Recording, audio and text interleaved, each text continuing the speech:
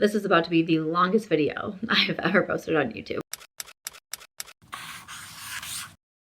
Welcome back everyone. Today's video, it's going to be a long one. I am going to be doing my full makeup collection and declutter video. So I have just posted 7 parts of my makeup collection and declutter series for the end of 2024. And I said in all of those videos that after they are all individually posted, I'm going to put them all together and put up one gigantic marathon makeup declutter. So this video will show you my full collection, what it looked like before the declutter, what it looks like after the declutter. And I know a lot of you have told me that you like long videos and you especially like long declutters. You find them kind of comforting, kind of relaxing.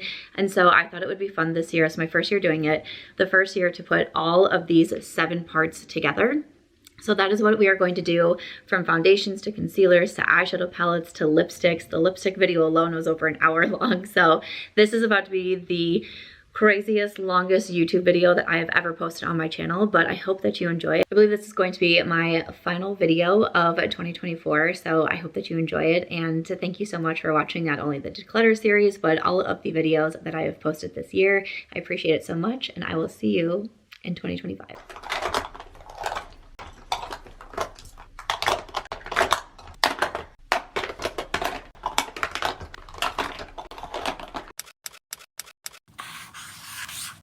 Welcome everyone to season 2024 of Makeup Declutters. So today is going to be my first makeup collection declutter of the year. Today we are going to be doing bronzers, blushes, highlights, and then any like face palettes or duos, things like that. I hope that you're excited for the declutter series. Let's jump into part 1. Here's what we have working with. This is a very large pile. Bronzers, blushes, highlights, face palettes, face duos, all the things. One thing I want to say, if you've been with my channel for a little bit, you might be looking at some of these and say, Samantha, I think you decluttered some of these in your last year declutter. You possibly are right. So one thing, I had a friend help me do some organizing in my new apartment because I moved last year. And I think there potentially was a box of makeup that I had decluttered, ended up getting put back into my makeup collection and then like back into like my storage. So when I was going through my collection and pulling products, like I was looking at some and I thought, did I declutter you or not? And then I wasn't exactly sure. And yes, could I have gone back and rewatched my declutters? Sure. But then I also thought people love declutters. So some of these things might be decluttered twice. Maybe something I decluttered last year and I don't remember. And I'm like, hey, I'm going to keep that in my collection. You know, we'll just have to see. But I figured it would help give me a good fresh start on my collection with my bronzers, my blushes, my highlights, my palettes, duos. We're just going to go through all of it. I guess I should. Oh, okay. I'm remembering that declutters gets very overwhelming of how do I do this? Do I do it? I think I'm going to divide them first into like bronzers and then blushes, and then we'll tackle it that way. Yeah?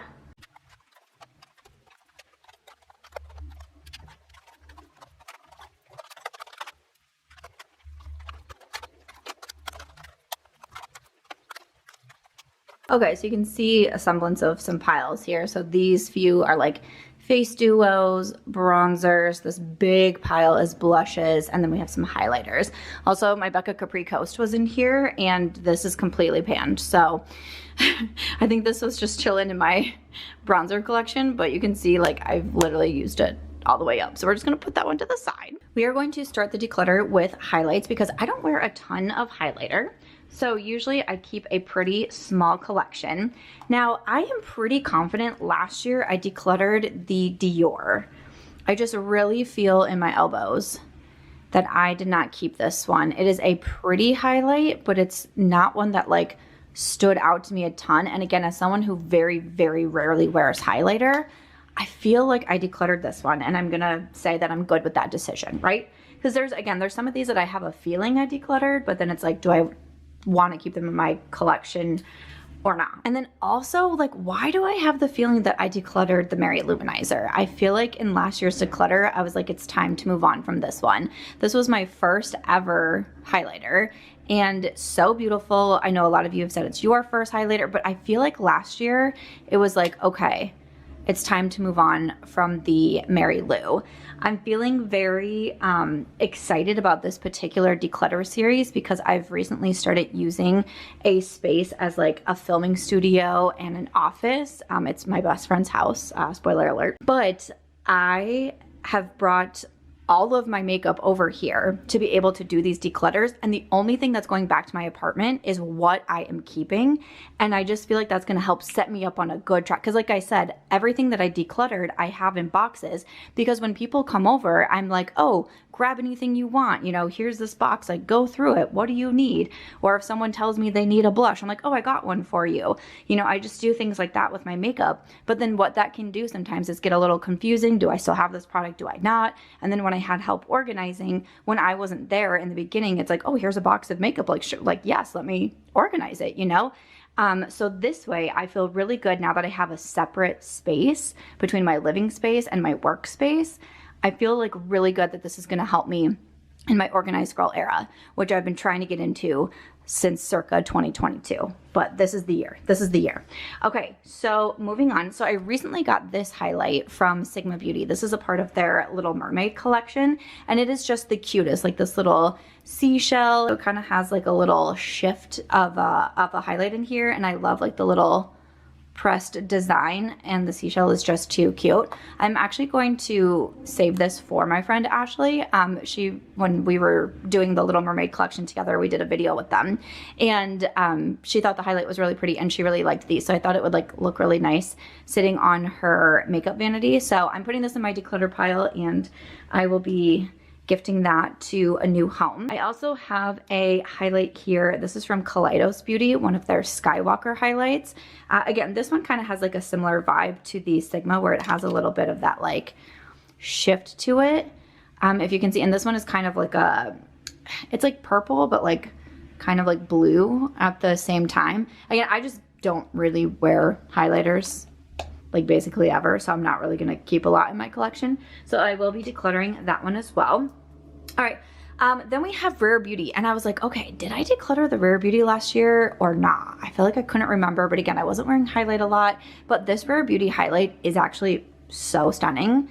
This is in the shade Exhilarate. Oh, it's so soft, and it's such like if you just want like a beaming highlight, but one that still looks natural on the skin, like it doesn't look like you put a stripe of highlight on your face, this is the highlight to go for. Like it's really just so stunning. As I'm saying that, I feel like I can hear myself saying that last year and then following it up with, I just don't wear highlight very often. So I have, part of me thinks that I decluttered this. I feel like this could be like a game show. Like, who's going to be the one that's going to go back and watch my long declutters from last year and then come back to this video and tell me what I decluttered and what I didn't and how right I am. But I do feel like I decluttered this last year. And I'm gonna stick with it. I'm gonna stick with my decision to declutter it, but I'm gonna like see if one of my girlfriends wants it, so it like stays in my close circle, but it's not mine. You know what I mean? You see what I'm doing there? Yeah, you see what I'm doing there? We have this one from Charlotte Tilbury, one of the Hollywood highlights.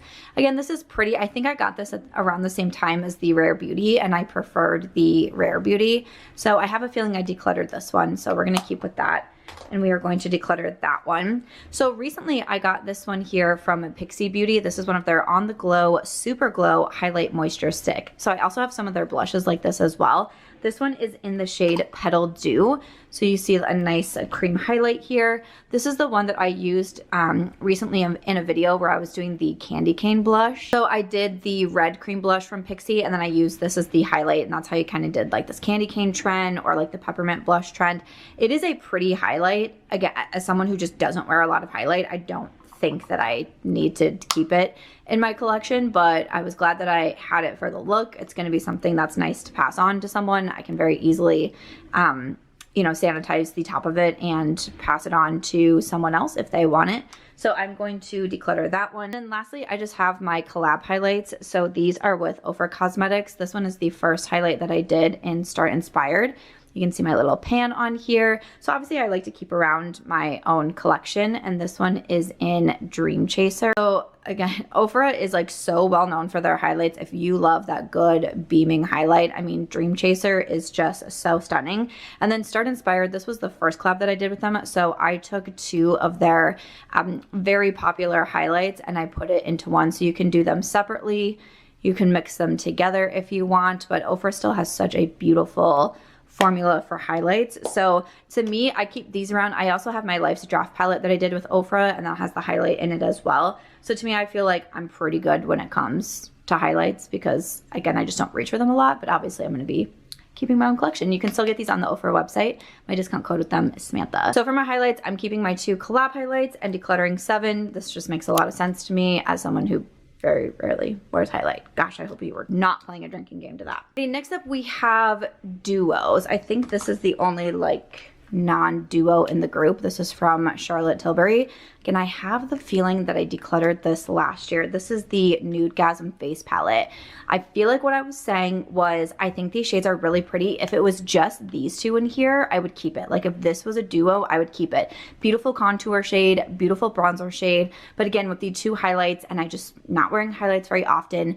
Again, if I could put these into a duo, I totally would. But I might see if Ashley wants this. She's a big fan of Charlotte Tilbury makeup. So she might be a good contender for that one, but I'm going to declutter it.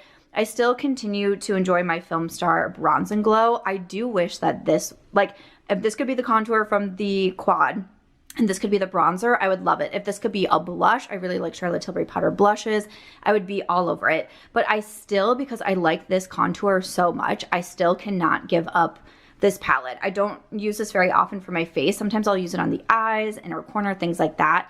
But I still continue to love the packaging. I honestly have had this for a very long time, and it's still one of those products I can't declutter. I would be so shocked if I decluttered this last year. I really don't think that I did, but I am going to be keeping that one.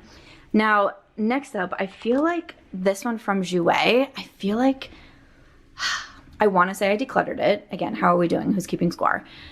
I want to say that I decluttered this one. I like it. I was such a fan of these Jouer. Like I have another blush duo that will be coming up. This one is a bronzer and blush. This one is the Cool blush bronzer duo. So we have Peony and Perfect Tan. Again, I will say more and more, I am more attracted to bronzer blush duos. Oh my gosh, wait a second, you guys. I think I'm going to keep this.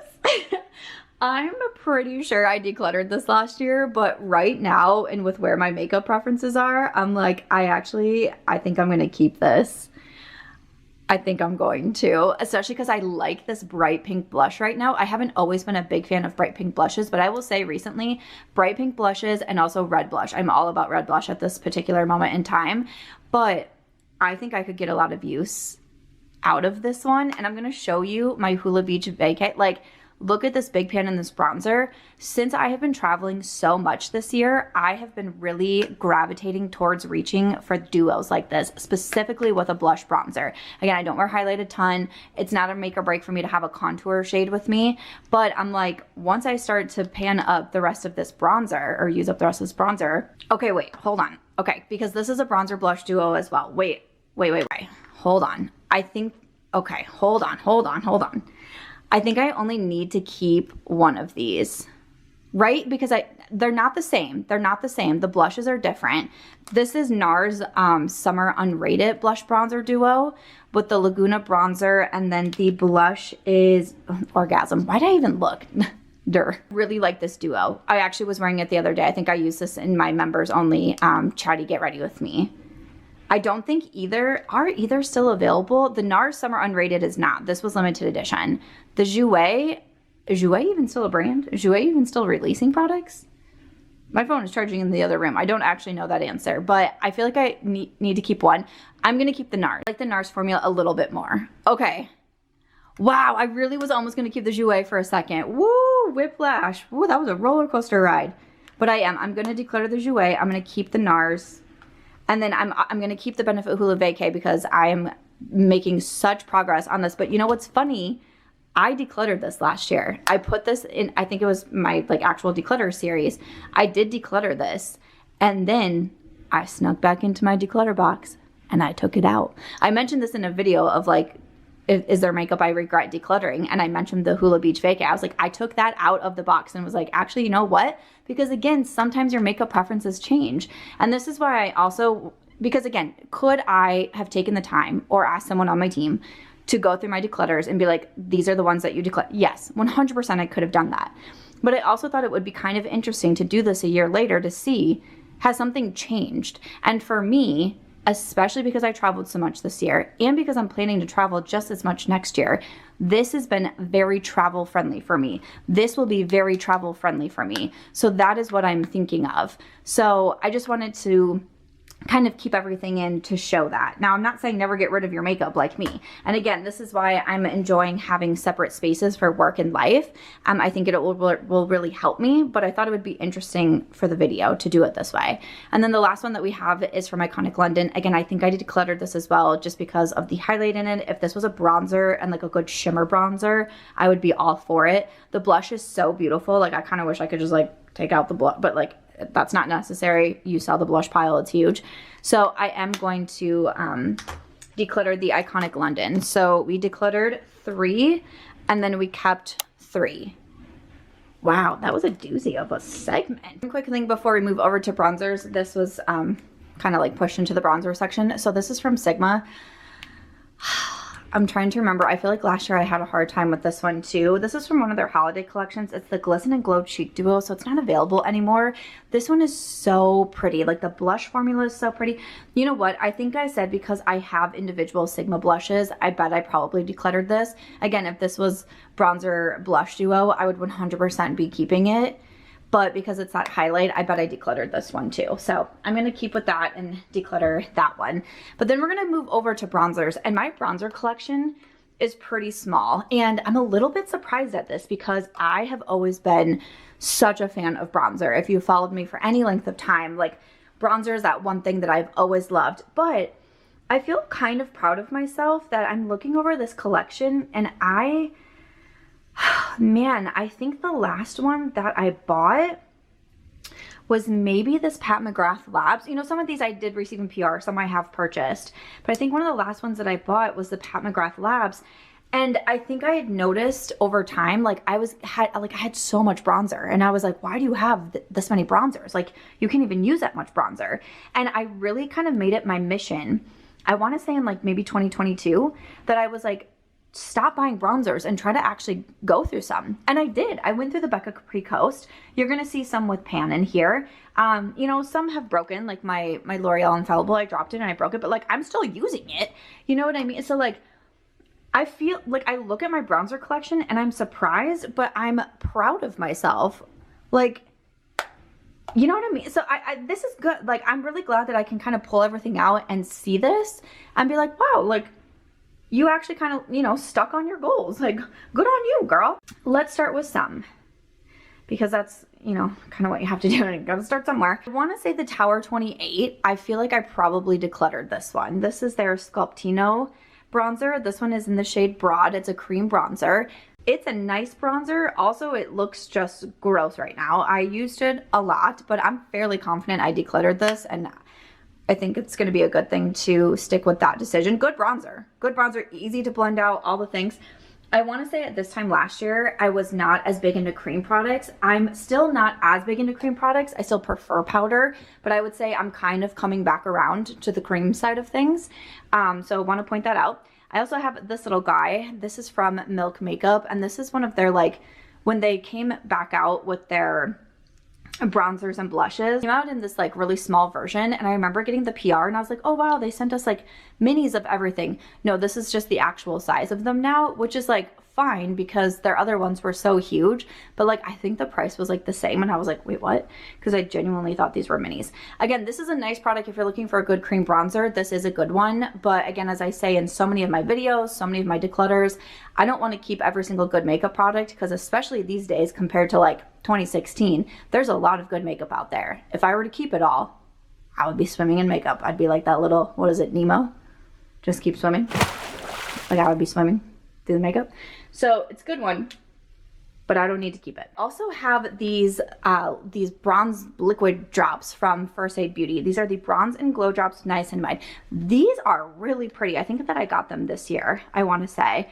This is a really pretty product. So I decided to include this in the bronzer, even though it's kind of something that I wear like more as just like on its own for my skin. I wasn't quite sure where to put. I maybe could have put it with like foundations. I don't know. My nurses out there, are you enjoying these veins? I always get comments on my veins from nurses in my videos. But this is just such a pretty product. I mean, you can use it as a bronzer. You can use it mixed in with like a tinted moisturizer, a regular moisturizer, because you could make it a tinted moisturizer. You could use it just on its own. I think these are really pretty though. I'm not huge into liquid, but I just find them so easy to wear, especially if I just want a little bit of like, you know, bronze and glow to the face. That's like the perfect product to do it. So I am going to keep that. Again, I do think I decluttered the Dior bronzer last year. I was kind of having like some hard pan issues with it. It just wasn't my absolute favorite bronzer. This one is the Dior Forever in warm bronze is the shade. I think I decluttered this one. I'm still good to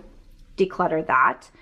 Okay, this one is a little bit of a newer one to me. This is from Bare Minerals, and again, this is one of their liquid bronzers, the Complexion Rescue Bronzer. So it's like a blush bronzer. This is Kiss of Spice, which to me, I put it in the bronzer section because I feel like it's more bronzer than it is blush. Like I have a couple other ones that I feel like are more blush than bronzer. To me, I'm going to keep the First Aid Beauty over the Bare Minerals. I have a few people in my life that really like a lot from Bare Minerals, so I can pass over to them.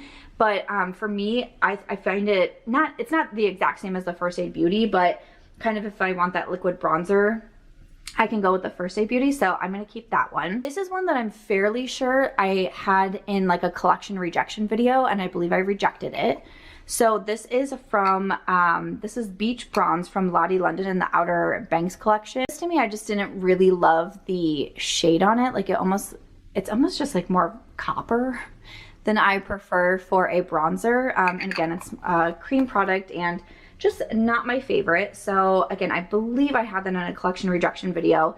And then it was back in my collection. So I am going to stick with decluttering that one.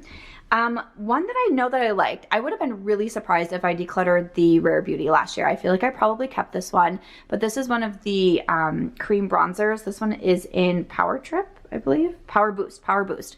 And I still really like this bronzer. Highly recommended as a cream bronzer.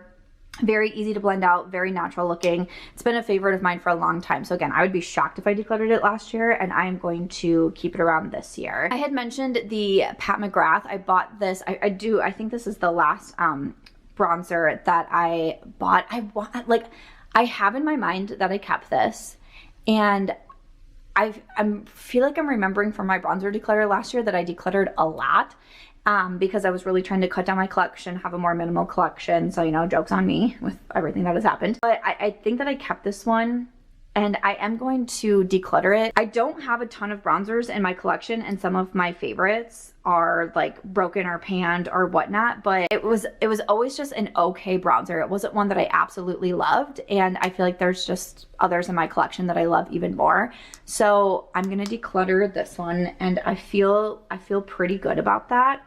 Like one bronzer I've been wearing so much recently, this is from Charlotte Tilbury. This is the Airbrush bronzer, and I wear the shade 2. You can see like I can have like a little bit of hard pan in this one as well, but to me this is such a pretty bronzer. When I panned and then my Sigma started breaking and the L'Oreal broke, I was like, this is the bronzer that I started going to. Obviously I do the Benefit a lot, especially when traveling. But this was really the bronzer that I was going for. I think this is such a pretty one from Charlotte Tilbury. It is more expensive, but I just think it's such a natural looking bronzer. Every time I wear it, I just look at my skin, I'm like, huh, you look pretty today. Like that's how I feel when I wear the Charlotte Tilbury bronzer. So definitely keeping this one. And then last year, I believe I kept the cream bronzer as well. This is the Beautiful Skin Sun Kissed Glow bronzer. Honestly though, I'm going to declutter this one this year. This is a cream product, and I don't think cream holds up as long as powders can. And I just feel like it's looking a little bit on the sus side. And for me, I just reach for the powder one so much more. I still like cream bronzer, don't get me wrong, like that Rare Beauty one is still really nice, but I think I'm okay to declutter this particular one. And honestly, I don't want to pass it on to anyone. I think it's it's probably time. Another cream one, this is from NARS. This is their original Laguna bronzer. I feel like I decluttered this last year, even though I've said that I really like it. I think that it's a really pretty bronzer. I think we're kind of on the cusp of, could I give it to someone or should it be tossed? Again, with it being a cream product, I am going to declutter it. I do think that this is a really nice one though. It's one that I've recommended several times. I had a couple different shades of this one and I passed it on to my friends. I was like, I think you would really like this bronzer. But for me, I'm going to keep it out of my collection for now. And then another cream one from Makeup by Mario. This is their Soft Sculpt Transforming Skin Enhancer. And this is in medium. I believe I decluttered this one last year as well. It's a fine product. It just wasn't something that completely knocked my socks off. Again, I think it's probably still good enough that I could, you know, sanitize and pass on to someone else if they wanted it, but it wasn't something that necessarily blew me away. So I'm going to declutter it. And then another one from Makeup by Mario. This is the Soft Sculpt Shaping Stick. Every time, in light medium, every time. Hate relationship with this one. I ended up really ending up liking it, but again, I'm going to keep the Rare Beauty over this one, and I think that I'll get more use out of that. So I think maybe I decluttered that one last year. And then lastly, for a duo here from Patrick Ta, this is the, well, what is the proper name? She's Sculpted, the Cream Contour and Powder Bronzer Duo. Again, I'm going to declare this one. I feel like the cream is looking a little bit on the suspicious side. Even the powder bronzer, I don't feel like is looking great. So this is one, like, it's kind of, I use this a lot. This was a really nice duo. Really nice duo. I just do think that we're kind of like getting past its prime. And I feel like with my collection, I'm good. Also, I'm kind of clearing out my bronzer collection because I think I'm gonna purchase one. Like, I think I'm ready. I think it's time. Like, I don't know why I was so set on like my bronzers out of everything being like, go through some before you keep buying more, but like I did it. Like, I accomplished my goal. So like, what bronzer should I buy next? Because we're gonna get real down there when it comes to bronzer, okay? Because next up I have my one from Sigma Beauty. I panned this and then it started to kind of break off a little bit, but super proud because I actually panned it. I didn't drop it like the L'Oreal. So I was super proud of this one, but this is beautiful. This honestly reminds me of the Charlotte Tilbury, but it's not going to be as expensive as the Charlotte. And I have a discount code with Sigma, which is Samantha. They might still, I think this video is going up on Sunday, so they might even still be having some Cyber Monday deals, Black Friday, Cyber Monday deals. You can stack my code Samantha to use a lot of them. My collab with Sigma is on sale right now for an extra 10% off. So make sure to check out their sales, but I recommend the matte bronzer all the time. I use the shade Medium as the bronzer that I have, and I'm going to keep going until I can't use this anymore. And then I will definitely have, like, I think I already have a backup in my collection. So I love this bronzer. I think it's great. So smooth. One of my favorites. And then obviously I really like the L'Oreal. This one I did drop. Like, I was getting ready to pan it. I was literally saying in a video, I know I'm going to pan this one soon. And then I freaking dropped it. And so I still like try to use it. I kind of set it on a paper towel and like kind of dust it over it. I could repress it, sure. Honestly, I should just buy it. Honestly, I should look right now and see if it's on sale for Black Friday, like on Amazon or something, and then just buy another one. This is great. I highly recommend it. A little bit more of affordable bronzer. Honestly, that's what I should just do. I want to repurchase that one and then buy one new bronzer for myself. What's it going to be? What's it going to be? And then we have this one here from YSL. Love the packaging on this one. This is their All Hours Hype Bronzer. This is a nice bronzer. It's not the absolute best shade for me, I will say that, but it's not a terrible shade match, and I still like it. It's not my absolute favorite formula, but it's still a formula that I like, and I think something about it being YSL and like the packaging is so bougie and cute. I kept it last year. I'm going to keep it again this year. Again, out of all of them, like if I were to rank my single bronzers right now, oh my gosh, Samantha, really? This is what you're doing? This is what you're going to do to yourself? Okay, so I'm keeping 1, 2, 3, 4, 5, 6. I would say, so 6 would be the YSL. Then I would say the drops because I just don't wear like liquid as much. Then I would say the Rare Beauty just because I don't use cream as much. Then I would say the Charlotte. And then these are definitely my top two. The L'Oreal's a little bit, I think the Sigma formula is just a little bit better than the L'Oreal, but the L'Oreal is more affordable. These would be my top two. I would say 1, then 2, and then that is how I would rank my bronzers. But you can see I'm only keeping 6 bronzers, so I feel like this is permission to buy a new one. 6 bronzers, that's pretty good. And then only, what did I keep? 3? I kept 3 face palettes. Wait a second.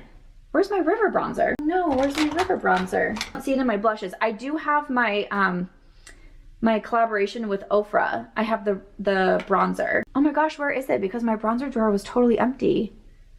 I know that just means it got misplaced somewhere, or maybe, you know, a friend grabbed it or something. But we're gonna have to find that because I love my River bronzer. No, where are you? Okay, so I'm keeping 6, technically 7, once I find my Ofra. Oh, because I was saying, so 7, 8, 9. I only have 9 bronzers total in my collection, including those palettes.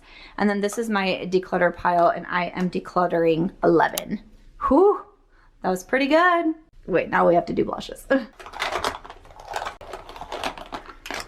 I don't know how every year my blush collection is so out of hand, because I always say I'm not that big of a blush girl, and yet somehow my blush collection is always like 3 times the size of my bronzers. I'm like, what is going on? Now I will say blush had a big year.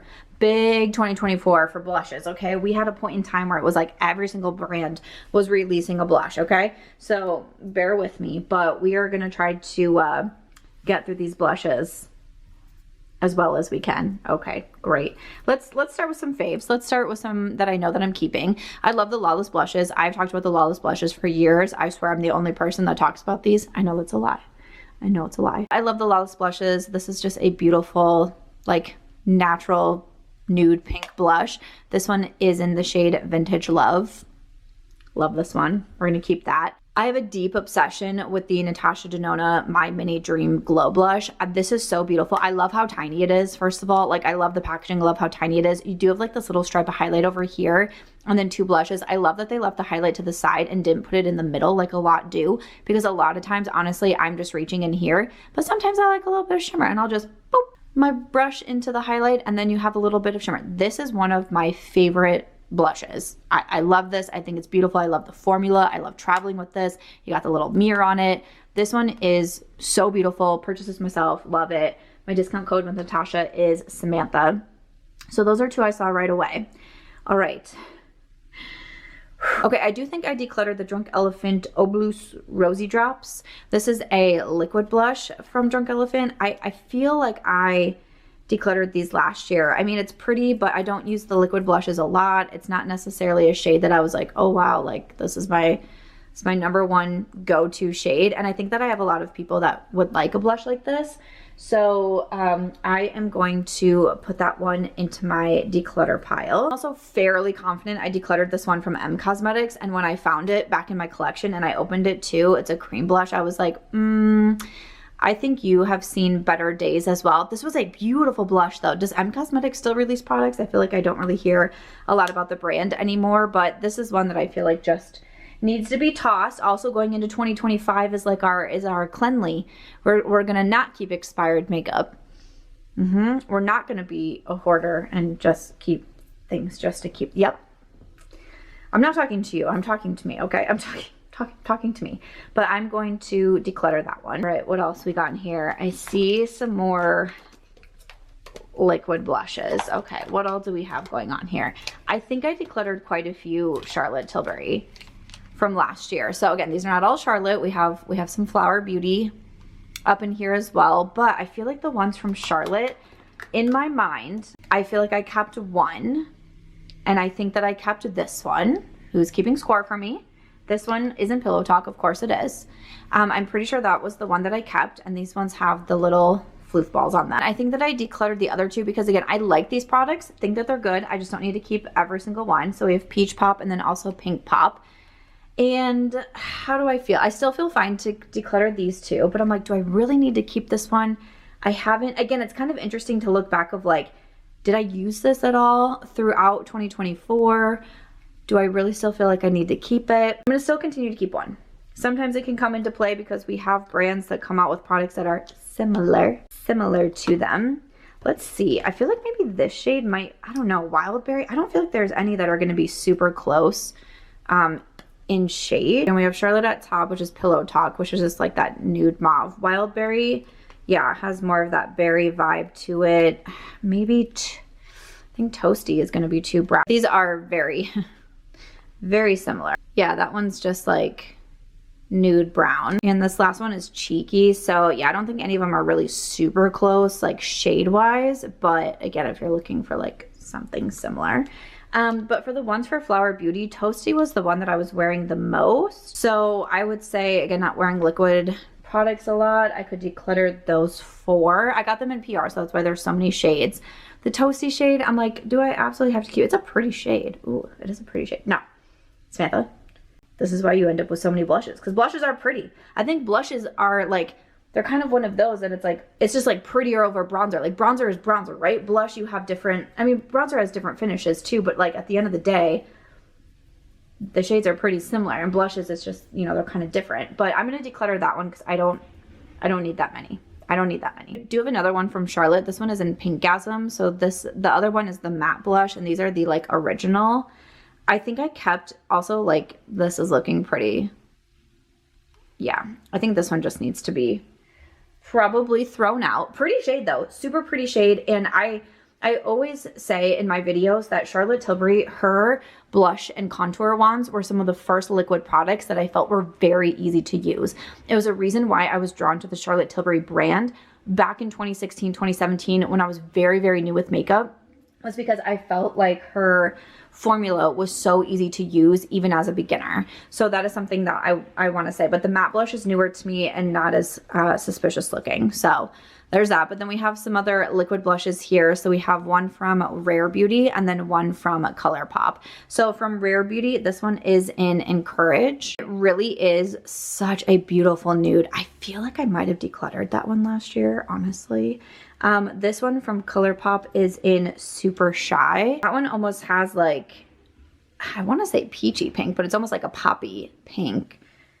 I want to say maybe I decluttered the Rare Beauty, but I actually want to keep it. I'm going to declutter the ColourPop. I like the ColourPop. I think that it's pretty. I think that it's cute packaging. But again, I don't have to keep every pretty blush. But I am going to keep the Rare Beauty. Did I keep that blush? I feel like I might have decluttered it because I wasn't doing the liquid products a lot. But I will also say that Rare Beauty, like I have an audience that loves Rare Beauty. So I try to incorporate Rare Beauty. Again, I think that they're good products on their own. Don't get me wrong. They have some of my favorites.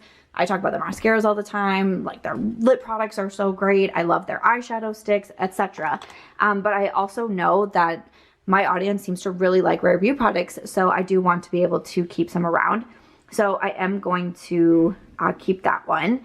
And then I see some other liquid ones. These are from Bare Minerals. So again, these are the blush bronzers. So we have Kiss of Mauve and Kiss of Copper. These are pretty. With keeping the Charlotte and the Rare Beauty, I like those formulas a little bit more over the Bare Minerals. So I am going to declutter those. Okay, I'm happy to see my collaboration with Ofra is in here. So this is the Chicklet Duo. So this is the blush duo that I created with them. You have a matte blush and then a shimmer blush. So again, you can use separately. You can use them together. Again, like I said, I do like to keep my collaborations, obviously, and I'm just glad to see Chicklet here since we're missing River. So we've had some brands release blushes, and okay, I thought I didn't have all 4 Singe. Okay, so we have 4 Singe. So Revie Beauty launched their Bake blushes this year. So this is Ali Glein's makeup brand, and I just recently reviewed the blushes, and I especially shouted out the shade Oasis, which I just think is so pretty, and it's a very kind of like berry blush shade, but it's also, because they're a baked blush, they're just super easy to blend out and they look so pretty on the skin. I think this formula is super beautiful. Paradise is a pretty nude. You can see that these really do blend out so well. And then we also have Daydream. So then we have Daydream here as well. Now again, sometimes it's hard with brands like these because like I really love Ali Glein's. I've been a big fan of hers for a long time, and now she's like someone who I get to consider a friend, which is so exciting. But do I need to keep every single blush, especially with trying to have a more minimalist collection? Then my mind goes to, should I keep some for comparison? Should I keep them for like swatch videos down the line? But again, at the end of the day, I don't need to keep 3 blushes. They're all so beautiful.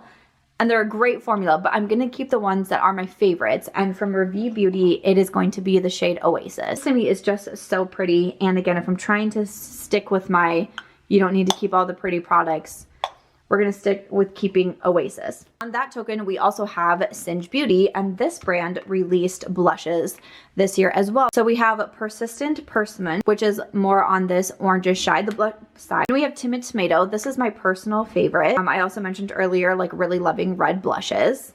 And then we also have Risky Raisin is the darkest out of the 4 that were launched. I know the brand owner, who is one of my friends, Aniel Kanikva, she has said that she is going to be expanding the range as well. Then I'm like, what finger have I not swatched on?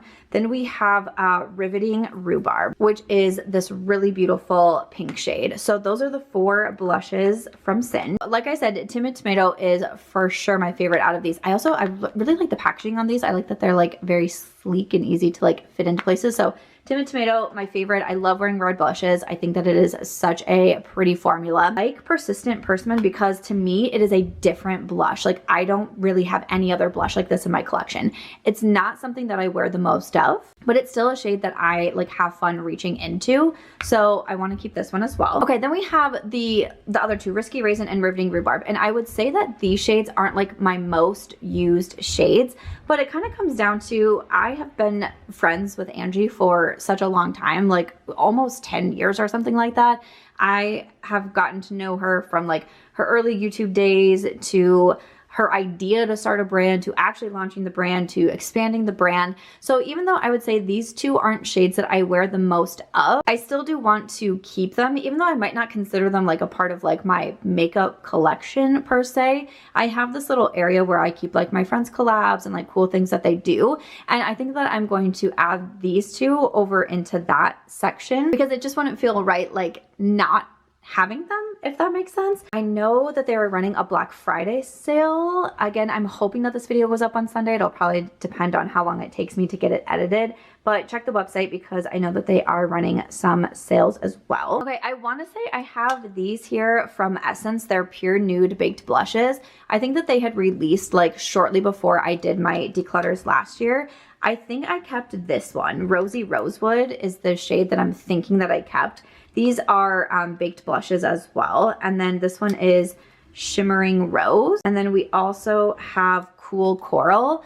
This year, with the amount of blushes that I have, I'm just going to go ahead and declutter the 3 of these. I just don't feel like it's absolutely necessary to keep all of them. And again, I think I had gotten them right before the declutter, so I was like, let me just keep one. But I don't think I've reached them a lot. They're a good formula. Like, there's nothing wrong with the blushes. It's just, I obviously have a lot of blushes and a lot that I very much enjoy. Whew. I think I decluttered this from Glamlight. This was part of the Chucky collection. So this is a blush duo. It was supposed to be 2 different blush shades, but something had happened with their like licensing. And so it ended up being the same shade. Again, I'm fairly confident I decluttered this and I'm going to stick with that. I have a couple here from Odin's Eye, and these are really pretty blushes. So this one here is in Pink Bloom. Honestly, this to me is like a darker mauve than it is like a pink. Then this one is Lilac Mist, which I do feel like is more pink. I like the Odin's Eye blushes. I do think that they're very pretty. I don't reach for them a ton though. I like the Odin's Eye eyeshadow formula the most from the brand. The blushes, if I was going to keep one, it would be this one. But I really don't think that I need to keep them with the amount of blushes that I have and the amount that I'm trying to cut down in this video. Pretty blushes. I like the Odin's Eye. My code with them is Samantha. I just don't think that I need to keep all of them. I have been wearing this blush so much. I've done videos with this blush. This is beautiful. Like I said, I am on the red blush train right now. I can't get off. So again, from Pixi, the On The Glow Blush Tinted Moisture Stick. This one is in the shade Ruby. This is just beautiful. And it's a formula where I feel like you can sheer it out very easily. Like, it looks intimidating, right? To me anyway, a red blush is intimidating. You do not have to be intimidated by this blush. It blends out so beautifully, especially if you use like a sponge or something. It's going to blend out so well. I know I've seen a lot of people doing the red blush with like the Rare Beauty, but Pixi is going to be a lot more affordable. I know you can get these on Amazon as well. I have a big list on Amazon of Black Friday and Cyber Monday deals. If I see the Pixi go on sale, I will definitely add it, but I know you can get it over there, and that blush is just my favorite right now. I can't stop wearing it. So obviously I am going to be keeping that one. So another one of their On The Glow blushes. This one is in Fleur. So this is a pretty pink. It has some shimmer to it, but I have a lot of other blushes like this. To me, like, I don't necessarily think the Pixi formula is a standout. It's that color red that I'm loving so much. So I'm going to declutter this one. Again, it's not that it's a bad formula. It's still a good formula, but it's really that shade that I am just like loving on. Another blush stick. This one is from LYS. This is in the shade Focus. I think that I kept this one last year. And again, this is a really nice blush formula. But especially because oh, that is a really nice blush. I just know that I haven't really grabbed for it a ton, which makes me think that I don't need to keep it. And I'm already, you know, keeping a lot of blushes. Ooh, but that is a nice shade. Did I keep the Rare Beauty? I did. I kept the Rare Beauty. Okay. I'm going to put this in my pass pile. I don't think Ashley's going to want it because I was like, could I cheat the system again? It's so pretty. I'm just really trying to not keep 18,000 blushes. But that is a nice blush. That one is a nice blush. Let's go to another one that I know is a favorite. This is from Charlotte Tilbury. This is the Cheek to Chic in Pillow Talk. This has been a favorite blush of mine for so long. Again, it's kind of one of those staples, kind of like the bronzer, where it's like, oh shoot, I'm running low on bronzer. Which one should I grab? The Charlotte Tilbury. The blush is like, oh wait, I just need a blush really quick. What do I know is going to work well and look good on me? The Charlotte Tilbury. Keeping that one. I've had it for a long time. I do think that it's beautiful. I have one from ColourPop. This is Mrs. Potts. This is a really pretty shade. I don't need to keep it because it's not like an absolute standout to me, but it's a cute blush. It's a cute, and like, look at the cute little packaging. I'm sure someone would have a good home for that one. Okay, and then these are new to me, the Westman Atelier Blush Trio. You can also use these as lip products. I picked these up in the last Sephora sale. I've had these featured in quite a few videos. I'm going to be keeping these. These are new. I'm still loving them. And again, these are cream products. So again, I'm kind of thinking about the LYS, but I'm like, you just bought 3 new cream blushes, and these are really pretty. This is the first time I was trying Westman Atelier, and I've been very impressed with these. We have Mimi, Pop It, and Petal are the shades, like a nude, a pretty bright pink, and then more of like a nude pink. But yeah, I've been very impressed. Again, first time trying Westman Atelier. I've been really liking the blush trio that I got. I know I like something when I like still have it in its original packaging. Like I'm like, oh, look how fancy I am. All right, this one from Benefit. This is in Pom Pom. I'm gonna make myself laugh, but I think that this has been dethroned by Timid Tomato. Not that they're the exact same shade by any means. Like you can even see in the pan, like they're not the exact same, but I feel like the vibes are similar. Again, you can see they're not like the exact same at all, but they kind of like give me the similar vibes. But I like that the Timid Tomato is more red. So again, still keeping Timid Tomato, but I'm actually going to declutter Pom Pom, which I'm surprised because that was a favorite blush of mine last year. But as I'm looking at my blushes and like what I actually wore this year, I was not really reaching for Pom Pom. So I have some here from Sigma Beauty. Let's go through these. So I have 2 powder and a cream. I really do like the cream blushes from Sigma. This was an Encore de Rosa. Again, something about my cream products, I'm just like not vibing with a lot of them unless I know that they're new. I'm not sure what's going on with me right now because I've never really been super bothered, but I think that this one is good to say goodbye to. Beautiful, beautiful blush. Looking for a good cream blush, this is a beautiful option. I'm just like kind of feeling iffy on my cream products right now. And then we have 2 powder blushes. So we have Berry Love and Nearly Wild. Yes, Nearly Wild is this one. So like I mentioned with that Sigma Duo, I really do like their powder blushes. I feel like I only need to keep one, and I also feel like I did this last year. I'm having deja vu. I feel like I kept this one. Or did I keep them both? How many powder blushes? See, and right now, it's so funny to be doing this right now because I'm not usually attracted to deeper blushes. I feel like any other time I would have been like, oh, I'll just keep Berry Love, but I'm like, ooh, okay. It's not super similar, no. But I also, like, this is a great formula. If I'm just being honest with myself, like I haven't reached for them a ton. So that's why I think that I only want to keep one. You know what? I'm gonna surprise myself. I'm gonna go with Nearly Wild. I'm gonna keep this one. And I'm going to declutter Berry Love. I bet Ashley would like this one. Boom. Okay, there we go. I have another one from Benefit. This is so funny. This is Butterfly. So this is more of an orangey blush.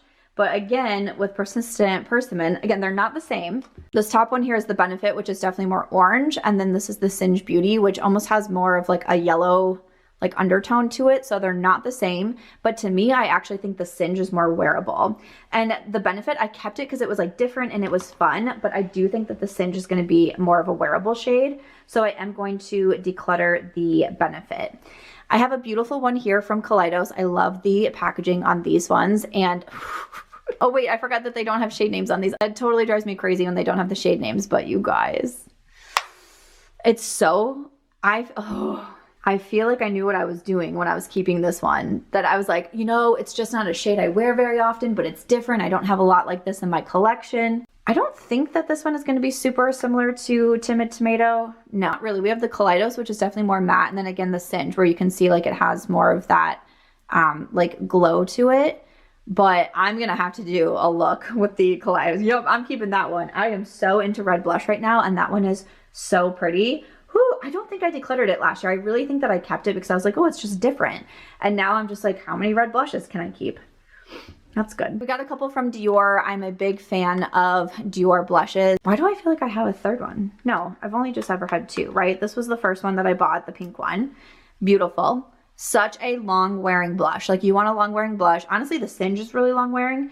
And then the Dior, I think, is my most long wearing blush. And then, so that one isn't just in pink. Yeah, pink. And then this one is in Rosewood. So a lot of you told me to get Rosewood, which I did, which is funny now because it's more of a red shade. This is really interesting to me. This has so much hard pan that like I'm not even really, hold on. This one, I didn't swatch this one. This one looks fine. No, this one feels fine.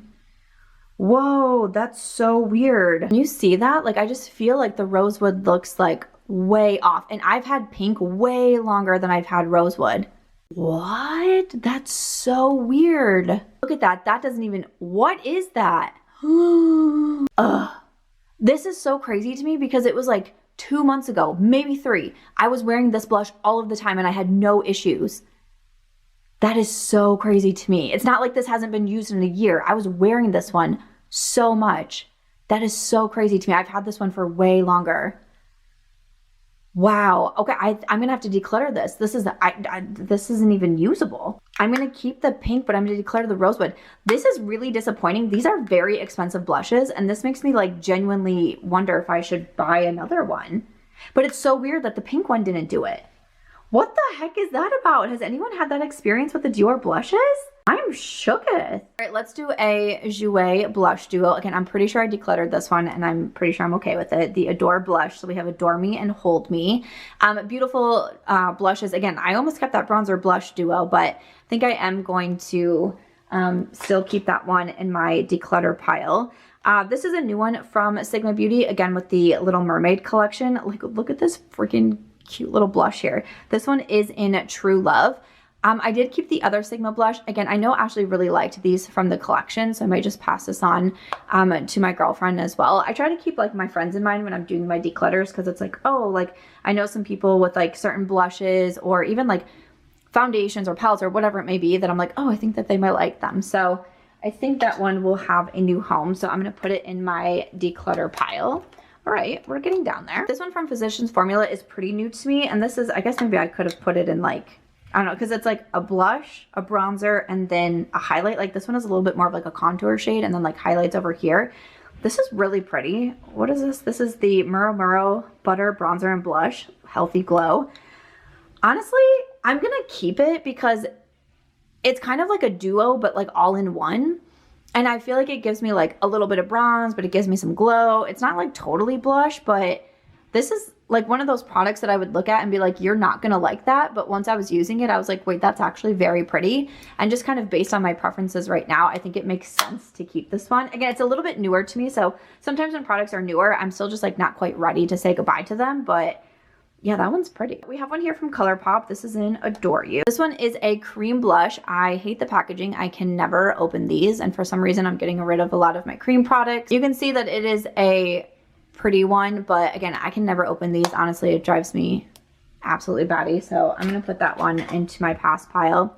Another cream one, this is from Rare Beauty. This one is in the shade Nearly Neutral. Okay, I feel like I'm like very closely inspecting my cream products. It feels okay still.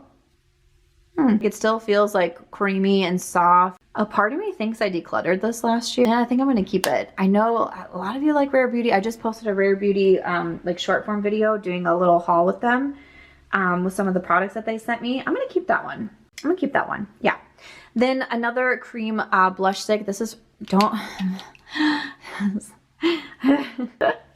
This one is in Plumberry, which I do think I decluttered last year. But when I was pulling them out, I'm like, okay, I'm really attracted to these dark blushes right now. But you know what? I I don't have an urge to keep it, which I'm surprised. I thought that I would want to. I really thought that I'd want to, and I thought this would be a good example of like, oh, I decluttered it, but now I really like these darker blushes. But I think that I have like enough in my collection, and I don't know, something about the packaging just really drives me crazy.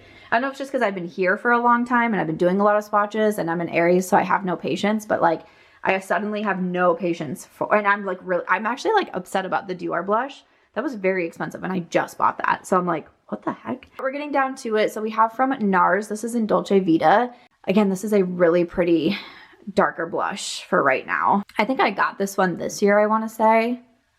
That's pretty. You know what? I'm going to keep it because this kind of reminds me of the Rosewood-ish a little bit. Like similar vibes. Again, you know, like not the same, but similar vibes. I'm going to keep it. We have from NYX, this is the Buttermelt blush, and this is in Feeling Butta. Okay, I like this blush. Oh my goodness. The packaging, why? I like this blush. I bought it because it was definitely going viral in a lot of places, but to me, it's almost like too much. It's almost like too shimmery, too deep. Like when I put it on, like I truly just need to like pop, and then like that's it. Otherwise it's like, whoa. Like the first time I wore it, I remember I was in Chicago, and all of the photos from that Chicago trip, I feel like I can only see my blush. And like, yes, I was getting compliments on it, but it almost made me feel a little bit self-conscious, and it was like, there was like a little bit of a learn. Again, I can just use a really light hand, it would be fine, but I also have blushes that like I don't need to work hard with, and this packaging driving me crazy. Can't do it. So I will be decluttering that one as well. Okay, I actually had this in my blushes, but this is a lip oil, so we're going to put that to the side. That will be in our lip video. So the last one here we have from ColourPop, one of their powder blushes, and this is in Good Energy. Okay, I know that I have not reached for this at all this year. I like ColourPop blushes. I think they have good formulas, but it's a pretty nude, but not one that I feel like super pressed that I need to keep. So I'm going to declutter that. I think I did pretty good on blushes. Let me pull these out and we'll see how we did. Okay, so at the top is what we are keeping. It is 21, including like the 3 Westman Atelier. I included the 2 from Singe. And then at the bottom here is our declutter pile. And we are decluttering 35. I think that is a pretty good. I'm going to feel really good about this declutter series, I think. I'm going to feel better about my organization, getting my like living space in a better place. I hope you enjoyed seeing the first declutter. There are several more to go, and I'll see you in the next one.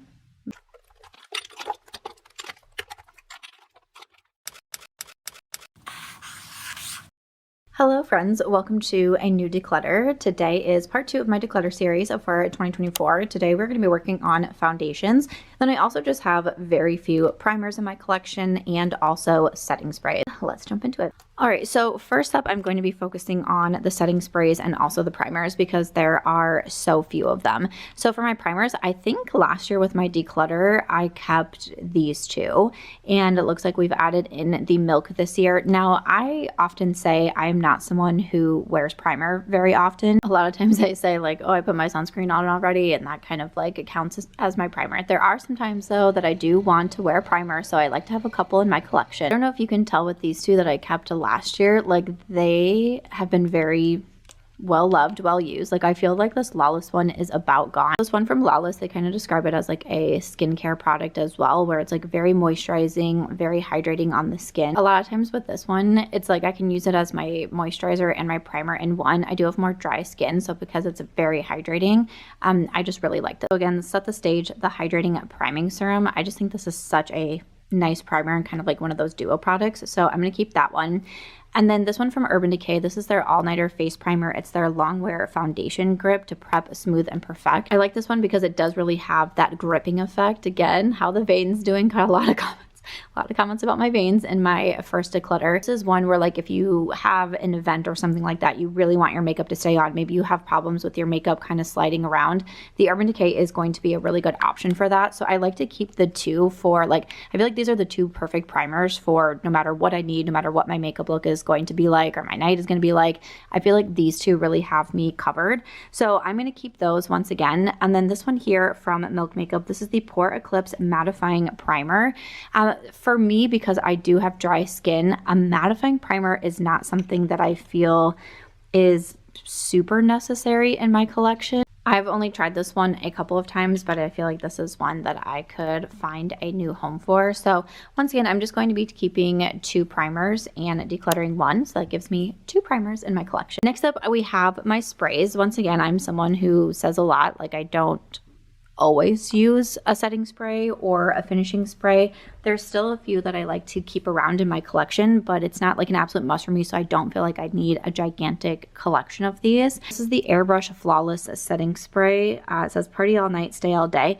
This to me, you can see that I haven't really used a lot of it. This to me is kind of like hairspray. I know I've seen people describe it that way, and it's just not my favorite. It makes my face feel a little bit too almost like tacky when I use this, and it's just not one that I really reach for because I feel like I have other ones in my collection that I feel like are so much better, and I don't like the way that it makes my face feel. This is one I know it really does lock your makeup in place though, so if you really struggle with your makeup moving around or anything like that, then this will be a good option for you. I just personally don't have that problem, and I don't like the way that it makes my skin feel, so I'm going to declutter that. One that I will always have in my collection, I swear, is from MAC, and this is the Fix Plus. This has been a product that I have had in my collection for many years, and it's one that I continue to repurchase myself. This one was like, I think I've gotten like a couple from MAC in PR throughout the years. I used to be on their PR list years ago, but I'm not anymore, and this is one that I continue to repurchase if I don't have it in my collection. This one is described as more of like your finishing spray. This I just think is so pretty. If I use a lot of powder, like if I'm using a lot of powder foundation, you know, I'm using a lot of setting powder with like my concealer or anything like that, and I feel like my face is just like a little too much, this is such a nice one to be able to just spray my whole face with, and I just feel like it settles down the powders, it makes the skin look more natural again, and it's just kind of like how it says Fix Plus, like I really do feel like it's kind of like the makeup fixer. Like if you have that problem, you go a little too heavy on the powder, like this is going to fix it. And so this is one that I will just always have in my collection. So I'm definitely going to be keeping that one. We also have the Urban Decay All Nighter Spray. Now this to me is very similar to the primer that I was talking about. I mean, obviously like they're the same. We got the regular primer and then the setting spray. But to me, this is another one of those that really does what it says it's going to do, and it helps make your makeup last. Again, I don't know if it's just because I have dry skin. I don't know if it's because even when I do my makeup, I don't feel like honestly, I don't even really know if this has anything to do with it, but I'm not particularly heavy-handed. I'm very light with my foundation. I'm very light with my concealer. I'm very light with my powder. I'm very light with my eyeshadows, right?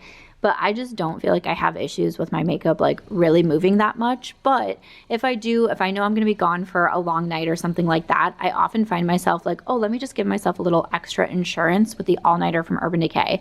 Again, this is one that like I've repurchased this one. I've bought like minis of this one. I think it's just one of those that's like these I just feel like are good staples to have in my collection as like when I need them, these two are going to come through for me. So both of these have been products that I've had in my collection for a very long time and ones that I would recommend and what I'm going to keep. The one that I was kind of looking at as like do I need this one or not? This is from e.l.f. Their Stay All Day Blue Light Micro Setting Mist. Just so kind of the claims on this one is that obviously it's going to help your makeup last. It's going to protect you from blue light and that sort of thing. Sure, I don't know if I've ever really like notice that much from the setting spray. To me, this is one of those that I just don't reach for because if I am going for a spray, I'm typically grabbing either the MAC or the Urban Decay. So with that being said, and something that like I don't feel like I need to have a lot in my collection, I am going to declutter this one from e.l.f. It's more affordable. I just don't feel like I need it. The final setting spray I have here is from One Size. This is the Until Dawn Mattifying Waterproof Setting Spray. So I was just talking about this in a recent video. Was it my members video or was it a regular video? Now I can't remember which one, but this is one that I bought it because I've been seeing all the hype on it. This is so funny. I don't mean to repeat the story, but in case you didn't see the video, what I was saying is when I first started using this, I bought this in the last Sephora sale, so this is pretty new to me. I started using it, and again, like I mentioned, I have dry skin, and I would look at my makeup and be like, oh wow, my skin looks really dry today. That's like crazy, to the point where like it was so many days in a row that I thought, oh, my skin is looking dry. I switched up like my serums and my skincare routine, and then I realized I was using a mattifying setting spray, and this really mattifies. You know, there are some setting sprays, there's primers, there's foundations that are like, this is mattifying, and you can't really tell a difference. You're like, I don't know, maybe my skin looks a little bit more matte. No, 100%, your skin will look more matte when you use this. And I will say, once I realized that, I was like, ooh, am I really gonna like this though? Because like I already have dry skin. I don't need help making it like any more dry. But this keeps your makeup on. And I told the story of, I live in Las Vegas. We had the F1 races here a couple weekends ago. I was very busy. We were booked with several events, like a lot of the activations and pop-ups that happened before the actual race. I was all over the city. I was gone for very long hours. And this was the spray that I was using, and my makeup was not moving. My girlfriend, Katie, got to come out with me on the Friday and Saturday nights, and I was like, use this spray and tell me what you think, and tell me if you like think your makeup's moving or what. She messaged me on Sunday, and she was like, I need to buy this setting spray. Like, my makeup didn't move. It looked amazing the entire weekend, and I was like, yes.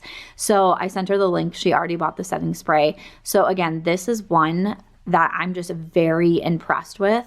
Is it going to be something like, do I need to wear it every single time? No. Like, if I were to look at my 3 primers, I think the MAC Fix Plus is going to be the one that I still kind of gravitate towards the most, because I feel like it just does something to like fix the makeup on your skin and make it look so nice. I kind of go into it of like the all-nighter and the one size, like they both kind of, they can do the similar things. I do think that you get more, you can visibly see more of a difference with the one size, I will say. It doesn't make me want to get rid of the all-nighter though, because sometimes I feel like maybe there's going to be times where it's like, I don't need my skin to be that dry and matte looking. I still want my makeup to be long wearing. I can go with the all-nighter. But if I really need that like extra insurance, or I think this one is going to be really nice in the hot weather months. I mean, it's December, 2nd, and it's 70 degrees in Las Vegas, but like when it's 115 degrees, I think this is going to be key for me in the summer months. I know I saw someone left a comment and said the trick with the one size is to actually spray your face first with the Fix Plus and then spray it with the one size, and it still gives you the long wearing effect, but it doesn't make the skin look as matte and as dry. And I was like, I'm intrigued. So I'm gonna have to try that. I have a lot of holiday events coming up this week. So I'm gonna try that trick and see if I notice any difference, but I would still say MAC Fix Plus is going to be number 1. It's really like such a toss up between these. I think that I like that I can see the difference with the one size a little bit more, but the all-nighter is still a good option for you too. So this is going to be my little minimal collection for my sprays and my primers. We're getting rid of 1 primer and 2 sprays. We're keeping 2 primers and keeping 3 sprays. All right, then we are going to move over to my foundation collection. Foundation is something that I was, just kind of as a whole was trying to be more minimal. But to me, over the last like year or so, I started to cut back less and less on foundations, and I started to just do like concealer and powder. Sometimes I would do like a powder foundation.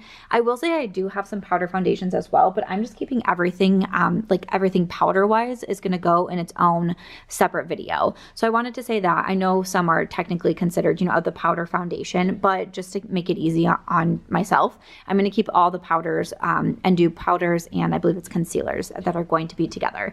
So for these, I have just all of my liquid foundations. Now I will say, saying that, being like, okay, I've kind of cut back on foundations and now I've been wearing concealers more. I think in the past like 2 months, I've started to go back to wearing foundations more again, but it's because there's been some really good releases that I have been very impressed with. So for me, I definitely want to shout out the Urban Decay Face Bond. I have 2 shades here. These were sent to me in PR, but these shades actually worked out really well. This is what they sent me a few months back, and I was wearing this when I was a little bit more tan in the summer months, and you can see like I used a lot of product in here. This one is shade 18. This is the shade that I'm going to now, which is 16, and you can already see like the mark there. I feel like it's probably going to be looking close to shade 18 really quickly now. So again, I've mentioned dry skin. My preferences, I prefer a natural finish foundation. I prefer something that's more of a light to medium coverage. Medium, I don't usually want to go above medium. I don't like a full coverage, and I don't like a mattifying foundation. So this, to me, the Urban Decay, I have been so impressed with it. Those are all the things that I like. I think it's more of that light to medium coverage. I think you can build it up a little bit more if you want to get to the medium coverage. It's very long wearing, it's comfortable on the skin, and it looks very natural. So I wear this so much. You always see it linked in my description box under the makeup that I'm wearing. I highly, highly recommend this one. So I will be keeping both of these. Along that same lines, we have this one from Sigma. I think this is the one that like really started me going back to, this is a skin tint or like a, lighter coverage foundation, but this is their Skin Perfector Hydrating Tint. This is such a beautiful product. The shade that I wear is in 3. It's gonna have a lot of those like similar claims as the Urban Decay, except I think that it's even more of a lighter coverage, which again is just something that I prefer. Oftentimes I say like I'm looking for something that's like my skin but better. This is very undetectable when I wear it on my skin, but it's still some kind of it kind of puts that like filter like effect onto your face, and I just think that it is so pretty. It also has some nice products in here like the hyaluronic acid, vitamin E, the squalene, niacinamide, and I just think this is one of the best releases that Sigma has done. I think too I kind of started switching over to my Urban Decay because I'm almost out of this, and there was so many times I was using this in Get Ready With Me videos that you would see me like like I was like trying as hard as I could to get even more product out of this. This is one that I'm just very impressed with. I highly recommend it if those are some of the things that you are looking for in your foundations as well. Highly recommend this from Sigma. I do have a discount code with them, and that is Samantha. Another product that I tried this year that I love so much, I was just wearing this the other day. This is from Anastasia Beverly Hills, and this is their Beauty Balm. So this is a little bit different than the Urban Decay and the Sigma, as it comes in this balm form. Kind of looks like a little bit like deodorant, and you can, move it up and down here. I wear the shade 10. This one is a light medium 10. But once again, I mean, with foundations, you're going to hear me kind of say some of the same things. It is light coverage to me. I think that this is going to be the lightest from the Urban Decay to the Sigma. This is going to be even more light coverage than that. But it is something that you can build up to like a light to medium. I don't really think you're going to get medium coverage out of this, at least for me. If you want a little bit more coverage, I would recommend using a brush. If you want a little bit more sheer coverage, I would recommend using a damp sponge. But it just looks so natural. Again, it's like a My Skin but better. It doesn't feel like you're wearing a lot of product, and I've just been super impressed with this one. So definitely wanted to give a shout out to the Anastasia. Another one that I really enjoy is from Urban Decay, and this is one I've talked about this product for years. This is their Stay Naked Hydromaniac, the Tinted Glow Hydrator.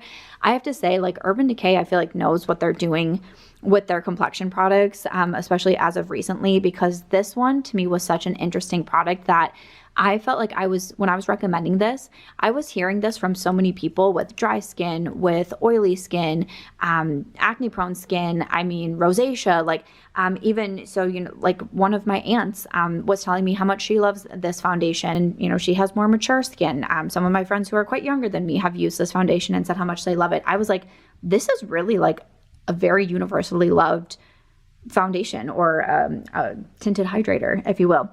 And honestly, I kind of feel the same about the Urban Decay, because I know my friend Angie really loves that one, and Angelica Nikvist, and we often do not have similar foundation preferences. I am more dry than she is, and I've just noticed throughout the years, like, we have very different foundation preferences. So when we have a foundation that we both love, I'm like, oh, okay, that's interesting. And I'm not going to lie, when Urban Decay first came out with their Face Bond, I wasn't super interested in trying it out because I knew that she loved it. And that's not saying anything bad. Obviously it's just that thing with makeup. Like, you have to really listen to why people are saying that they enjoy a product, what their skin type is, what their preferences are. And just because I know that about Angie, it's like, okay, so when she does foundation reviews, I'm probably not going to like the same ones as her. And so I wasn't super interested in trying it out.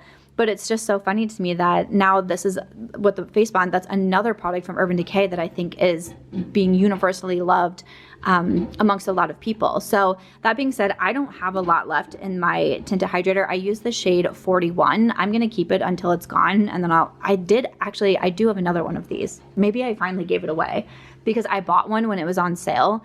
Why? Because I don't know, because I wasn't out of this one yet, but I bought it as a backup, and I'm pretty sure I gave it to one of my friends because I was like, please take this out of my backup drawer. This is ridiculous. So this is one that I have purchased before. I'm sure I will repurchase again, but I am going to keep that one. Okay, so one I know that I'm going to give away. This is from Turtur, and this is one of those of like, I bought a viral product and didn't love it. Not to say that this is a bad product.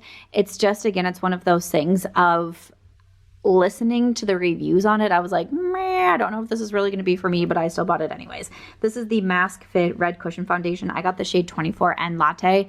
I know someone who really wanted to try this. I'm not sure the shade match would be the absolute best, but might as well try to rehome it if I can. So this is a cushion foundation. To me, this is just, it's a little bit too full coverage for what I prefer. I thought that it looked good on the skin. Again, to me, it's not a bad product. It's just one of those personal preference things. I knew it wasn't going to be my favorite. I gave it a few tries so I could review it. And again, it's not a bad product. It's just not what I prefer. I think it's just a little bit too heavy on my skin, and it looks a little bit too much like I'm wearing foundation when I have it. I just bought the mini size of it just to see if I liked it, but it's just not for me. So I'm going to pass it on to someone who hopefully will be able to get more use out of it than me. I've also decided that I am going to declutter my Dior Backstage foundation. So I've had this for a very long time. Honestly, there's very little left. You can see it was in a project pan at one point, so that's the mark for where it was. I mean, it's like, we're like talking like down here. Like, it's basically empty. I'm going to throw it away. I've had it for many years. I did love the Dior Backstage foundation. I wore the shade 2.5N. It's been reformulated. I've actually had a makeup artist use the reformulated version on me, and I still really liked it, but I've heard people say they don't love it as much as the original. So, you know, I feel like I'm pretty good. Like, I really want to keep the foundations that I'm actually wearing and like will continue to wear. And again, with this one being so old, like this and almost gone, this is one that I know that I can just say goodbye to. I have two here from Charlotte Tilbury. So these are the Unreal Skin Sheer Glow Tint Hydrating Foundation Stick. Okay.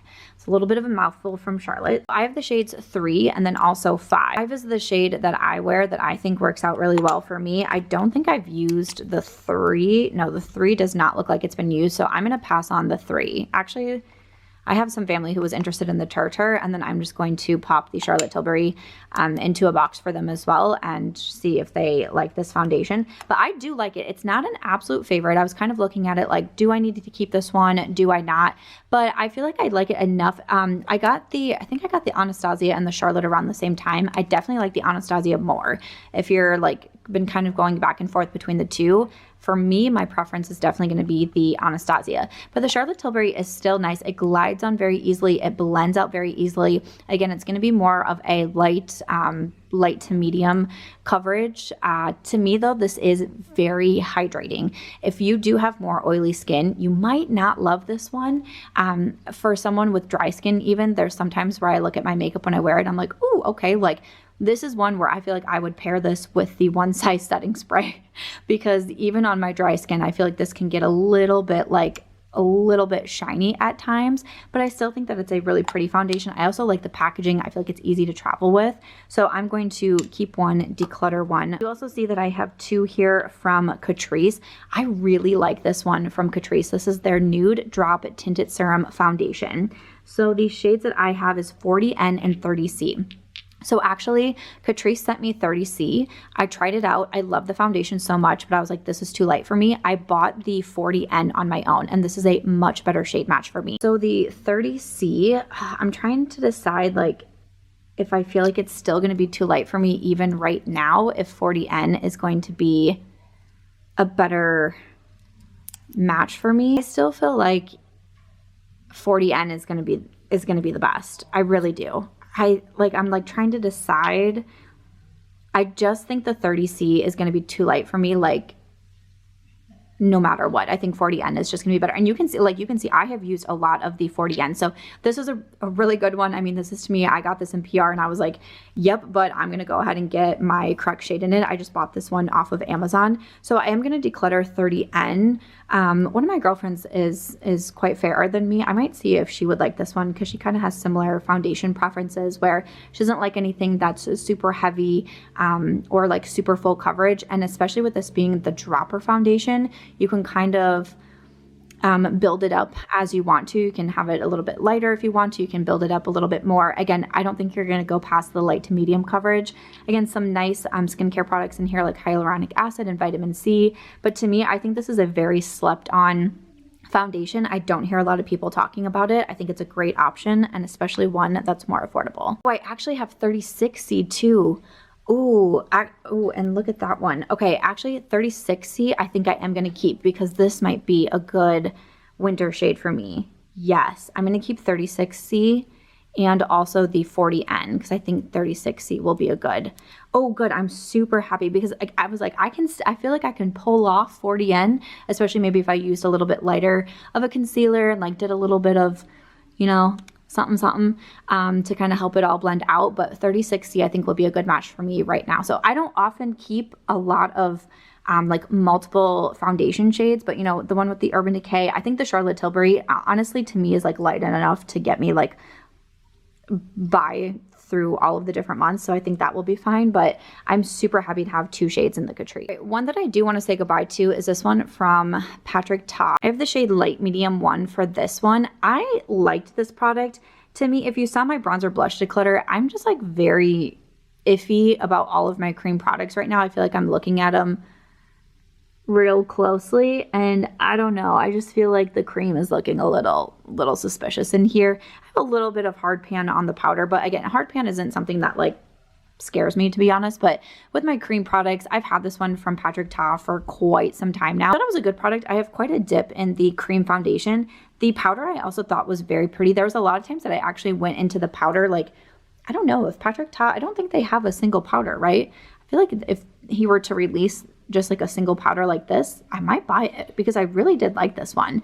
I also sometimes felt like I wondered if the foundation was breaking me out, because when I would have times where I would wear this really consistently, I would notice breakouts and kind of weird spots. Like I can deal with hormonal acne, like around my jawline and, you know, chin, that sort of thing. But I would get breakouts like by my eyes and like my eyebrows. And I'm like, I wonder if it's the Patrick Ta. So again, just because that cream has been open for quite some time and it's not like a go-to, like I have other go-tos for my foundations. Honestly, I've kept a lot of foundations. I'm going to put that one into my declutter pile. Foundation's so hard for me. Okay, these two are not technically foundations, but I wanted to include them in here because these are similar products to one another. So from the Auric, this is their Glow Lust, their Radiant Luminizer. And from Catrice, we have the Soft Glam Filter Fluid, their Glow Booster. So this is supposed to be pretty similar to like the Charlotte Tilbury Hollywood Glow, whatever that one is called. Honestly, I just want to say Pillow Talk, but it's supposed to be similar to that. I think that these are both nice products. The Auric is quite a bit more expensive.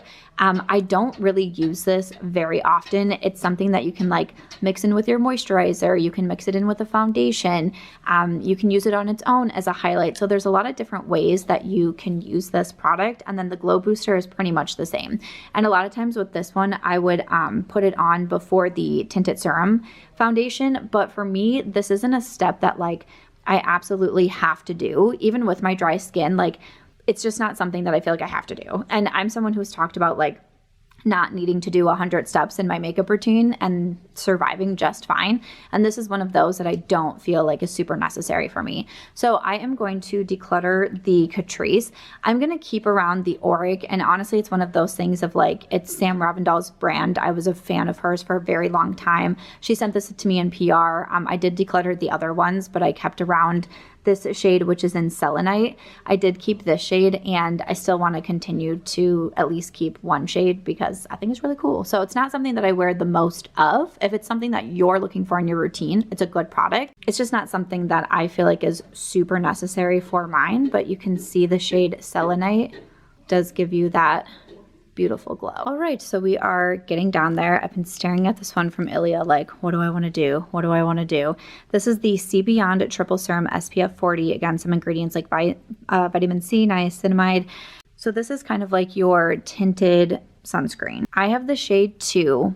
The reason why I'm thinking of getting rid of it is because I've had it for quite some time and I don't think I used it like at all this past summer, which is when normally I would be going for something like a tinted SPF, and I don't think that I reached for this one. If I did, it was like maybe once or twice. It is a nice product though. It was an expensive product. I bought it myself. I think it was like $48 or something for a tinted SPF. But I did it. I bought it. I liked it. It's just not something, again, I'm just thinking back to several months of hot weather that I had where I live, and I don't think that I reached for this one. So to me, that tells me that I can part with it. That's hard to do, but I think that it's necessary. I'm also looking at this Estee Lauder Double Wear. You can see it's very crusty. Sorry to anyone who hates seeing like crusty foundations. But again, I'm looking at it. I'm like, when is the last time I've used the Double Wear?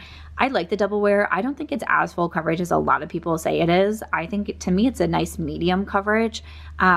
And I've always kept this one around because it's been kind of like my fancy foundation, if you will. I don't even think Estee Lauder is all that fancy of a brand anymore. But to me, it was kind of like if I was doing a big event or something like that, like I was like, oh, let me use my Estee Lauder double wear. And I've used a lot of it. Like you can see, like, look at that. I have used a lot of this foundation and I'm very proud of that. I just can't remember the last time that I wore it. And looking at my foundations and what I'm keeping light coverage, I'm keeping skin tints, I'm keeping light to medium, I'm keeping beauty balms, and I just don't think I'm gonna be reaching for the Estee Lauder. I don't think this is really can be passed on to anyone. I'm probably just gonna throw it away, but I wore the shade 3N1 and I did think that it was a very pretty foundation. And then the last two, so next up we have from L'Oreal, this is the True Match, their Super Blendable Foundation in N4. Okay, this was a favorite of mine for such a long time. This is what I was wearing. This to me is a medium coverage foundation, super natural, super blendable, just like it says. It's from L'Oreal. It's more affordable. I bought this one off of Amazon. I loved the like original way back in the day. It was one of my favorites. Went on to buy the True Match, thought it was great. But once again, I'm just like thinking, the foundations that I have kept so far, like that is what I'm wearing. My first thought was, oh, I'm definitely keeping the L'Oreal because I've loved it so much. And I'm like, Samantha, when's the last time you actually wore this? Like the point of my declutters as I'm sitting here and I look at my collection all at once is, when did you wear these? You know, it's kind of the same thing of like looking into your closet, and you know how some people do the trick of like putting their hangers on backwards or like the other way, and then you can kind of see at the end of the year the hangers that were untouched and you know what you didn't wear.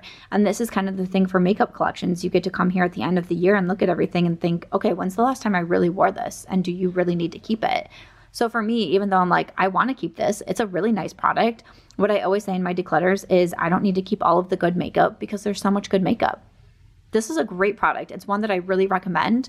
I love that it's a little bit more of an affordable price point as well. I'm not keeping a ton of more affordable products. I have those ones from Catrice, but otherwise Charlotte, ABH, UD, Sigma, those are definitely more expensive, but they're what I'm wearing the most of, especially right now. So I'm actually going to declutter this one and I'm slightly surprised right now. And then lastly, we have one of my newer foundations is from Laura Mercier. This is actually a tinted moisturizer.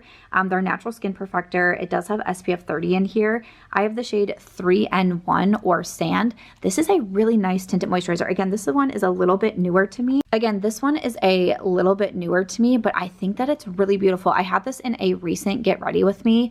It's a great shade match for me, but it's very blendable. Again, it's your tinted moisturizer, so it's not going to be a ton of coverage to me. I think of this as more of that light to medium coverage. So I like that it still kind of evens everything out. Foundation, I did get in PR and actually requested it from the brand because I had seen so many positive reviews about it. And then just when I was reading about it, I thought, okay, it sounds like something that I think that I could really enjoy. So I asked the brand if they would send it to me and they said yes. And I was very excited about it. And once I started trying it, I was like, this is a really beautiful product. And especially because I decluttered some of my other foundations that do have SPF in it. For me, that's not a make or break. It's not something that I find super duper important because I always wear SPF on its own too. But it's kind of just like one of those extra steps.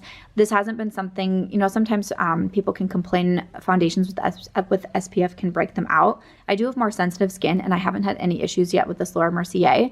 I also think because it is a little bit more on the newer side to me, it makes me want to keep it as well. But I've been really getting on with this one, so I am going to keep that one from Laura Mercier. So let me pull these out and see how we did. I think I kept more than I thought I was going to, but that's okay. Okay, so for my foundations, I am going to be keeping 10 and I'm decluttering 9. So we pushed this in half, which I'm really happy with that. And again, these are my favorites. These are what I'm wearing right now. Honestly, like the Auric, like maybe not like as much, but that's okay. We have 2 shades of the Catrice. We have 2 shades of the Urban Decay, but these are the products that I'm really wearing the most. Some of these, again, have been open for a long time, really just need to be tossed or almost gone, or just there's a few that maybe don't shade match the best for me or I just don't love. But honestly, now kind of seeing it broken down like this, I feel a lot better about where my foundation collection is. It's a little bit more for someone who says she doesn't normally wear foundations, but especially because I have been getting into them more towards the end of the year, I think this is a great little foundation collection. So after that, that is going to be it for my makeup collection and declutter number 2 of the year. Stay tuned for part 3 coming soon. I hope you enjoyed this one. I'll see you in the next one. Bye.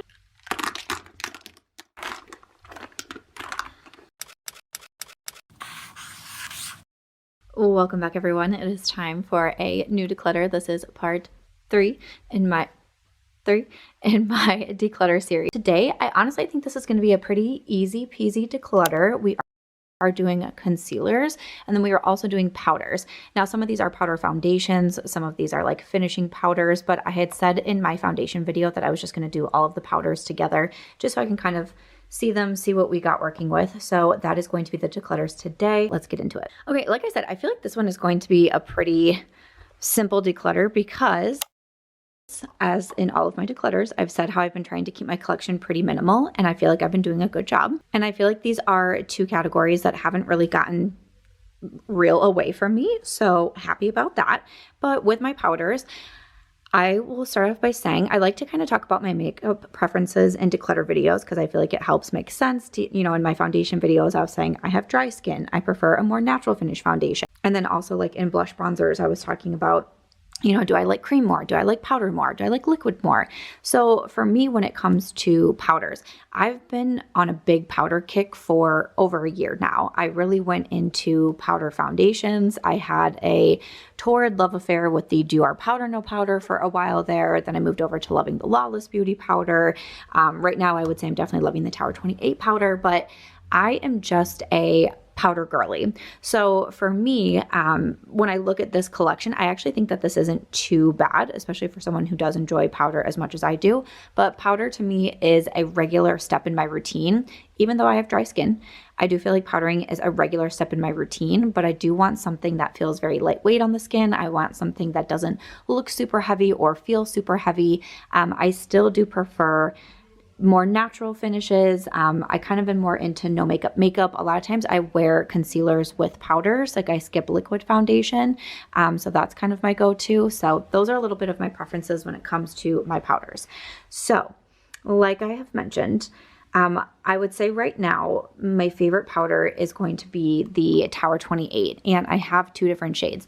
Now, unfortunately, if you've seen some of my recent videos or recent Instagram posts, both of these have broken on me. So I'm going to try to be careful when I open these because, yeah, the pink one is especially shattered. So I need to figure out something to do with this if I'm going to try to repress this. If I'm going to purchase another one, I need to figure out what I am doing here. And then, so that was the pink shade, which is what I use on my under eyes as a brightening powder. And then this one here is the translucent. So you can see that I think the way that this powder is, like the middle is pretty hollow. Sometimes there's powders like this, bronzers like this, but it means that I very quickly had like a hole in the center. And then because there's not a lot of product, like it's more hollow underneath, it just broke. So that's why the pink one just like shattered. But I mean, it does go to show you that I use these powders a lot for sure. I think that these are great.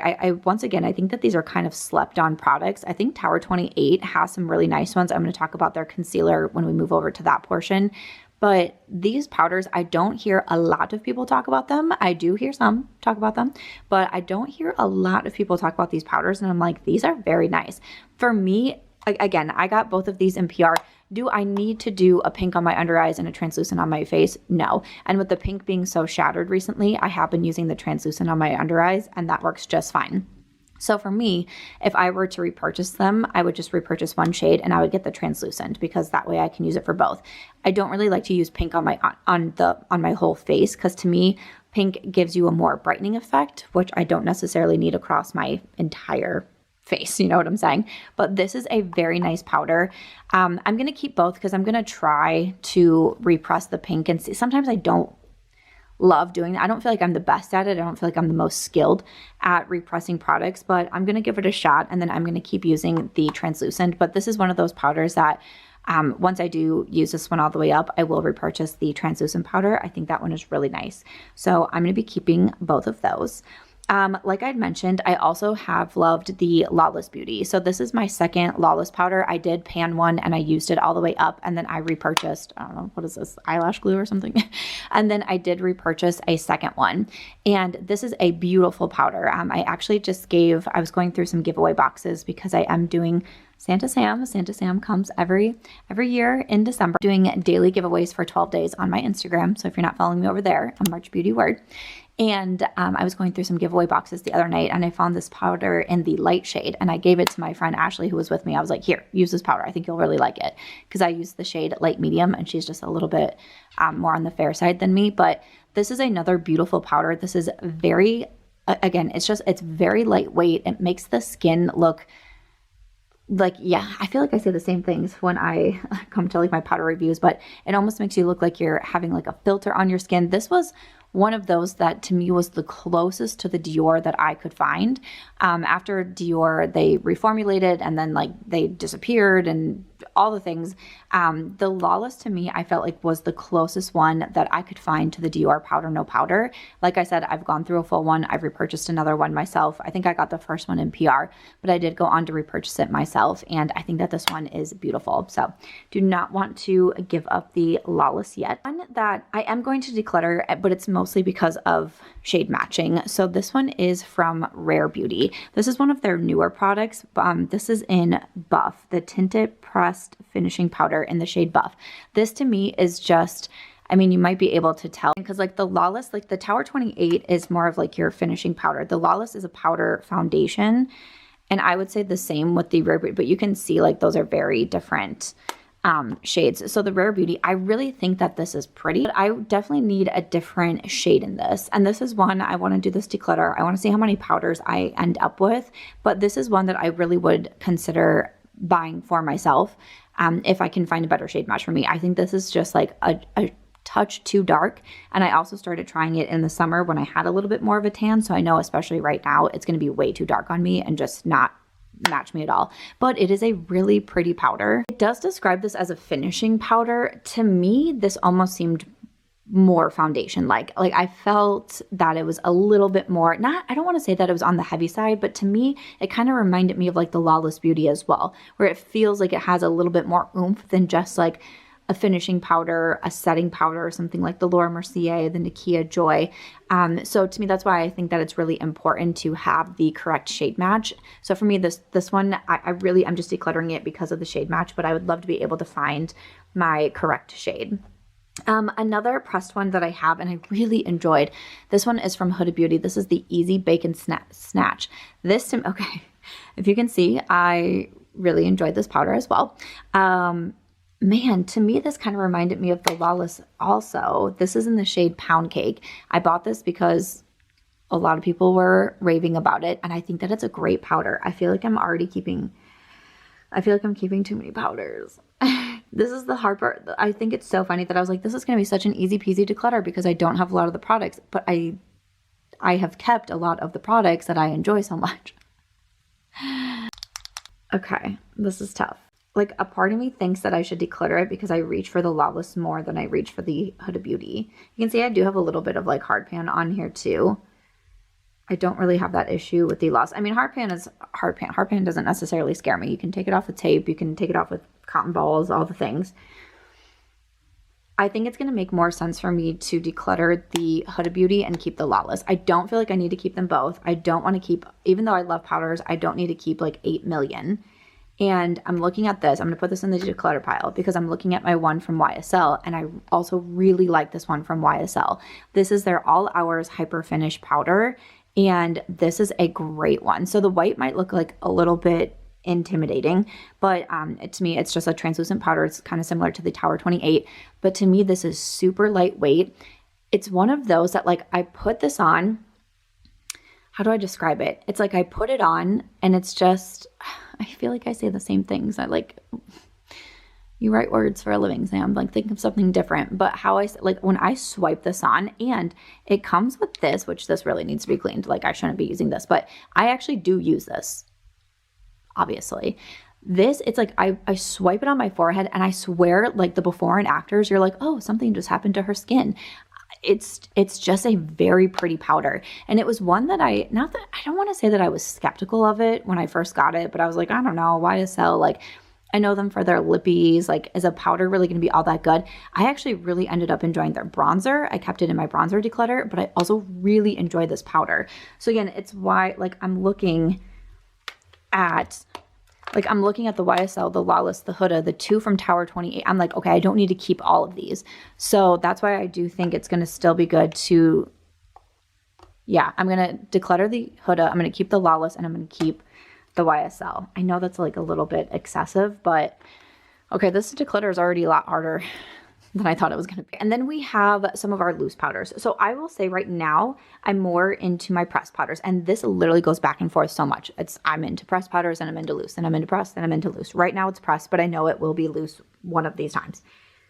That sounded kind of weird. So again, I'm looking at this one from Rare Beauty, and this is not, again, it's just not a great shade match for me. This is in light medium, which you would think it would be, but again, it's almost just, it's a little bit too on the dark side. I also don't necessarily love this packaging. It's not my favorite. I get it. I see the vision, but I just can't say it's my favorite. I feel like it gets very messy, but again, shade match for me, this is just not going to be the best. So even though I've said I like Rare Beauty a lot, and I know my audience likes Rare Beauty a lot, so I like to keep her on Rare Beauty, just because of those shade matching issues, I know that I can declutter that one.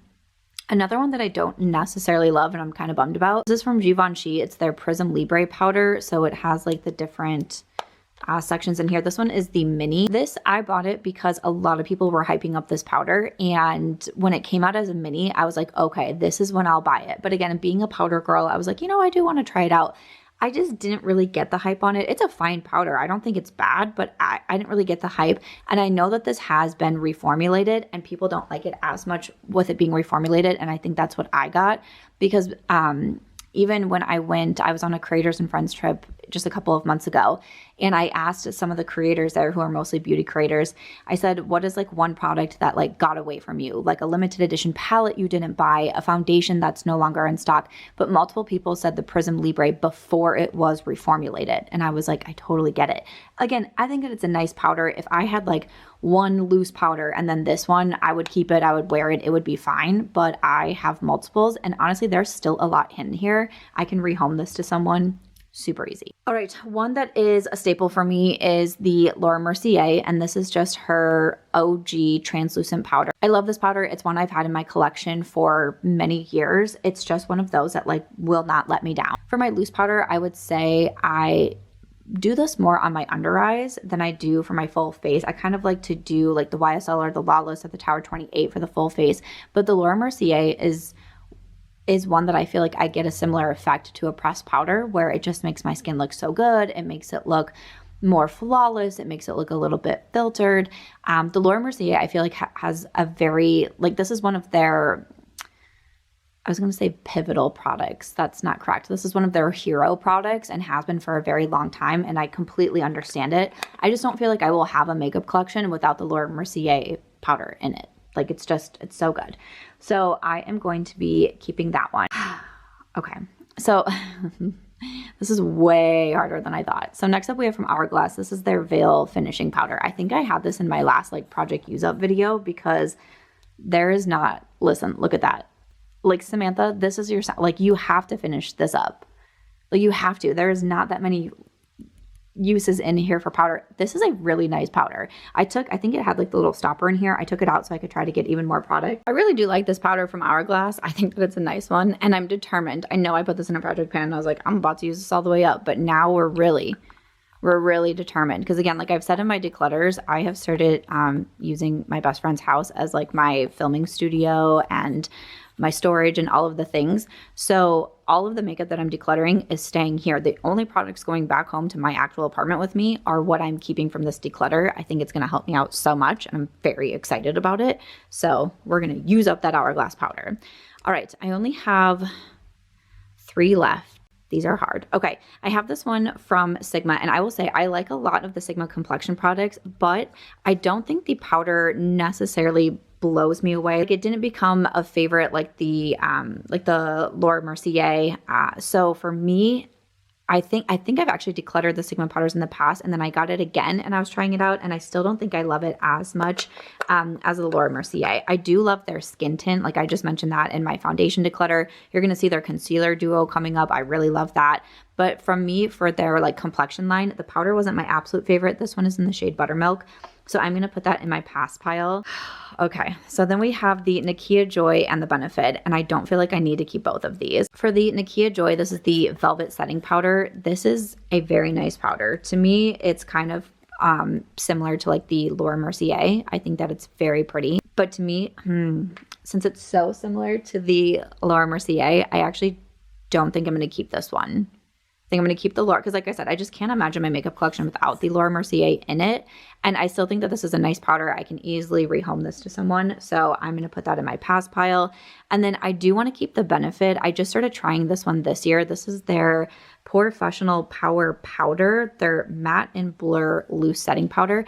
This one is nice. This is not one that I really thought I was going to love, but I started trying it, and then I realized I kept reaching for it, and I kept reaching for it, and I was like, okay, wait a second, I think I really do like this one from Benefit. To me, this is more mattifying than the Laura Mercier, which, having dry skin, I wouldn't think that I would be so drawn to that, but I will say I also use this a lot in the summer when it was really hot where I live. I live in Las Vegas, so we have a desert climate, very hot. And that is definitely when I use the Benefit the most. So again, as we're going into colder months, I'm like, should I? But I know how much I enjoyed this one and how much I really kept reaching for it without even thinking about it. It was just like doing my makeup. I'm like, let me grab my powder. Oh, the Benefit. Oh, the Benefit. So that's what makes me want to keep it. So I'm going to hang on to that one. So for my powders, this was way more difficult than I thought it was going to be. But we are keeping 2, 4, 6, 7. Again, the Tower 28 are both broken. The Hourglass almost gone, but we have a combination of pressed and loose. And then for the declutter pile down here, we are decluttering 6. So basically cutting the powder collection in half. I feel pretty good about that. I feel better than I thought I was going to. All right, then we're moving on to the concealers. I don't think the concealers are looking too bad either, which is funny because I love concealers.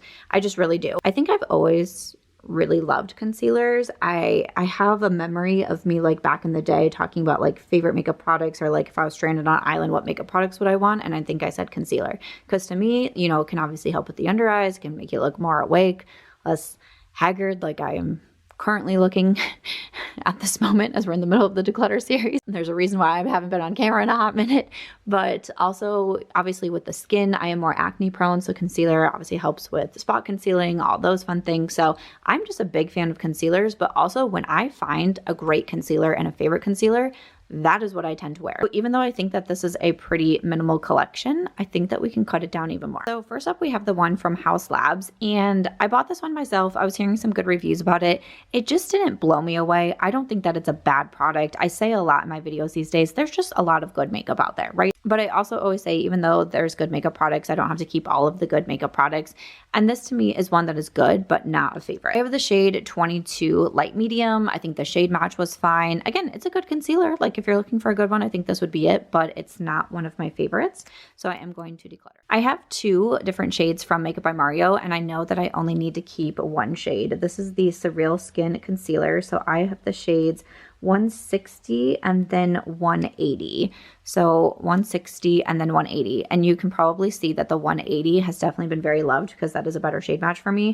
160 is just a little bit too light. I think even right now is too light of a shade for me, but I do like this one. I am going to declutter 160. I'm going to keep 180. This to me is a more full coverage concealer without feeling super heavy, because again, as someone who likes natural finish and like more light coverage products, I feel with concealers, I can get a little bit picky because I still want something that feels lightweight, especially on the under eyes, but I want it to have like give more full coverage. So I feel like I can be very picky with my concealers, which is why I think like I'm only going to be keeping the select few that are my favorite. So with the Makeup by Mario, again, it's maybe just a touch heavier than I want it to be, but I still really like the coverage on it. And to me, this does say it's a self-setting concealer, and I can actually see that. Like you do want to work fairly quickly. I realized like the first time that I used it, you do want to work fairly quickly with blending this out on the skin. I still do always powder it, but you can tell that it has that self-setting effect, that it dries pretty quickly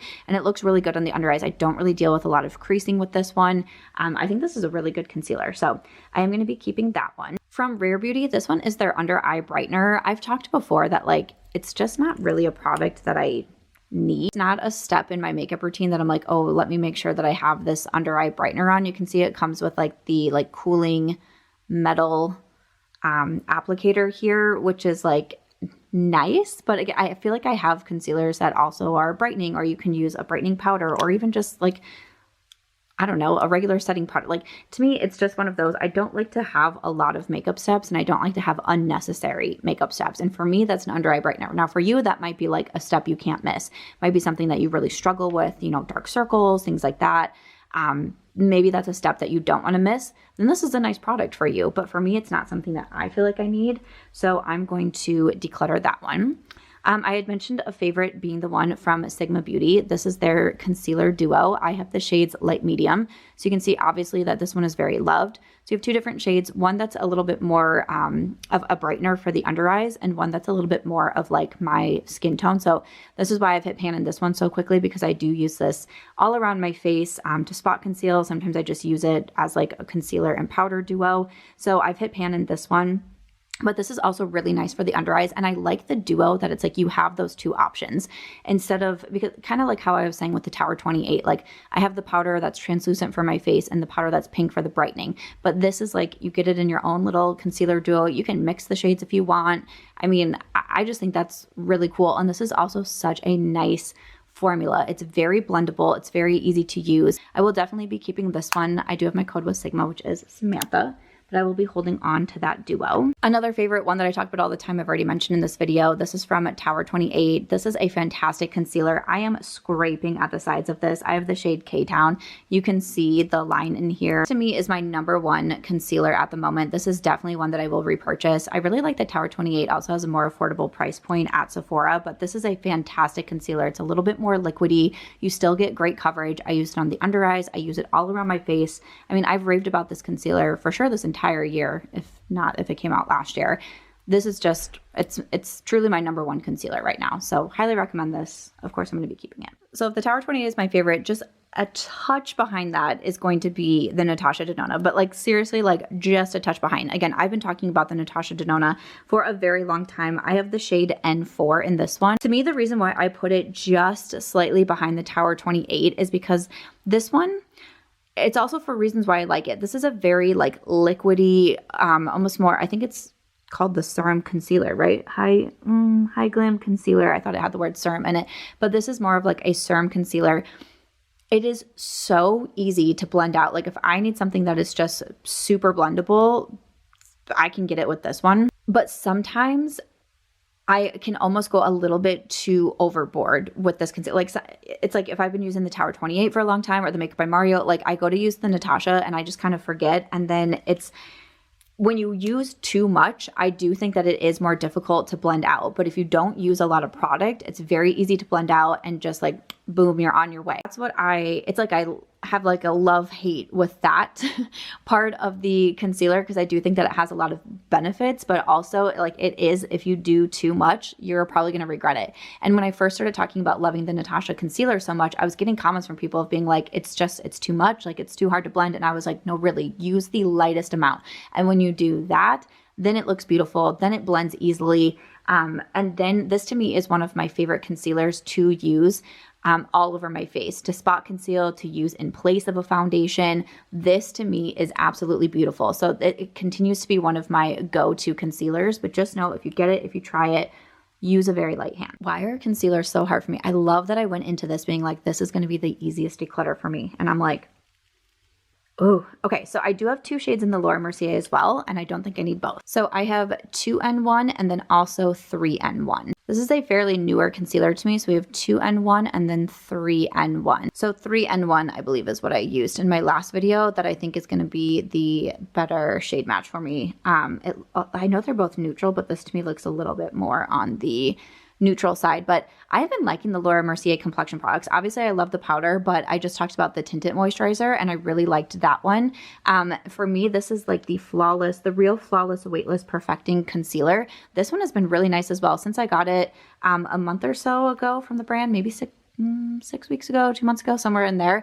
I have been using this concealer quite a bit. It's very lightweight as well, which I like. It's very easy to blend out and to me really helps out the under eyes. So I'm just going to keep the shade 3N1 and Declutter 2N1. I don't think that I need to keep both. So that is how we'll do that. All right. I also know that I really do like the one from Charlotte Tilbury. This to me actually kind of reminds me of the Makeup by Mario. This one I have in the shade 5 Medium. This reminds me a little bit of the Makeup by Mario, where it is a little bit more full coverage and like a little bit thicker as well. So then I'm like, do I need to keep the Makeup by Mario and the Charlotte? But I'm a concealer girl. And like my gut is telling me that I need to keep both.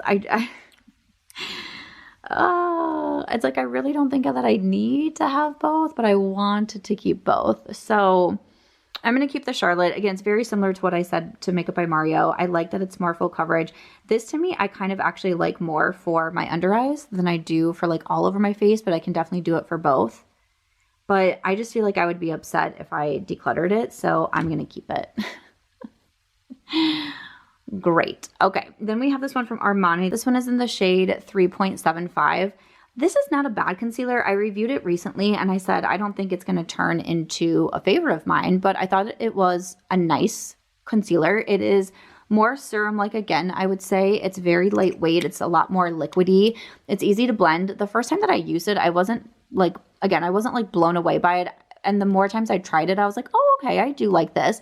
It's one of those that like if I had 1 or 2 concealers in my collection, I'd be like, yeah, I would keep this because I would use it from time to time.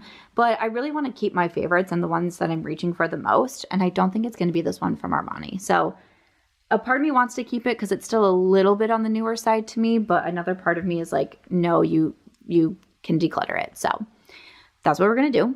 And then the last one, I feel like I'm kind of stuck on this one too. This is from NYX. This is the Pro Fix Stick Corrector Concealer. I bought it because I was getting some good hype.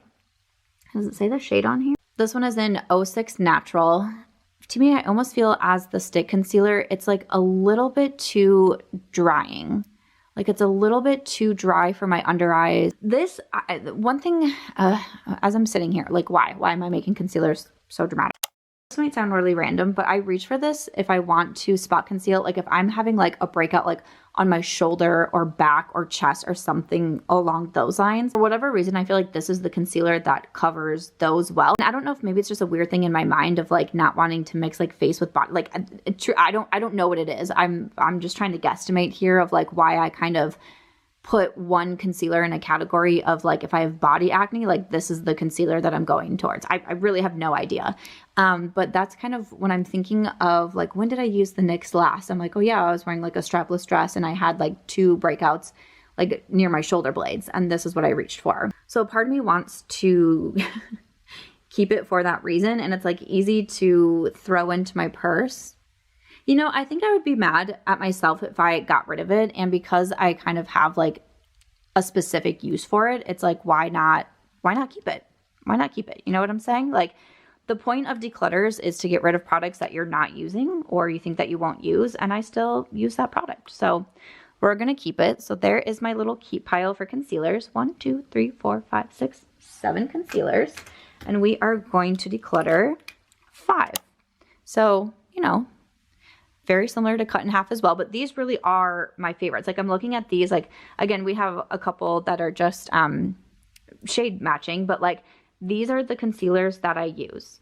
The only ones that I continue to go back to is like, is the Makeup by Mario and the Charlotte too similar for not being a top favorite like the Natasha and the Tower 28? But I feel like I'm going to be happy with this. I really do. So keeping 7, decluttering 5. This powder and concealer declutter was way harder than I thought it was going to be. I'm stressing, I'm sweating, but I hope you enjoyed watching this. Stay tuned. Part 4 will be coming soon. I hope you're enjoying the declutters. Bye.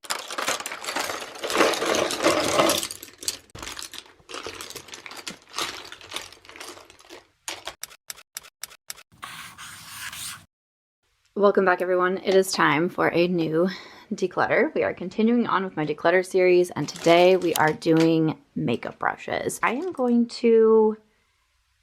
not sure how I want to separate these out. I might separate them just by face and eye for right now and kind of go from there. I think maybe that's where I want to start with this one.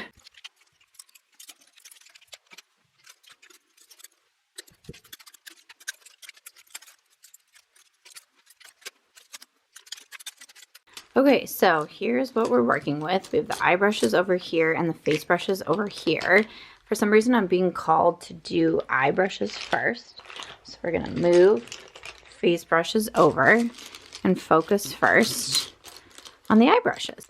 Okay, so when it comes to eye brushes, to me, I would kind of have them in categories of like blending, which would be brushes kind of like so. Then we would have the shader brushes like this, and don't get angry if my brushes are dirty because I had to take a whole bunch out of my to clean pile. So there are going to be quite a few dirty brushes, and also, oh wait, I still have some in my makeup bag. Oh, we are not done yet. Okay, we do also have some brushes that are in my makeup bag. I actually just got back last night from a trip, so this is what was in my travel makeup bag. What are you stuck on? Okay, so this is what was in my travel makeup bag. So I'm not doing puffs or anything like that. I'm just doing brushes. So let me grab out all of my brush. Oh my gosh, I'm so glad. I would have been so mad if I would have forgot this.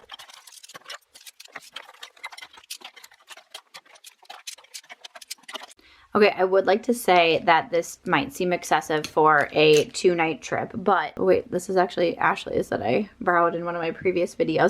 So I get that this might seem a little excessive for 2 nights, but this is kind of just also like my on-the-go makeup bag. So sometimes brushes kind of accumulate in there over time, but I will say I've gotten into a pretty good routine of washing my brushes, which it might sound strange, but what I was saying last year when I was decluttering was I felt like I wasn't doing a good job washing my brushes, and I kind of just kept buying more instead. So especially because I travel so much now, typically when I come back from trips, what I do is take all the brushes out of my bag and I put them on my sink to wash, and then I grab like the freshly washed brushes that are over there, and then I pluck out, you know, the foundation, the concealer, the eye brushes, and I put them into my on-the-go makeup bag, and that way I'm always like in rotation.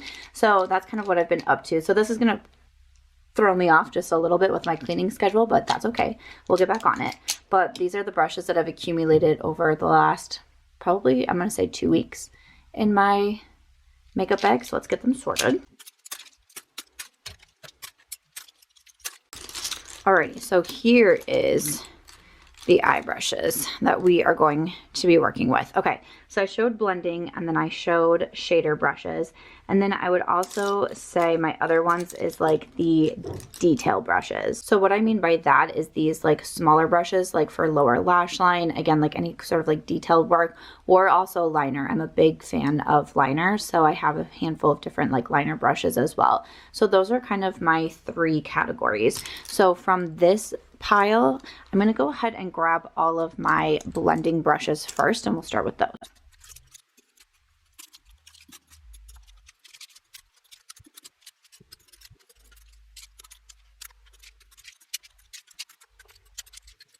So we have like smaller detail brushes we'll put up here, then we have the shader brushes, and then I do feel like I have quite a big, yeah, that's kind of a lot for blending brushes. I feel like I'm already having such a difficult time just looking at these because I'm like, wait, these are essentially all of my favorite brushes and brands. So I'm kind of like, okay, how many of this, maybe the same from each brand do I have? I'm kind of stumped right now of how to do this because I feel like I'm gonna have a lot of favorites in here. Is this to me looks like a shader brush. Okay, so I'm grabbing out my ones from Refer here. Okay, do we have any of the same? Okay, so we have multiple 15s, but some are mini and some are max. And then I only have one 13. Maybe I put some 13s in the mini pile because 13 is one of my favorites. Okay, so we have 2 of the regular 15s, a max, and also a mini. I'm already starting to panic that I'm not going to actually declutter anything. Okay, I do like the mini. I'm kind of drawn towards a little bit smaller blending brushes these days, I would say. Even several years ago, I'd say like the bigger the blending brushes, the better. But I feel like with me, with where my makeup technique is, how I prefer to do my makeup, I find myself gravitating more towards these smaller blending brushes. So I'm definitely going to keep the 15 mini. And then since I have, like, my thought was maybe I could declutter the 15 max, but I still do like the size of that, but maybe I don't need to keep both of the regular 15s. So I'm going to keep one Declutter one for the 15. And like I mentioned, this one is the 13 Max. I'm wondering if the 13 is maybe in the detail pile because it's a little bit smaller as well. So Max means it's a little bit bigger. But the 13 is one of my favorite brushes, especially for like detailed blending. So I know I'm going to keep that one. The 27, this has been one of my favorite brushes as well from Refer for quite some time. So I do want to keep the 27.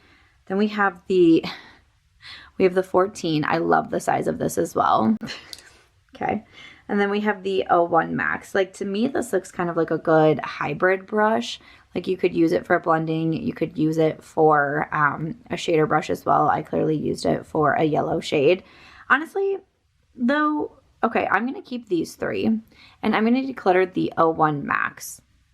It's just not my favorite shape. I feel like it's not one that I gravitate towards often. And so it's funny to me that you can see the yellow pigment on it because I also don't do yellow eye makeup all that often. So I feel like it kind of made sense to like grab a brush that isn't in my regular rotation when I do something outside of the norm. So great. So off to a pretty solid start, keeping 6, decluttering 2. It's going to be great. Alrighty, next up. Okay, I have a couple here from Sonia G. So just a couple. So, oh wait, I forgot one from Refer. This is the, a 14 Max. So I think I had the 14 regular. So the 14 regular versus the 14 Max. You can see it's a little bit bigger. Yeah, it's like bigger, but it's not like too big for me, you know? So I'm going to keep those. Great. 7 and 2. 7 and 2. Just kidding. Okay, so like I said, just a couple here from Sonia G. So let's tackle these ones. Okay, so from Sonia G, this one is the Crease Pro. And then this one here is the Blender Pro. Sonia G makes really nice brushes. I have some face brushes as well from the brand, and I just think that they're really good. Really good quality. I like the shape on both of these because, again, look, you're going to see you know, that with the blending brushes. I don't like it when they're too big, but I feel like these are good sizes. I'm going to keep both of those. Good. One of my favorite kind of like OG brushes, this is from Delium Tools, and this is the, let me tell you, the 785 Tapered Blending. I have had this brush for so long, and I still think it's in great shape. And I know it is a little bit bigger. This is probably one of the biggest blending brushes I'm going to be keeping. Something about this brush, though, I don't know if maybe it's like the nostalgia of it or what, because again, I've had this brush for a long time. Delium Tools was such a hot commodity a few years back on YouTube. I honestly don't even know if they still sell anymore, but especially this brush was like such a hot ticket. I felt like cool-ish when I got this one, okay? Like, I don't want to declutter this one. I feel like, again, it's probably going to be one of my biggest blending brushes. I would say maybe like similar-ish is going to be, this one is from Singe Beauty. This is the EO3. I'm trying to see if I have anything else that's like, no, I think that's going to be, so, and again, I think the EO3 is just like a little bit smaller than the Delium Tools, but I'm still going to go ahead and hold on to it. I just feel like I can't declare that one yet. And then speaking of Singe Beauty, so I have 3 in here for this style of eye brushes. So we have the EO6, and then the EO2 and the EO3. So these are the brushes from Singe. So one of my best friends actually owns this makeup brand, so I'm going to be keeping all of my Singe brushes. They started out launching brushes, and then they've moved over, like the makeup bag that you saw earlier, that's also from Singe Beauty. So I definitely want to keep all of my brushes. I would say out of here, again, the EO6, I mean, it is an eye brush. I feel like you could use it. Again, it's kind of one of those hybrids. A little, not super, like the one from Refer is going to be much larger. So I think it's going to be better for me to have like this, again, the smaller one in my collection with the EO6. I really do love the EO2. This almost could have been put into my detailed pile as well, but you know, makeup brushes, it's not too deep, but I really do like the EO2. And then the EO3 is just kind of one of those like classic blending brushes. So I'm keeping those 3 from Singe. And then I think I have one, is it just the one here from, this is from Doll 10 Beauty. This is a collaboration that Makeup Molly did back in like, I want to say like 16 or 17, something like that. We were just talking, Molly's one of my best friends. I actually just went and visited her in Michigan last month, and we were kind of talking about her Doll 10 collaboration because I remember being so crushed that I couldn't go to her launch party in New York because I couldn't afford it. But this one is the Transition Transformer. I still really like her brushes, and I feel, again, some of these brushes that you're seeing, for them to have held up through so many years, so many washes, so many uses, I really think like speaks highly of them. I know the collaboration isn't available anymore, but I still keep it around. Like, I kept her bottle of champagne that got sent out in the PR packages for like 3 years or something. Like, I was so excited for her because this was at a time where influencer collaborations weren't super popular yet, or like there wasn't as many out there. So to see one of my friends have one was just like so exciting, but also the brushes are just fantastic. So I'm keeping that one. Oh, look, I found another one from Refer. This is good. Oh, so this is another 15. Okay, so I decluttered one. So I am going to declutter this one as well. Okay, just because I don't need, especially like I have similar brushes still in this pile that I'm going to be keeping. So I'm going to be decluttering Refer. Also, I've been asking people in my life, like, oh, like, is there anything beauty-wise that you want for the holidays? Almost everyone is saying makeup brushes. And I'm like, wow, great. So I have a ton of brushes and I'm going to be decluttering some. I'm like, oh, this is perfect for me. Santa Sam is still going on. I think this video, is it going up on the last day maybe of Santa Sam? So I do daily vlogs over on my Instagram, which is March Beauty Word, and I also do daily giveaways with them. And the giveaways are going through 12 days. The vlogs will be going until day 24. And I have some fun travel ones coming up. I actually just got back from a trip, but I do have some daily giveaways. So if you are looking to win something from Santa Sam, check it out. But this is the rest of our blending brushes. Okay. All right. So maybe let's do some BK Beauty. I think I just have the 2 here from BK Beauty. So we have the 212 and then the 211 is a little bit smaller. I really do like the BK Beauty brushes as well. I have a code with them. I believe on YouTube you can actually get 30% off. I think it's Samantha 30 if you do the YouTube shopping. So that is a great price for the BK Beauty. Again, I'm going to say the 212 is like a little big, right? Hold on. Let me look at that one compared to the Delium Tools. Yeah, I feel like that's going to be a little bit similar. So I'm going to declutter the 212, but I'm going to keep the 211 because I like the smaller tapered brush of this one. So I'm going to hang on to that. I see one from ColourPop. This is their E16. ColourPop, I don't know if I would say totally blows me away with their brushes. I try some of them, I like some of them, but I definitely have, and you're going to see in this video, like I have favorite brands when it comes to brushes. Sigma Beauty, of course, stands out to me. BK Beauty really stands out to me. Those are kind of 2 of my, you know, especially with Sigma Beauty, like I have been using their brushes since before I had my own YouTube channel, right? So they are really kind of like a tried and true brand to me. And so when I think about ColourPop, like I can't really say the same, but I will say that this E16 brush is quite nice. I've had it for a while. It came out in one of their brush sets a few years ago, and I've continued to keep it around. Now, do I have, okay, so here we go. I'm like, do I absolutely have to, since I've just said it's similar, I would say maybe to like the E25 from Sigma, which is a favorite of mine. My first thought was like, oh, I'll keep it. But I'm like, do you really have to keep it? I don't think that I do, since we're keeping a lot of blending brushes. Okay, since ColourPop's not a favorite, I am going to declutter that one. Another brush that I have, this is from the Sephora collection. This is their Pro Crease 24. This is a nice brush. I will say, I don't have a ton of brushes from Sephora, but the ones that I do, I really enjoy. You're going to see a concealer brush coming up. But this little guy, this is such a good one. This was actually one of my, wait, was it in my travel bag now? No. I don't feel like it was in my travel bag now. I think it was in the one before, and it was waiting to get washed. So I grabbed it off of the my Bath & Vanity where I wash all my brushes. This is a good one though. I do want to keep that one from Sephora. And then, oh, look, another one from Refer. Okay. Oh, another 14. Okay, so we kept one 14, so I'm going to declutter the other 14. Okay, pretty easy. Then this one here is from Real Techniques. I do like Real Techniques brushes as well. You're going to see some other ones, both in eye and face, coming up in here. This one is their Essential Crease Brush. Again, I like that it's nice and small. This is another brush that I have had for an extremely long time. I think I got it in a set like a while back. This is a good brush. So I'm going to hold on to that one. And then we have some from Sigma. So I do have some here that are double-ended. I probably put some double-ended in the shader pile as well. Let me see. I see this one.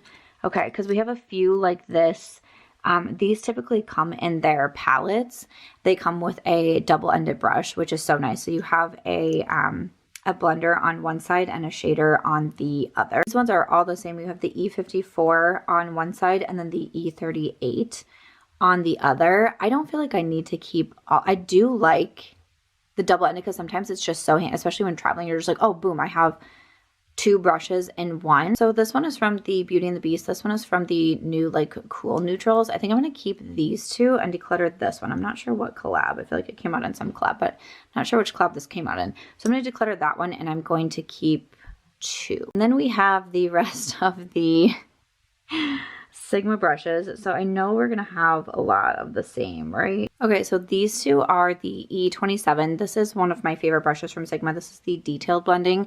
This I actually put in my collaboration with them. A few months ago, I came out with a favorite set with Sigma. So it has the Peach Pie palette in there. It has the Sigma, obviously the Sigma. It has the lip oil. It also has the Sigma switch where you can clean off the like pigment of your brushes on. And then I also put in 2 different eye brushes. There's also a liner brush that is in there. So the set is still available now on Sigma. I think it might be discounted too for the end of the year. And my code with them is Samantha, but I do love the E27. So I'm going to keep both of those. I know I have more too because I have like other, like I still have like my sets and stuff available there, but this is what this is what we're working with. I do also see 3 of these. This is the E44. So this is funny because my first favorites bundle that I did with Sigma, I actually put the E44 in there. And I do still really like this brush. This is called the Firm Blender. So you have it more tapered on top, which I feel like is good for like packing on shades. But then it also is like a blender brush as well. So I feel like it's a really good multitasking brush. So I'm going to keep 2 and declutter 1 from here. And one of the OG favorites from Sigma, this one is the E25. So this is just like their original blending brush. So it's funny for me because we have the 25 here and then the 27 here. You can see that they're pretty similar, but the 25 is just a little bit bigger. So it just makes me laugh that, again, I do still like these smaller brushes, and that's why the E27 was in my favorite set. We also have the 24, which is over here, and the 24 is a little bit smaller than the 25 as well. So I know I definitely want to keep 1 of the 25. Okay, let me think. And the 24 is the diffuse blend. So I'm going to keep 1 of the 25s and then both of the 24s. Or do I need to keep both of the 24s? Because I kept both of the 27s. No, I'm going to keep, yeah. I think that's going to be good. I'm going to keep, let me look at the 27 actually. Okay, so this is the 27. The 24s are in the middle, 25 at the end. 27 is definitely the smallest out of these. I'm just trying to decide. Or actually, you know what? I'm going to keep both of the 25s. Declutter 1 of the 24s. That's what I'm going to do. Okay. That's what I'm going to do. This was not good. I knew this was going to be hard. I love makeup brushes. Like I knew this was going to be tough for me, but man. Okay, let's count it out. All right, so we're off to a really good start. We are keeping 26 and decluttering 9. I knew this was going to be bad. I knew this was going to be bad.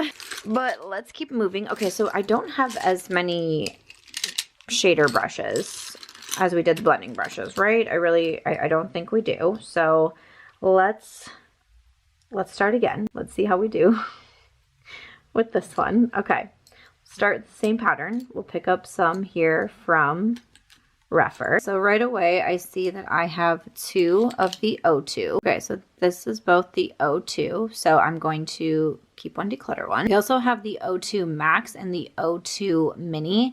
So once again, I'm going to say the same thing about the shader brushes, is that I prefer smaller ones. So I know that right away. So the O2 Max, like I don't mind the size of it, but I'm going to declutter that one and I'm going to keep the O2 Mini. Again, we're just on a small brush train. Small brush train? Sure. This one is the O1. So I had the O1 Max in the blending pile. Again, I feel like it could really go either way. There's some brushes that I feel that way. Also, like the B03, I feel like that could be, honestly, with the B, I feel like maybe it's supposed to be saying blending. But again, these are both bigger ones. So I'm going to declutter those. That's pretty simple. Then we have the 01 Mini, and then also the 28. The 28, okay. So again, it's funny to me that I don't have as many shader brushes because a lot of times, I will say, I use my fingers. When it comes to shimmer shades, pigments, things like that, oftentimes I use my fingers. So I'm not surprised that I don't have as many shader brushes that I've kept around that I do blending brushes, because to me, I don't feel like I can emulate blending with my fingers versus a shader brush I can. So I really honestly don't want to keep a lot of these. So I think I'm just going to keep the 28 and declutter the 01 Mini. Okay, so kept 3, decluttered 5. Pretty good. Another one from Real Techniques. This came in that same set. This is the shading brush. Again, great brush. Has lasted me a very long time. I'm going to go ahead and keep that one. I do have like a bit of an outlier here. This is from Sigma. This is their spatula brush. This is considered more of a skincare brush. I can use it for a variety of different things. But to me, I think sometimes what I was using it for was as like a base shade, I want to say. Like if I was taking something that was more of like a liquidy base or a cream base, I was using the spatula brush. Now, a part of me wants to keep it because I don't really have anything else like this. Like, there's a couple that you're going to see in the detailed one, but I don't think that I really need it, especially with how my makeup preferences are going now. I don't think that I need it. Will I keep it for skincare? Honestly, no, probably not, because I don't think that it's necessary for me. So I'm going to declutter that one. And then, okay, so I see some from Singe Beauty. Okay, so from Singe, we have the EO1, the EO7, the EO4, and the EO1. One thing that I really liked when Singe came out with their brushes was how small they were. You're going to be so tired of hearing me say that, especially when it comes to the eye brushes, but I really do like the size of all of these. And I will say, like, these are some of my most reached for brushes when it comes to shader brushes, because I just feel like they really fit for me. I don't have like a ton of real estate on my eyelids, so I think that's another reason why I go for smaller brushes. I just feel like it makes more sense to me. So I'm going to be keeping those. And then I believe I have just the one here from BK Beauty. This one is from the Angie Houghton Flashy collection, and this is the A505. I really like this brush. The brushes like this, and like to me, this is similar to the, oh, this is actually a concealer brush. I use it for eyeshadow, though, the F70 from Sigma. This style of brush, I just feel like picks up like glitters and those kind of pigments. I think it picks them up so well. So these are some of my favorites for like really sparkly shades or anything like that. So definitely keeping the A505, which then takes me into my Sigma brushes. I feel like this was much quicker than the other one. But again, it's funny to me because the E58 is a cream concealer brush and the F70 is a concealer brush. These are both ones that I use, again, for those really sparkly eyeshadows, and I just think that they are so beautiful, so easy to use. Again, you know, it comes down to it, like, it's makeup brushes. You can use it for whatever you want. If there's a face brush and you're like, this is great for eyeshadow, go for it. Like, I mean, you know, you can do whatever you want with them. So even though these are technically concealer brushes, I love them for shadow, so I am going to be keeping those. And then we have another concealer brush. This is the F70. I think that's going to be, do I have another F70? I'm going to laugh. No. Okay. Okay, no. The F70, you know, I didn't keep a ton. No, I think just one is fine, especially because I have the F70 and the 58. So I'm going to declutter that one. This was a part of Makeup Shayla's collection back in the day. This was E14, one of the flat brushes. I was so excited for Makeup Shayla's collaboration. Again, still a nice brush, but I have kept several like this, so I'm going to declutter that one. Then we have the E54. This is what was on like those, the brushes that have like the two sides. So I do still have this one, but the E54 is also another like OG holy grail for me. So since this is just a singular brush, I'm going to keep that one as well. And then the shader lid brush, the E56, another just, this has been such a stable brush in my collection, such a good one from Sigma Beauty. I don't feel like I have a lot of others like this either. Again, just such a nice brush for those really shimmery shades. So I'm going to keep that one. I feel like I did a little bit better and I felt like this one was quicker, but let's count. Okay, from the shader brushes, we are keeping 12 and decluttering 8. That feels better. That feels better. But then we're moving into the detail brushes. There's a lot. There's a lot here as well. Again, this doesn't surprise me. These are smaller brushes, which I gravitate towards for blending, lower lash line. And then we also have like my liner brushes in here. And again, just like some smaller detailed ones. So I'm not shocked that there's a lot in this pile. So again, kind of talking about those like different ones. So this, I don't even know, it has nothing on here. There's no brand on here. There's no nothing, but it just has like the little spatula at the end. This is what I have used in the past for like actual glitter. Like if I'm applying like glitter to my lids, then I use this one. And while I'm not a big glitter girl, sometimes it's just nice to have something like this. And compared to the Sigma spatula, it's a little bit smaller as well. I'm going to keep this. It's not going to be like my most used or anything like that. Do I feel like everyone needs this? No. Do I even know where this came from? Absolutely not. But it's just one of those of like, I would like to keep it in my collection. And then I also have this little guy here, which is from e.l.f. This is their smudge. What do they call this? The Smudge Eye Sponge. So it's just a little sponge at the end. Again, like good for like glitter and things like that. I think sometimes I was using like glitter and doing like an inner corner pop. Do I feel like I absolutely have to have it though? No, I can't remember the last time I used it. And since we're keeping one that's kind of like an outlier, let's declutter the other one. And then let me go back into kind of like repeat our pattern here. So I'm going to pick up the rougher brushes. Okay, we got quite a few rougher brushes. Okay, how am I going to do this? See, this is going to be so hard. Okay, I have a lot of the 03s, which are a favorite brush of mine, but do I need to keep this many? So I have 4. I have 4 of the 03s. That's not necessary. We don't need to keep this many. This is great for the lower lash line. Beautiful brushes, beautiful quality. I'm going to keep 2. How about that? We'll keep 2 Declutter too. Okay. So I have 3 of the 13s, another one of my favorite brushes from Refer. A little bit bigger than the 3s. Still great for lower lash line. Also really great for like detailed crease work. So I'm going to keep 2 Declutter 1. I have another of the 14 mini. I think I kept this one, right? And then this little one here is the 23. I love the 23 brush. Why I don't have more of the 23, I don't know. This is such a great brush for like either liner, like really good smudgy liner, lower lash line. I love the 23. I'm really upset I only have one. But I'm going to keep the 23. I'm going to declutter the 14 mini. I think that I kept one. So I'm going to declutter that one. All right, then we have some more from ColourPop. So the E30, the E21, and the E20. The E30 I'm going to declutter. This is not my favorite brush for winged liner. It's almost like it's a little bit too thick. Like you'll see the ones that I really love from Sigma. This one to me is like, it's too thick, but it's also like too flimsy at the same time. It's not my favorite for liner. I do really like the E21 though. I like this kind of domed for the lower lash line or also for crease work. And this one to me is a pretty firm dome. Like I'm looking at the other ones, like it's a little bit thicker than like the E30 from Sigma. I think I am going to keep that one. I also really do like the E20. It's similar to the one from Makeup Molly, which is called the Detail Dazzler. You can see that those are pretty similar, but the ColourPop is a little bit smaller. I'm going to keep it because it's small. I just can't help myself. Okay, I'm going to keep both of those. Like I mentioned, the one from Makeup Molly and Doll 10. This is the Detail Dazzler. I think that this is a great brush. I love this little brush. Again, inner corner, shade work, anything like that. It's great. One of my faves. Going to keep that one. One here from Billion Dollar Brow. So this is technically what you would use for brows.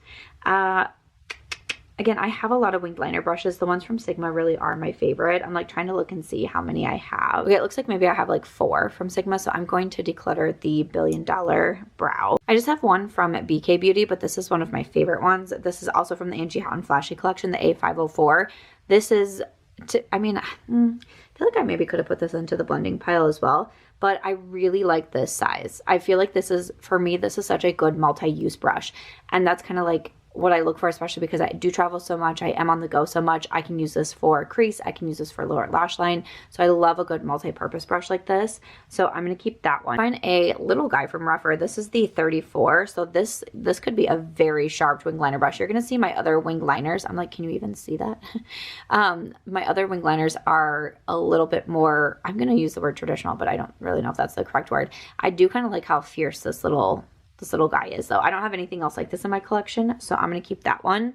And then I found this brush that has no brand name on it, no anything, no nothing. I do like the size of this, but I feel like it's going to be similar enough to ones that I've kept, and since I have no idea what brush this is, I'm going to go ahead and declutter that. Then we have some left here from Sigma. So I've been talking about my winged liner brushes, so clearly I love them. These are all of the E65, the small angle. This is what I love for liner. I do winged liner quite a bit. I like to do it with either a gel eyeliner or a shadow. And this to me is my perfect liner brush. This is what it's included in my Sigma Favorites collab. If you are looking for an easy way to get winged liner, like this brush never fails me. I get asked all the time what brush I use for my winged liner. It is the E65. Do I have to keep 4? I mean, I want to because I use them literally all of the time. And like if I cannot find, this is one of those brushes that I feel like you can't, you know, I can't find my bigger blending brush. Okay, fine, I'll use a smaller one. Even on like my lower lash line, I'm like, oh, I can't find my small pencil brush. It's okay, I can use the bigger one. But like, and also with the small angle, like I can use this for liner on my lower lash line too. I feel like I would keep 3 for sure. Do I need to keep 4? Especially because we kept like the little sharp one from Rougher. I feel like it would be smart to only keep 3. Like this little sparkly one is cute. The other ones are kind of like the regular ones too. Okay, I'm going to keep 3 and declutter 1. And honestly, I'm kind of cheating because I know it's in my set and I know I have more of my collab sets at home. So it's like if I need one, I can grab one. You see what I did there? Okay, so these are all like variations of pencil brushes. So we have the E30, which is kind of like the OG pencil brush. The E24, the Precision Firm Blender, so a little bit bigger. And then this one is the detailed pencil from Sam's collab. Sorry, Sam Ravendall. Be confusing since my name is also Sam. Okay. I do feel like I kept a few in like the blender one, more of this size of the E24, but I love the pencil brushes. I know I kept a few like from Rougher as well, but I am going to keep the E30 and then the detailed one from Sam's collaboration, and I'll declutter the E24. Even though it's small and great, I know I kept a few other ones as well. And then lastly for the details, so we have another one from Sam's collection, the detailed shader, and then this one from Sigma, the E46. This is the shader inner corner. I love how small these are. Again, great brushes for me, for my eyelids. These work really well. Or it's a good, you know, sometimes I do a look where like I put a shimmer shade all over my lid and then I put like a lighter shade right in the middle.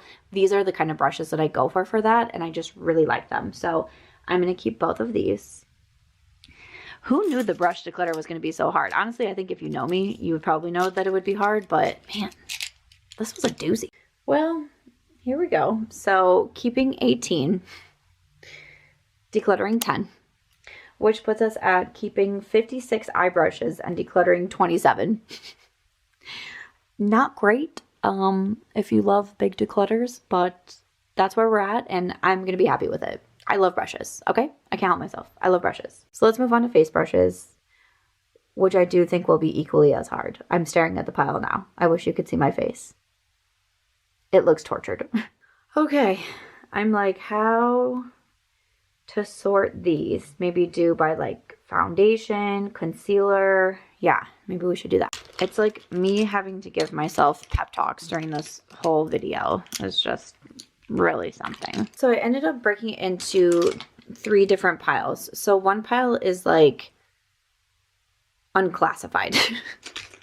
That's what we're gonna call that pile. And then we have like bronzer and blush over here, and then we have like foundation, concealer, powder over here. Okay, so that's gonna be the biggest pile. We'll come back to you. Let's start though with bronzer and blush.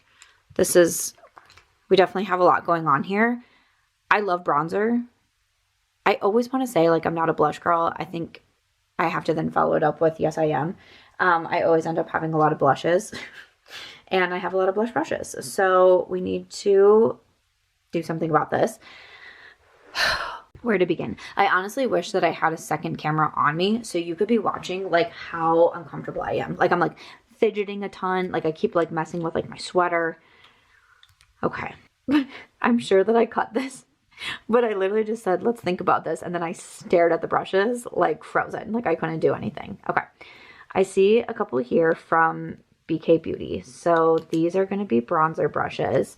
I love this brush though. This is the 103. This is a fantastic bronzer brush. Just really one of my favorites. I love the shape of it. I love the feel of it. Do I need two? Yes. Yeah, that's the answer to that. So we're going to keep both of those. Great. And then also from BK Beauty, I'm kind of upset I only have one of these. This is the A507, again from Angie Hot and Flashy. This is a great blush brush. For me with blush brushes, I prefer something that has a little bit more of an angle like this. So this to me is a great blush brush. Whereas like with the bronzer, I like something that's more either like round or tapered is what I would say for a bronzer brush. And I do like something honestly a little bit bigger. I used to be into the Big Daddy brushes. Who remembers Big Daddy brushes? But for me, this is kind of like the perfect size. So the BK Beauty A507, that's one of my favorite blush brushes. Great. Off to a strong start. Another one of my favorite blush brushes is this one here from Rephr. This is the 04. I love this one. I love how small this is.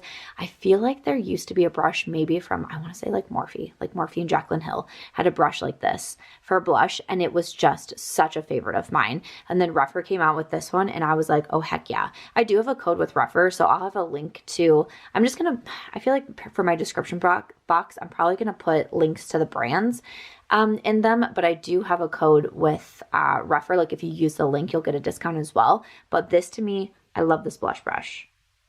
Do I only have one? Yes. Okay, great. So we're going to keep that. I like literally don't know what to get rid of. Oh my gosh. I don't know if I'm getting rid I don't know if I'm getting rid of any of these. Okay, one of my favorite bronzer brushes. This is from Sigma Beauty. So this one is the Powder Sculpt, the F44. Okay, I love this. I love this as a bronzer brush. I think this was this in my makeup bag? I think this might have been the one that was in my current makeup bag. I love this one. It's a little bit bigger, like compared to the BK Beauty. It's a little bit bigger, but I like how like kind of flat it is on the sides. I just think it's such a beautiful bronzer brush. So I definitely need to keep that one. And then a new one that Sigma came out with fairly recently. This one is the Soft Sculpt, the F11. I love this for bronzer. I like that it's a little bit smaller. Again, for bronzer brushes, I don't mind going bigger, but then something about this brush, and also every brush in this line, the like Soft Sculpt line from Sigma, one of their newer brush releases, every brush is beautiful. The concealer brushes, the foundation brushes, this bronzer brush. I mean, it is just, yes, this is one of my most used bronzer brushes right now. So definitely will be keeping that one as well. Good. Oh, speaking of the soft sculpt, so there's the blush brush as well. So this is the F43, the soft angled cheek. Yes, beautiful. Again, angled brush, which is what I prefer for blush. Some people might prefer this for bronzer.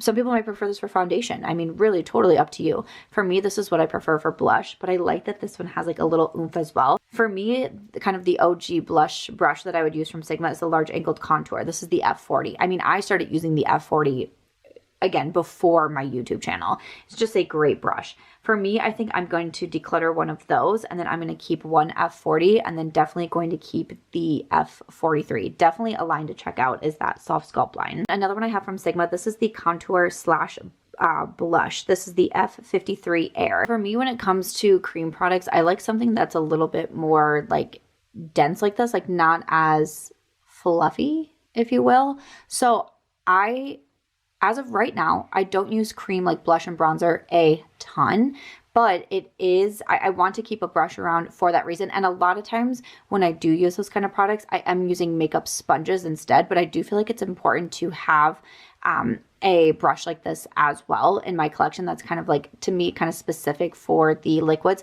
Again, this would make a great foundation brush, whatever you wanted to use. For me, I use it for liquid blush and bronzer, so I'm going to keep that so I have one in my collection. This is very random. This is from Lawless Beauty, and this is what they classify as a foundation brush. I use it for blush, and I think that it's beautiful. I know that might sound weird because I'm like, I love blush brushes that have an angle, and this one to me is very clearly like a good foundation brush. For some reason, I love it for blush. I love it for blush. I carry it for blush. I use it for blush. And I looked at it and I was like, okay, do I need to keep it? But I'm like, yeah, I do. I do. I do. For people who love like massive declutters, you're gonna hate me. Like, I'm sorry. Like, you're gonna hate me so much in this video. Like, I'm sorry. And then I have this one, which is from Eco Tools, and this is their Define. I love this for, honestly, blush and bronzer. Do I just love blush and bronzer, and do I just not have a preference when it comes to brushes? Possibly, but I love this for both. I would say that I use it for bronzer a little bit more. A little bit more. Not that it's super similar. It's not. Right? Like, it's definitely got more of that like tulip shape to it, but it's just such a nice brush. Eco Tools has some sneaky good brushes too. All right. All right. And then moving on, these are my brushes from Singe Beauty. So we have the F05, the F06, and the F01. So the F05 and the F01, right? These are what I use the most. This is what I mostly use for bronzer, and then this is what I mostly use for blush. This I think would make like a pretty highlight brush. I just don't really, I don't use highlight like basically ever, right? I decluttered the majority of my highlighters. These to me, so I like the Singe Beauty brushes with the eyes because I love how small they are. I do like the smaller face brushes as well, but sometimes they can be like a little bit too small for me. Like this to me, I could use this as blush or bronzer. I chose it for bronzer because it's a little bit bigger, and that's why I kept this one for blush, but I wouldn't mind even if it was a little bit bigger. I'm going to keep both of them. But you can kind of see, like, even this is one of my smaller blush brushes, and it's still quite a bit bigger. But I do want to keep those. The only one I am going to declutter is the F06, and that's just because I don't have a use for it myself. I think if I used highlight, I would definitely use this one a lot more. But I think that I'll be okay to declutter that one. So out of the blush and bronzers, I decluttered 2. Okay. I decluttered 2. I'm keeping 13. Wow. 13 to 2. Oh my gosh. Great, great, great. Let's move over to these detail brushes. So this is kind of the section that I want to focus in on because a lot of these, I just don't really feel like I have a great use for them. So off the bat, I'm kind of looking at these ones from Sigma Beauty. So we have the HD Bronze, the F29, we have the Soft Angled 60 brush, and then the Tapered Cheek, the F36. These are just not really my favorites for like anything. Again, bronze, cheek, this to me would make a really good highlight brush as well. I just don't use highlight.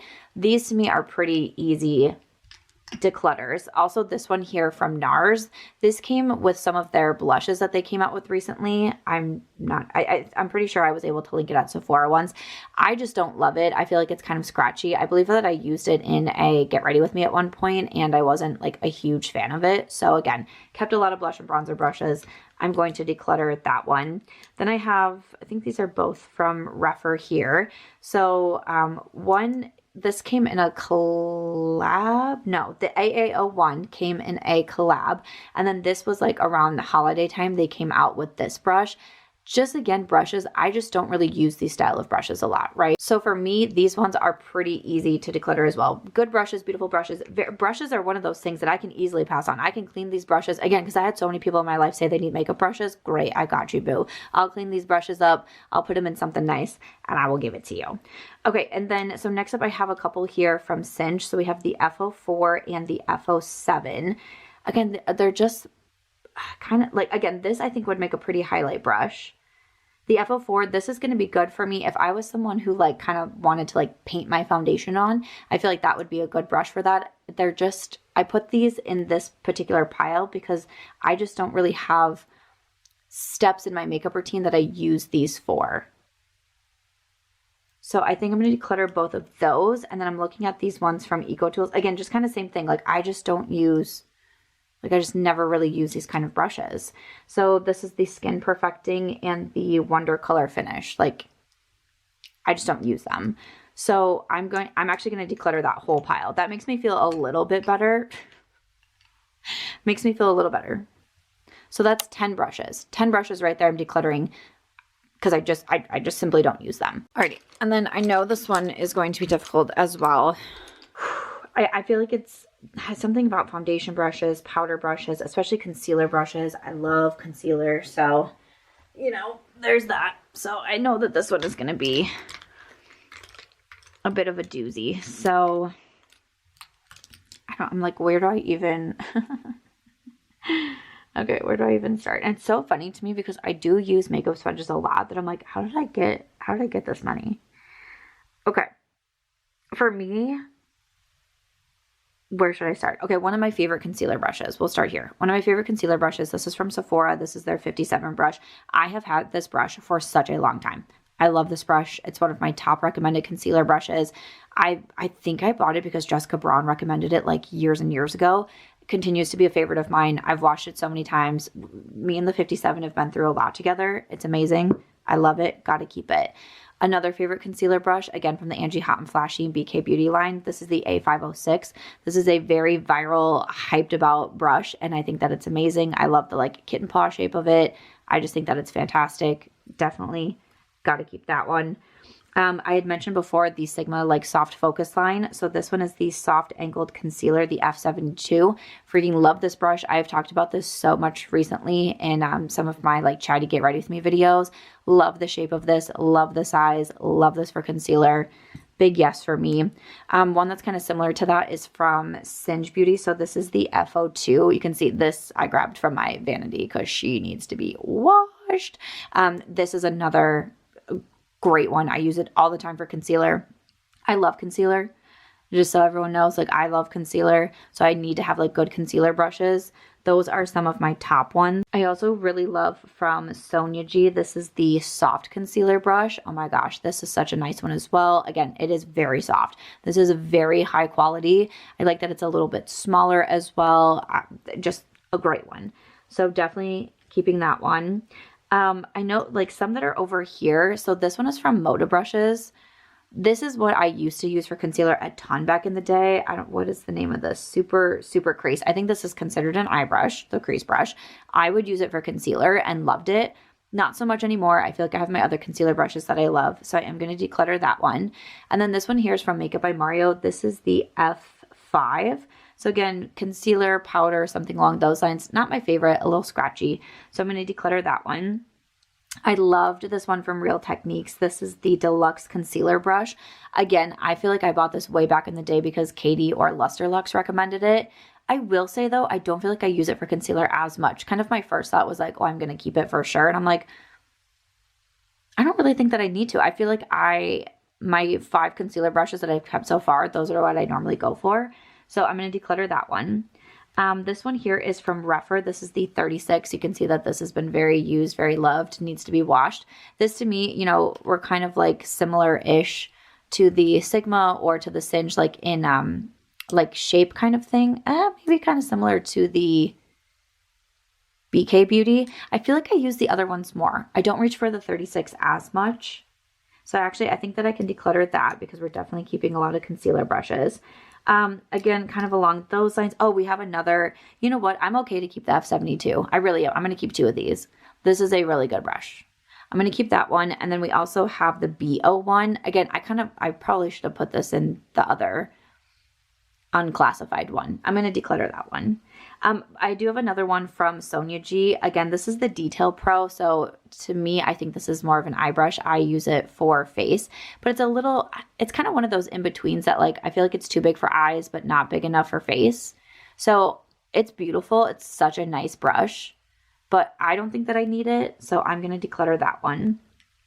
This brush I have loved for a really long time. Again, another one from Real Techniques. This is the setting brush. I do really enjoy this for setting powder. A lot of times I do use a sponge, or I'll use, I feel like there's another brush in here. I really like this brush from Sigma Beauty for powder as well, but both of these I think are great for powder. This one is the F08 Precision Powder, yeah, from Sigma. I love this to set on the under eyes, but I still really do love my Real Technique. So not super similar, but I'm going to keep both of these as powder brushes. I feel like I just blacked out. I don't even know what just happened there, but okay, some more from Real Techniques. This one, I'm going to declutter this. I think I actually used to use this as a blush brush back in the day, or maybe like a bronzer brush. This is the 400, the blush brush. I want to say I used it for bronzer though. Just don't really use it as much anymore. I'm going to declutter that one. And then this is what I would use for powder from Real Techniques, and it's just the powder brush. Really nice brush. It is pretty dense, but I would say I use the one from BK Beauty more. So I'm going to declutter that one, and I'm going to keep my one from BK Beauty, and this is the 105. This is like if I have like a powder foundation and I really do want to like press it in. This is the one that I use. So I'm going to keep the one from BK Beauty. I have a couple of dual use brushes in here. One from Makeup by Mario. This is the F4. And then one from It Cosmetics. So actually the Makeup by Mario, I use this brush a lot. I took this out of my makeup bag. This is what I was using the whole time in Reno. So I have foundation on one side and then concealer on the other. So I really like this brush. I'm going to keep that one. But the one from It Cosmetics, I feel like I can declutter this one. I don't use it as much. It is a nice concealer brush, but it's kind of similar to like the one from Real Techniques that I decided to declutter. So, and the foundation brush is like almost a little bit too small. Like looking at it, I think I use this as blush instead. So I'm going to declutter that one. Another one of those Sigma soft focus brushes. This is the F48 soft coverage. This is beautiful for foundation. Just like no streaks. Like this is so nice. I just took this out of my wash pile, so you can see it's looking pretty clean. But I really do love this one from Sigma. So that's definitely a keep for me. I know also from Sigma, I have two of the F47 brushes. This is the multitasker brush. Okay, everybody I know loves this brush so much. I gave it out in like some goodie bags one year. People loved it. We had these in the gift bags for the Creators and Friends holiday party last year. And even the people who were not in beauty that were there, like the creators that aren't niche in beauty, they were like, what was that brush? And this is so nice. Like it made me really happy because I felt like people really got introduced to Sigma and how great their brushes are. So the F47 is just a fantastic brush. I think I'm going to keep one, declutter one, and you can kind of use this for a variety of things. You can use it for, it's again, the multitasker. You can use it for foundation, which is typically what I use it for. You can use it for cream products, anything like that.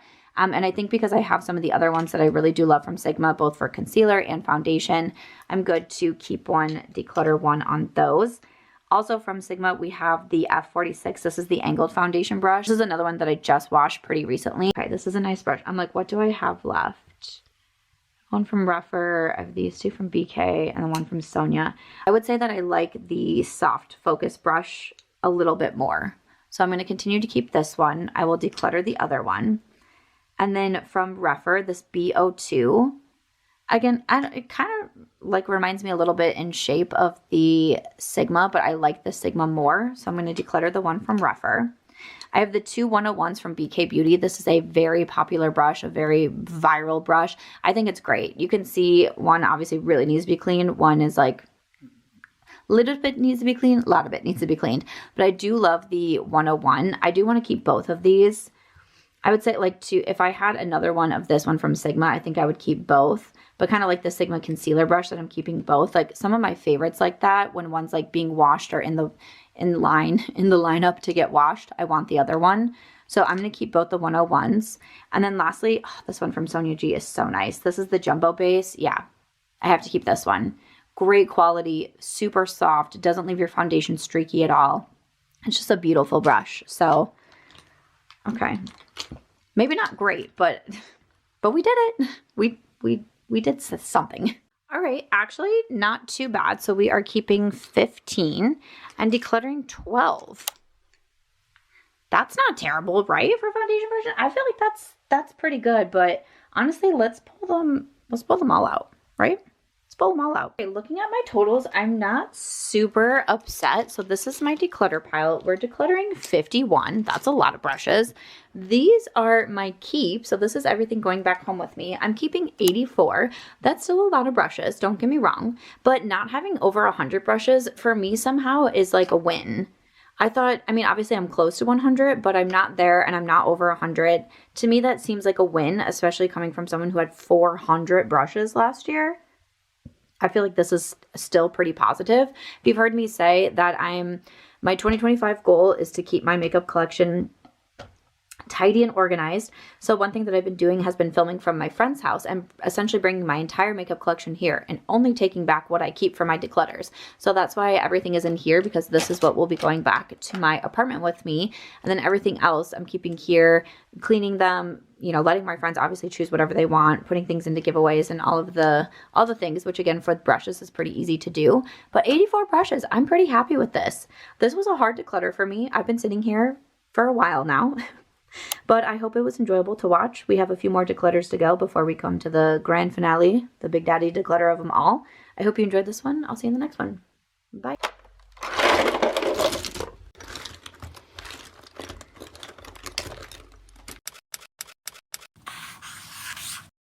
Hello friends, and welcome back to a new declutter. Today's declutter I do not think is going to be a bad one. Today we're going to be working on some of my eye collection. So this is like liners and mascaras. I'm also including some brow products in here. Let me break this up. I'm going to divide it into liners, mascaras, and then brow products.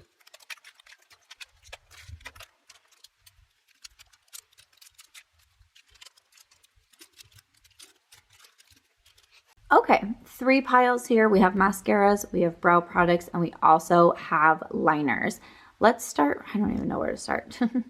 Okay, maybe let's start first with brow products. I feel like this is kind of my smallest section. All right, here's my brow collection. Like I said, I don't think it's anything too crazy, and I do go through brow products pretty frequently. That's why I have quite a few backups. I didn't include anything that I still had like in its like packaging in my backup drawer. I didn't include in here. So I just wanted to show what I already have like opened and used. And so I see, I'm just looking at my collection, I do see 2 of the Precisely My Brows. So these are some of my favorite brow products is from Benefit Cosmetics. So I have both of these opened right now. I had one of them was in my like travel makeup bag, on the go makeup bag, and I definitely have a lot of product left of these, but like I said, I love Benefit Cosmetics. I know that I have extra Precisely My Brows in my backup drawers. I also have some of the Goof Proofs in there. The Precisely My Brow, you can see, is a very precise pencil, and it's been one of my favorites for a very long time.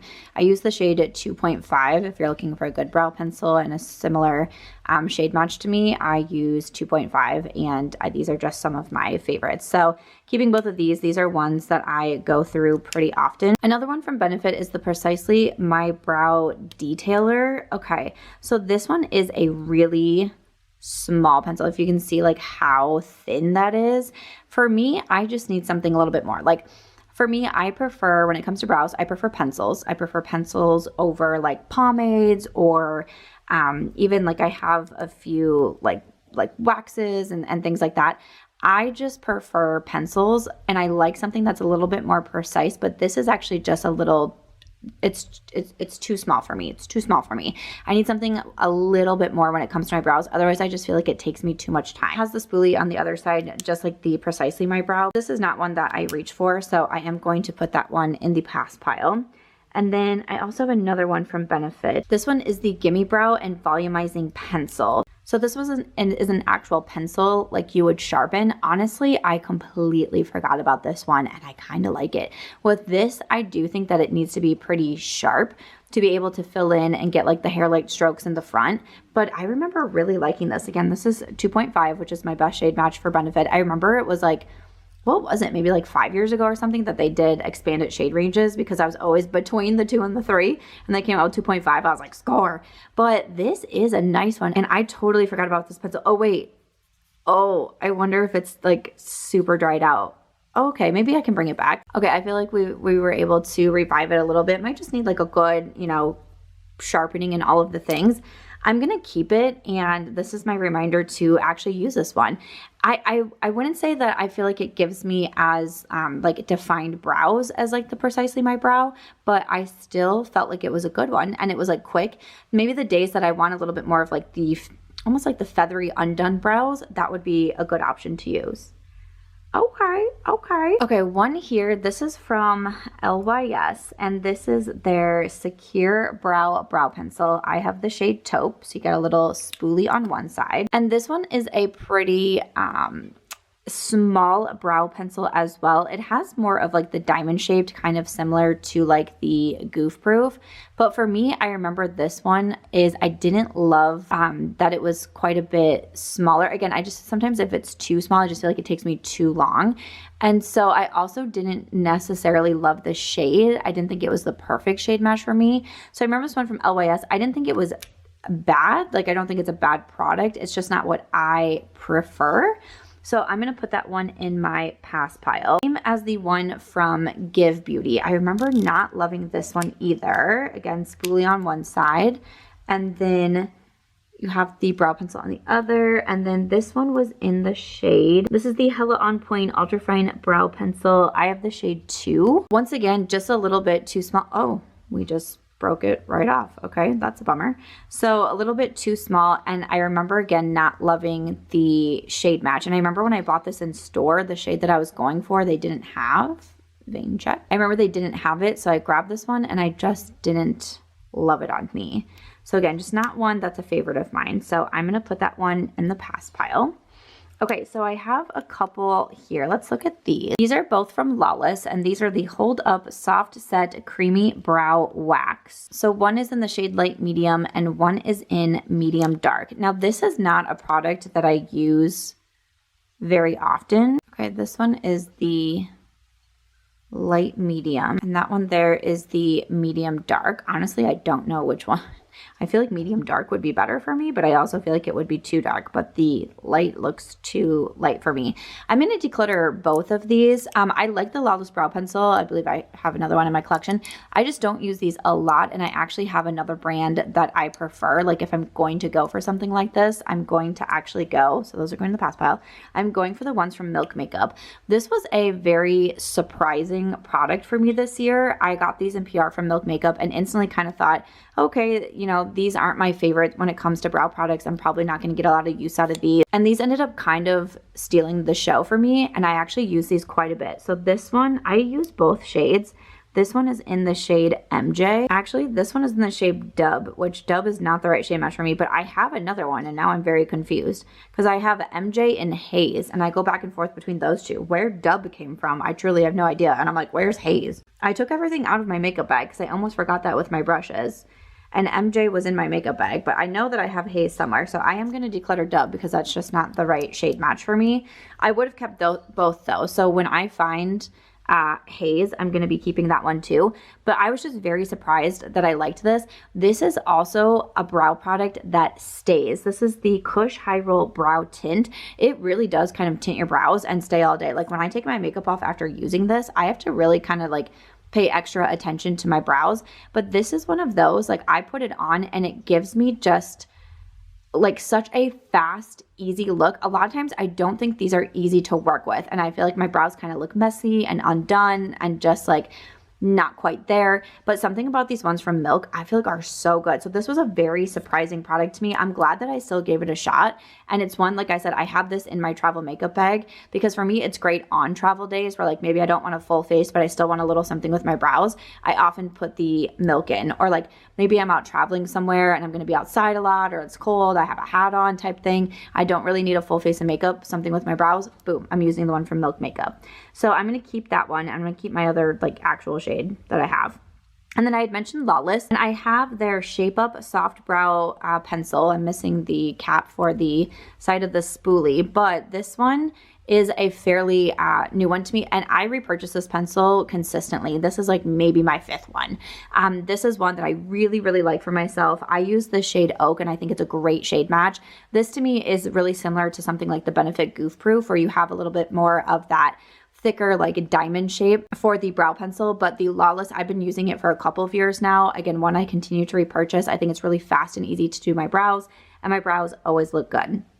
I have this one from CoverGirl, and this is their Ultra Fine Brow Pencil. This is in the shade Soft Brown. I'm going to declutter this mostly because of the shade match is not great for me. It's a little bit, oh, it's probably also really dried up. Did I just break a wow. So you might be able to see, like, it's just a little bit too dark for me. And whenever I do wear this one, because I like this pencil a lot, I always get comments of like, your brows look crazy. And I'm like, okay. So I'm going to declutter it. I've also had it for a very long time. This was a pencil that I liked so much, and I got it in PR. I repurchased it a couple of times on my own. And then for whatever reason, I couldn't find my shade anymore. Like, it was like all of a sudden not all of the shades were available, and I was like, what happened? So I bought the soft brown and thought I could make it work, but the internet let me know that I could not make it work. So unfortunately, like, I think this is a good one. I think this is very similar to the Benefit Precisely My Brow if you can find your right shade. I will try to link everything in my description box. I do also have a whole kind of like a blog post page of all of my makeup, and I'm doing it pre-declutter. Anything that I can link on that page, I'm putting it in there. So I have that at the top of every declutter video. So if you want to see or like get all of the links to the products that I've had, you can find it on that page. But I am going to declutter that one. Oh, actually, so I thought this was a brow gel from Patrick Ta. This is a mascara, so we're going to put that in the mascara pile. And then we just have one left. This one is from Rare Beauty, and this is their Brow Harmony Precision Pencil in Rich Taupe. I'm not going to lie to you, I don't think I have any thoughts about this brow pencil. I really don't even remember using it. Like, I pulled it out of my brow collection. It does have the spoolie on the other side, and I was like, have I used this? I don't feel like I truly feel like I don't have a recollection of using this brow pencil. I'm going to keep it because I want to use it. I want to try it out and let you know what I'm thinking about this one. But I'm like, how long have I had this? And why don't I remember using it at all? So we're going to keep that one. So let's see how we did for, oh wait, we have one more for brows. This one is from IT Cosmetics. This is another one. I pulled this out of my travel makeup bag. This is their Brow Power. So spoolie on one side, and then you have the thicker brow pencil on the other. This is one that I have called like the never ending brow pencil, even though I can see the end here. The first one that I received, I got it in PR. I had that brow pencil for so long, and I remember putting it in like a Project Pan video or something like that, and so many of you commented to say like, you never go through this pencil either. I ended up repurchasing it either during like the Sephora sale, or maybe it was like an Ulta 21 Days of Beauty or something like that. I purchased another one, and I've had this for so long. It's always in my travel makeup bag because I feel like I'm just never going to run out of it. I actually also have another backup already. So this is, and again, another favorite of mine. So again, favorites, if you love pencils, is going to be the Benefit Precisely My Brow, the IT Cosmetics, and the Lawless. And if you like kind of that brow tint, definitely the one from Milk. So I'm actually keeping 7, decluttering 7. It is going to be keeping 8 technically because I do have that other one from Milk, but keeping 8, decluttering 7 for brow products. That's pretty good. We cut that in half. Next up, we are going to do eyeliners. So I love eyeliner. Eyeliner is my favorite. I love gel. You're going to see, I think everything in here is pretty much going to be a gel eyeliner. I especially love black. I love brown eyeliner. Sometimes I go a little bit funky with shades, not very often, as you can see from this collection. But eyeliner is something that I wear on almost a daily basis. In my waterline, I like to do winged liner. Again, in my brush declutter video, I was talking about my favorite brushes for winged liner. So I see some favorites in here, and I also see something I'm like, oh wow, I kind of forgot that I had that. So the two that I'm using the most right now are these two on the end. I pulled these out of my on-the-go makeup bag. So one is from Kulfi, and this is their underlined casual eyeliner. So this is a black eyeliner. I got this in the last Sephora sale. It came in one of these sets with an eyeshadow as well. Now this eyeliner is great. It is like very dark, very black. It's also very soft, very creamy. You really don't have to like press hard or use a lot of product with it, especially if you're using a cream-based eyeshadow like the one that came in the set from Kulfi, because it can kind of move around a little bit. But this is one that I still think is great because it's just, you need such a light hand with it. It's just something that I have to remember when I use it. But I think that it's very pretty. I love how dark it is. So I'm definitely keeping the one from Kulfi. And then the other one that I'm using is from Milk Makeup. And this is their Infinity Longwear Eyeliner in Outer Space. Now, I loved the Milk Makeup eyeliners like I see right here. This is one of the old ones. If you remember a couple of years ago, I could not stop talking about these eyeliners. And it's so funny because I don't feel like really anyone talks about eyeliners, literally myself included, because it's not like the sexiest part of the makeup routine or the most exciting. But man, did Milk have some good eyeliners. Then they discontinued them, and I was like, where did you go? Come back. And then they did come back in different packaging. I will say I still like these eyeliners. I think the originals are better.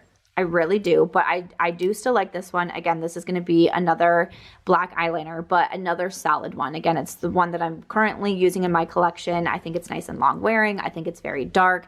I think it's easy to use. So I'm going to keep the one from Milk. This one of their older ones, this is in the shade BCC.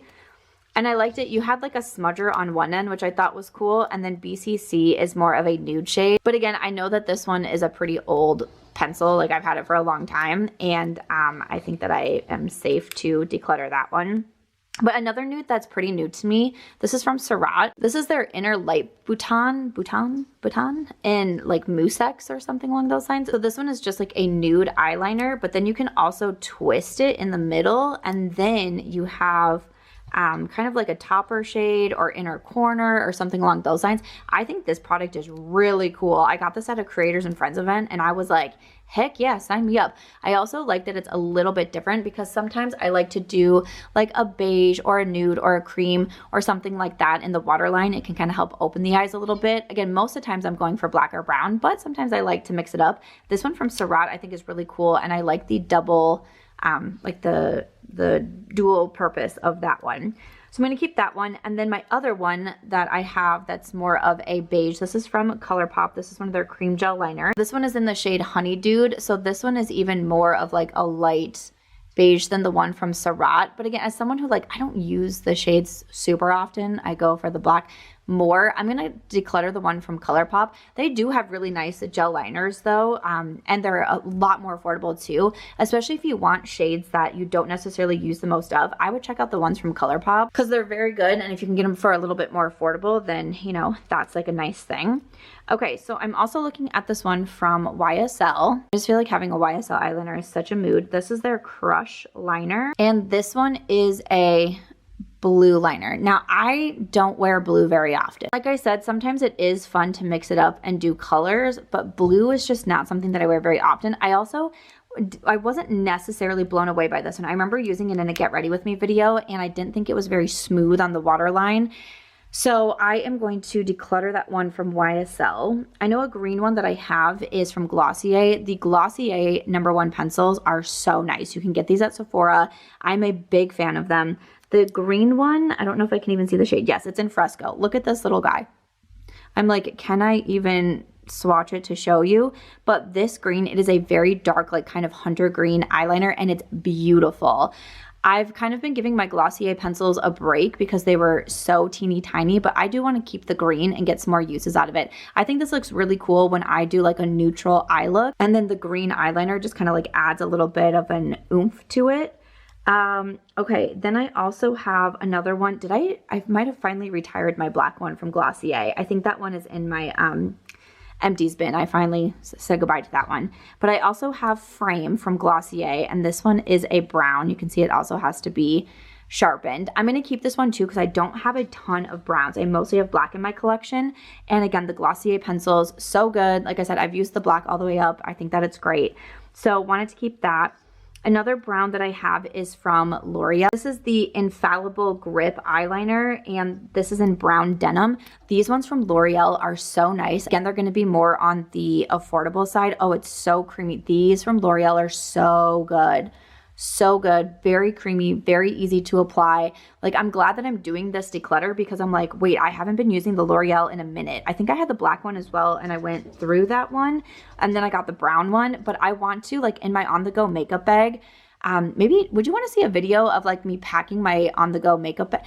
That could be an interesting, you know how people do like their top makeup drawer or whatever, they pull out things that they're going to use for the week. Honestly, that's kind of my on-the-go makeup bag. I travel so much.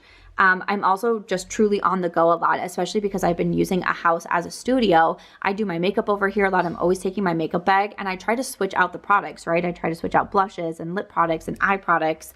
So if you would want to see a video of, you know, every 2 weeks or so, what I'm putting in my on-the-go makeup bag, let me know. But I want to do a black and a brown, or a black and a green, or, you know, something along those lines. Okay, next is from Charlotte Tilbury. This is the Feline Flick eyeliner, and this one is a liquid, so I do not use, oh gosh, like, no, that's not going to work for me. See, gel liners are just much easier to use. I feel like I I don't know how I could get a good looking wing out of this one.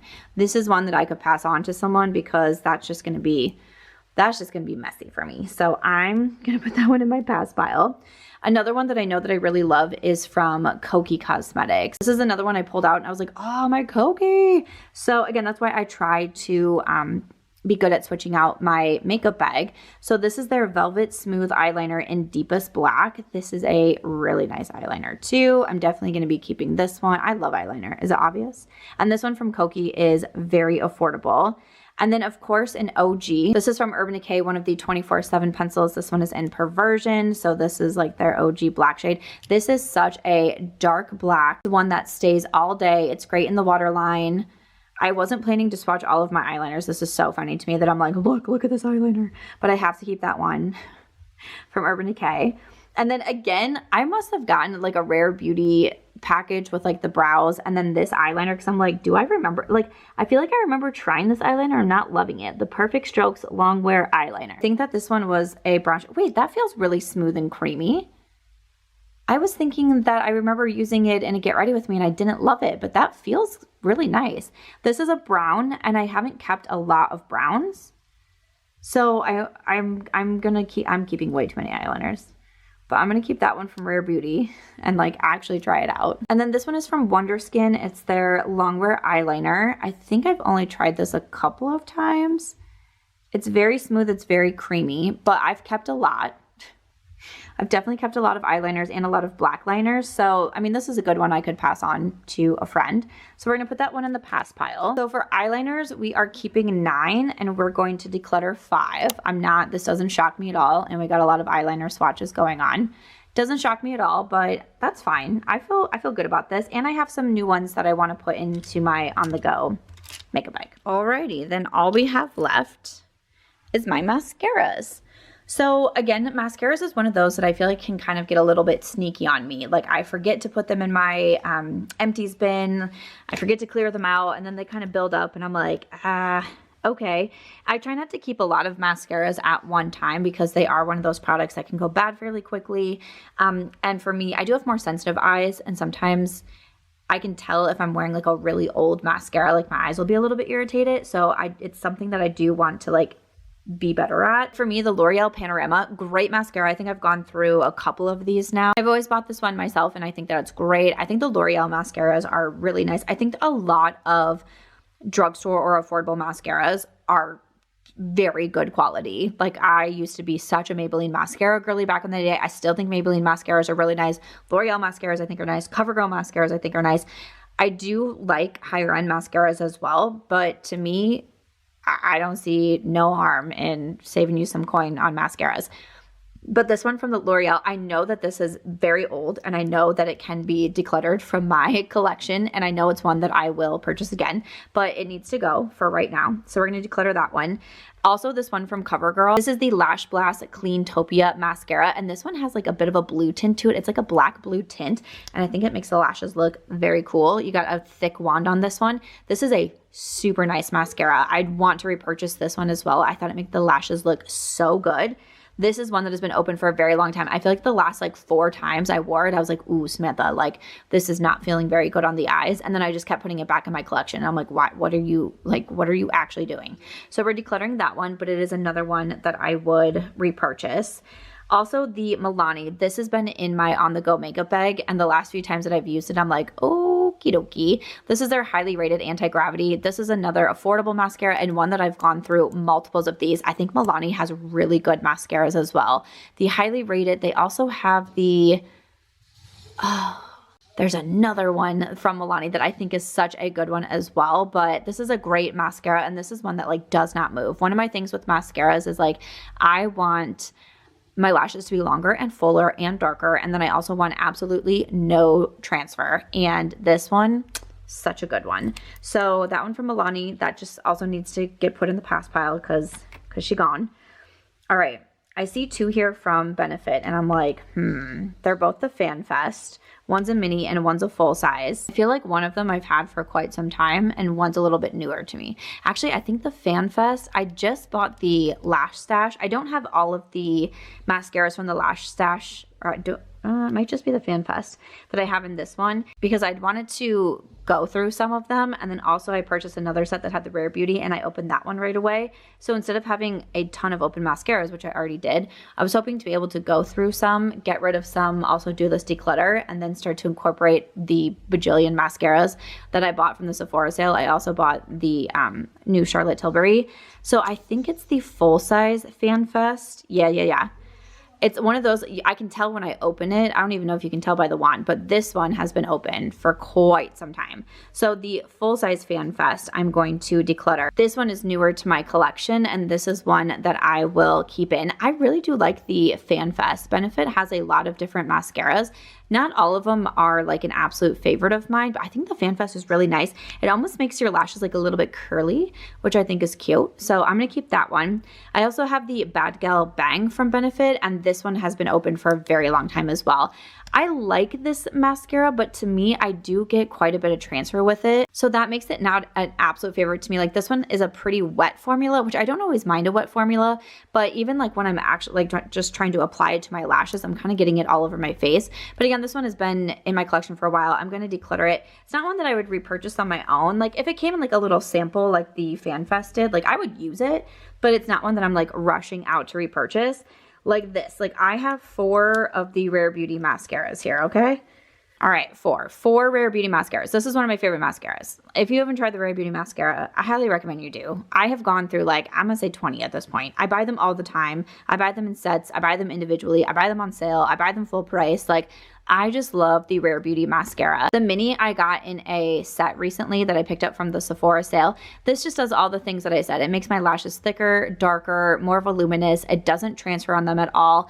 It's just a beautiful mascara. It is one that does not let me down. It's one of my most repurchased mascaras. These two, I'm pretty sure are brand new. Like, I don't think I've opened them. I'm going to keep the mini. I'm going to keep the new ones. And then this one, I don't know if you can just tell just by that, but this, yeah, this one needs to be decluttered. She has seen better days, but I'm glad that I have 2 backups of the Rare Beauty. That's really nice.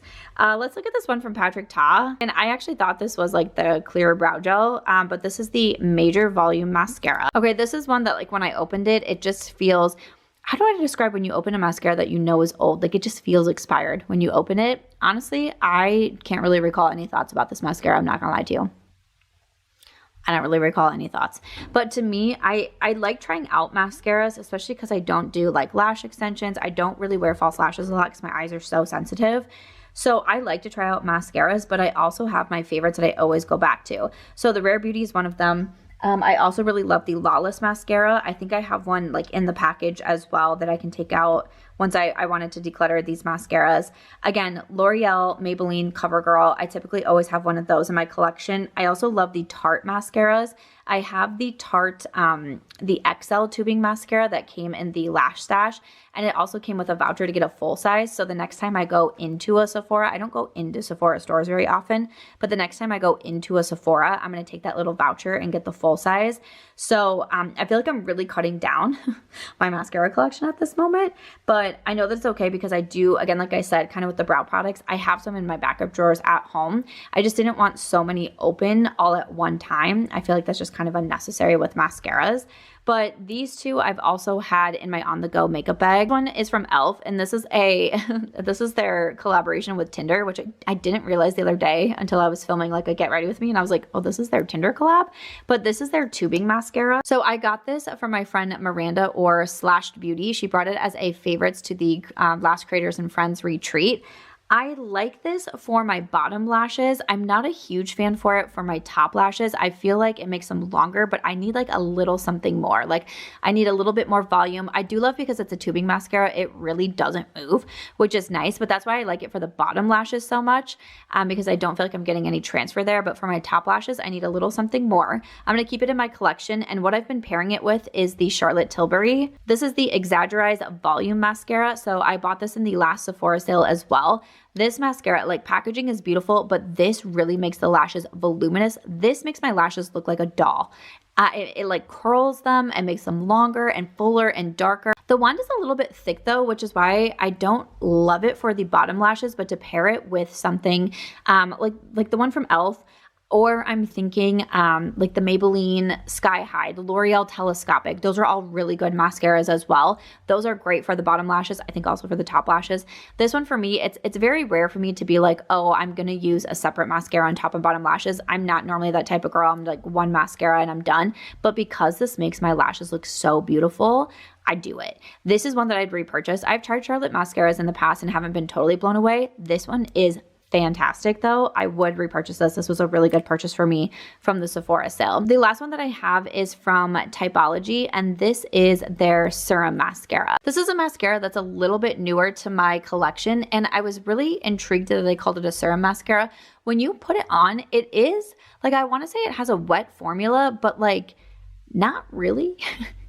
It almost really does seem just more serum like for your lashes, and I'm like, that is so interesting to me. It's a very different like consistency that I feel like I've had in a lot of different mascaras. Again, this one is a little bit newer to me. I've only tried it a handful of times. I'm going to keep it in my collection. It's not something that I would say like on first try that I was like, this is like a holy grail of mine, but because it's fairly newer, I know it's not expired yet, and I don't have a lot of mascaras that I'm keeping, I'm going to put it in my keep pile. And once again, so I'm keeping 7 mascaras and decluttering 7. I feel like this is pretty successful. Again, we have, 3 from Rare Beauty.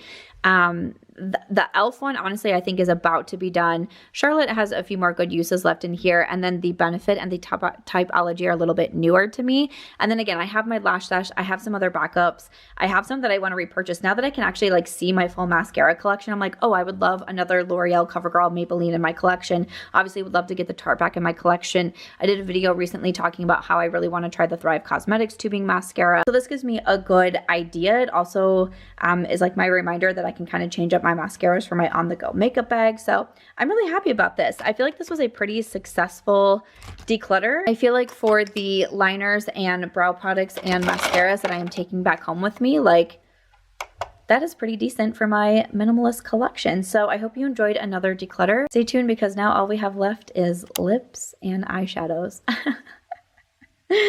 All right, see you in the next one. Bye.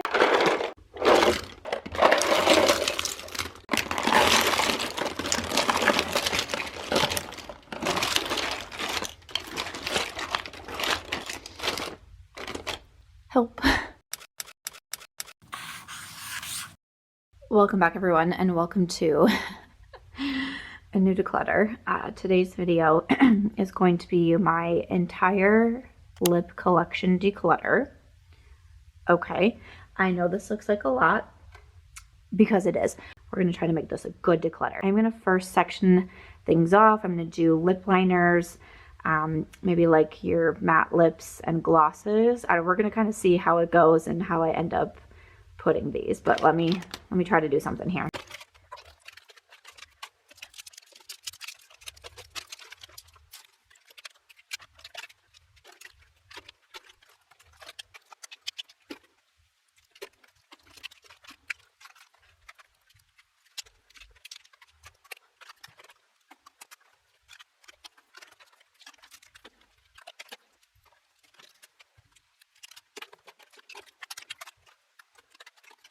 Right, so we broke them up into a few different categories here. So one category I have is like the lipsticks that I keep for like memories, right? So they're kind of like in their own little separate section here, which we might be adding some more to that.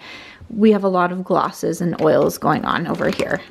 Okay, then we have like our regular lipsticks, like matte lipsticks, bullet lipsticks, liquid lipsticks, lip liners.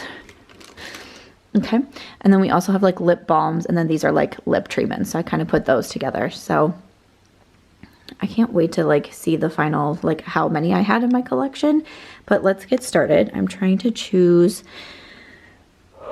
a category that won't be so painful. Maybe let's start with the lip balms and like lip treatments. That sounds like a good time. So again, we kind of just have more lip balms, some lip treatments.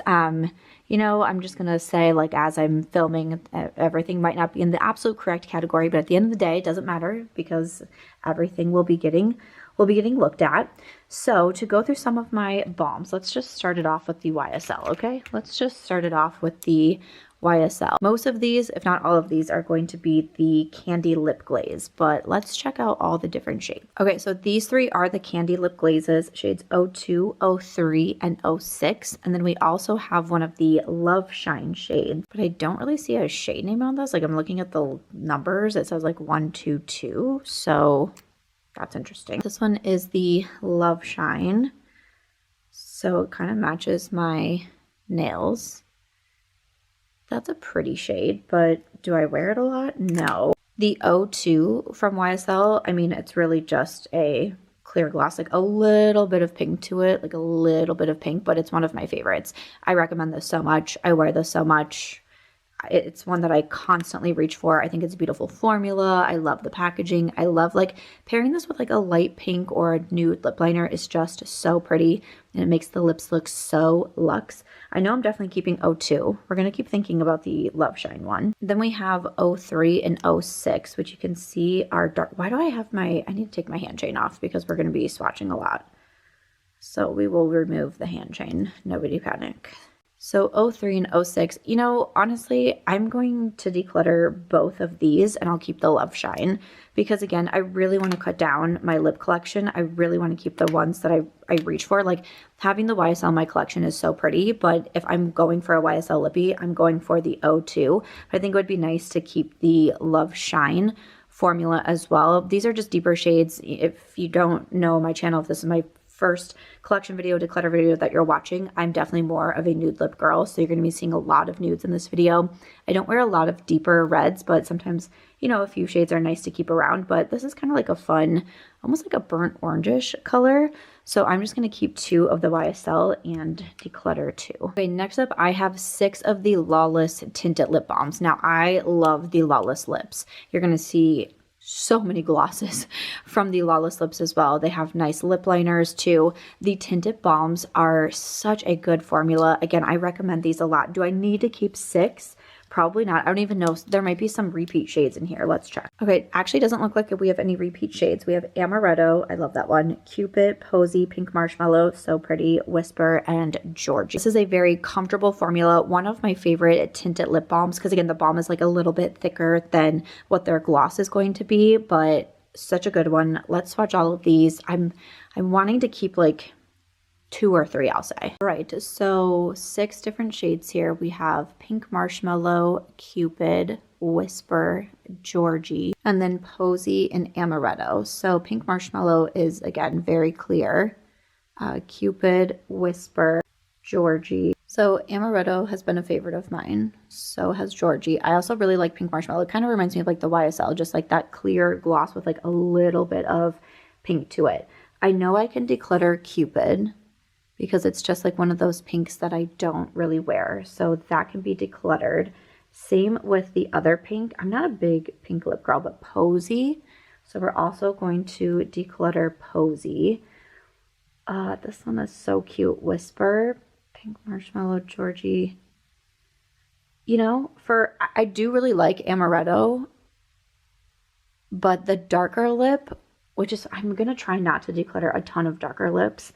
But to me, if I do want to cut it in half, Pink Marshmallow I wear a lot, Georgie I've worn a lot, and Whisper is just like calling to me right now.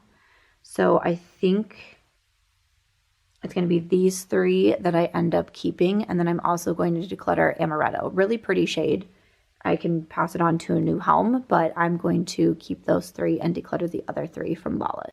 One that I know that I really like is from Fenty Beauty. This is their high gloss balm stick or something along those lines, and this one is in the shade Riri, and it's a really pretty mauve. To me, I almost wish I would have grabbed a shade that was a little bit more nude versus a little bit more of a pink mauve, but I still really like the formula. I also really like the Fenty Beauty lip liners, so I know I'm going to keep that one. Another one that I see, this one is from ColourPop. This is one of their glowing lips, and if you can see, this has like all been worn away, but I believe this is the shade Cockatoo because I've had this for a very long time, and it's one that I've called a favorite for many years. I like this mauve. Like, I think if the Fenty was like this too, honestly, I don't know if I would have to keep both, but I like that this is a little bit more nudie mauve. is how I would describe the one from Cockatoo, but the glowing lip formula from ColourPop is so, so pretty. Definitely one of my favorites. I don't even know if it's still available, but I love Cockatoo. It's still one of those just like easy, effortless shades that I can reach for. So I'm going to keep that one. And then another one from ColourPop, and I've mentioned this as a favorite, usually like along with Cockatoo as well. This is one of their blotted lips, and this one is in the shade Bust. So this is more of a matte formula, and again, it's supposed to just give you that like blotted lip look. It's kind of like this orangish nude. I did really love this one, but I don't reach for it as much, and I know I reach for Cockatoo still a lot, so I'm actually going to declutter Bust. I have two of the Effortless lips here from Revie Beauty. I know there's a third one. I don't know if it's in here or if it's just somewhere. I have Dahlia and Tulip right here, but there is a third one that I have. You know, sometimes my lips get a little bit scattered, but it's also a reason why I've been doing the declutters, is to try to have like better makeup organization and not lose or displace makeup so much, and also just not having as much so I know when I'm missing something. You know, sometimes there's like either ones that I just know, like kind of like the Review Beauty, okay, this comes in a set of 3, like where's the third one?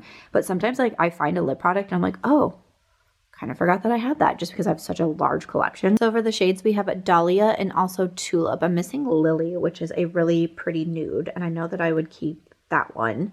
So Dahlia, I think, is a really pretty one too. I feel like I was just talking about Dahlia in a recent video, but also this really pretty, again, kind of like that nude mauve. Am I going to keep a lot of the same shade? Yes, that might drive people crazy, but like I am. That's what I'm going to do. Tulip is still very pretty, and the Effortless lips, again, are more balm-like. Like they remind me, I would say, of like the Lawless Beauty, something along those lines. And they also leave the lips like really pretty and glowy, kind of like the one from ColourPop. I'm like, do I need to keep Tulip? You know, one thing I might do at the end of the declutters as well is look and see at shades, because I don't want to declutter like every single red or dark lip in my collection. So at the end, if I feel like I did that, then I'm going to pull some, and I'll probably pull some from my favorite formula. But as we go, I'm just going to kind of go off of like initial thoughts, just because there's so many lip products. My initial thought tells me I probably don't need to keep Tulip, but I am going to keep Dahlia, and wherever Lily is, I'm going to keep her too. I also have one of the lip plumpers, the Maracuja Juicy Lip Plump from Tarte. This one is in the shade like Soft Pink Shimmer Glass. I bought this because everyone was saying like, oh, makes your lips look like diamonds and all these things. I mean, it's pretty. These have gone viral in a lot of places. I'm just like putting my hand in swatches. These have gone viral in a lot of places, but I wasn't the most like overwhelmed with them. I think I bought another shade as well, and I decluttered that one too. And I was keeping this one around, but like it just doesn't impress me that much. It just really doesn't. So I'm going to declutter that one from Tarte. And then I have from Tower 28, these are their juice bombs. So I have 4 different shades. So we have Mix, Shake, Squeeze, and Drink. So Mix is nude, Shake has some pink to it, Squeeze is an orange, and Drink is kind of like a berry red. This is a pretty formula. I wouldn't say it's my favorite lip balm of all times. I'm actually just going to keep one shade, and it's Squeeze, because this was the shade that I was instantly kind of attracted to. I don't have a lot of oranges in my collection, so I think that this would be a good one to keep around. Again, I like Tower 28. I like so many of their products. This one just didn't, and I think maybe it's because I'm comparing them to like the YSL and especially the Lawless, and I just like that formula more. This one to me, I feel like is a little bit more, I'm going to use the word slippery. I feel like the Lawless and the YSL have like a little more consistency to them, which makes them not move around as much. Still a pretty formula though. I'm just going to keep one of the shades. And then we have some of these more like lip treatment, lip balm type situation over here. So a longtime favorite of mine is from Glossier, the coconutbalm.com. I mean, these are all pretty much going to be clear, but this is really just like a clear gloss. This is one that it's been reformulated. I used to like the other one a lot more. I still like this one. To me, it's like one of those that's good to throw in like my travel makeup bag. It's just kind of one of those like easy on the go glosses. So I'm going to keep that one. And then one of my new ones that I actually do currently have in my travel makeup bag, I took it out of that one. This is from Ulla Henriksen. This is their Pout Preserve Peptide Lip Treatment, and I got the one in Creme Brulee. I think that it does have a nice like creme brulee scent to it and a little bit of a brown tint to this one, but this is what I've been keeping. Like I replaced the Glossier with the Ulla Henriksen. So right now I'm going to keep both of those. I'm kind of like thinking about the Glossier, but let's see. Okay, I have a couple here from Catrice. These are their lip jams, the hydrating lip gloss, and I have 2 different shades here You Berry Much, and then also was Mint to Be. These are both just clear glosses, and I don't mind them, but they're not a favorite. Like, I feel like the Glossier, and I really like the Ulla Henriksen, so I'm going to put those ones in my declutter pile. Also, I have this one from Naturium. This is one of their Phyto Glow lip balms, and this one is in the shade, this one is in the shade Spice. It tells you on the front.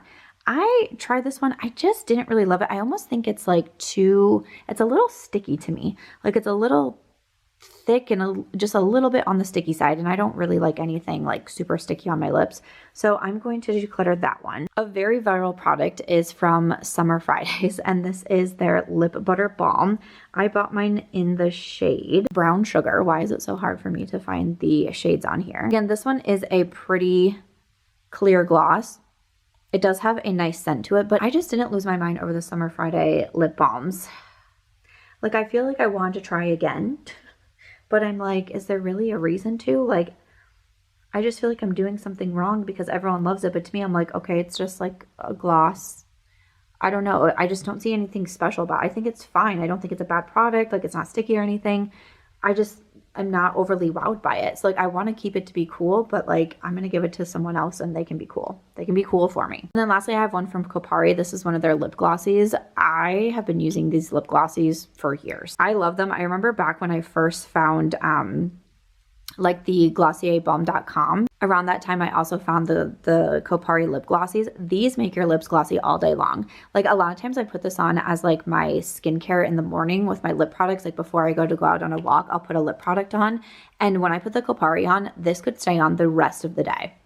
It is such a nice product. I don't know if I really hear many people talking about this one, but it's beautiful. I know they have like some different flavors too. Like, one time I think I bought like a birthday cake one or something like that, but I feel like it's kind of like a random product to have in my collection, but I love it. So I'm going to keep that. So decluttering 3 of those and then 4 of these. Let me bring out all the balms. We're starting off stronger than I thought. We are keeping 12 and decluttering 15. Wow.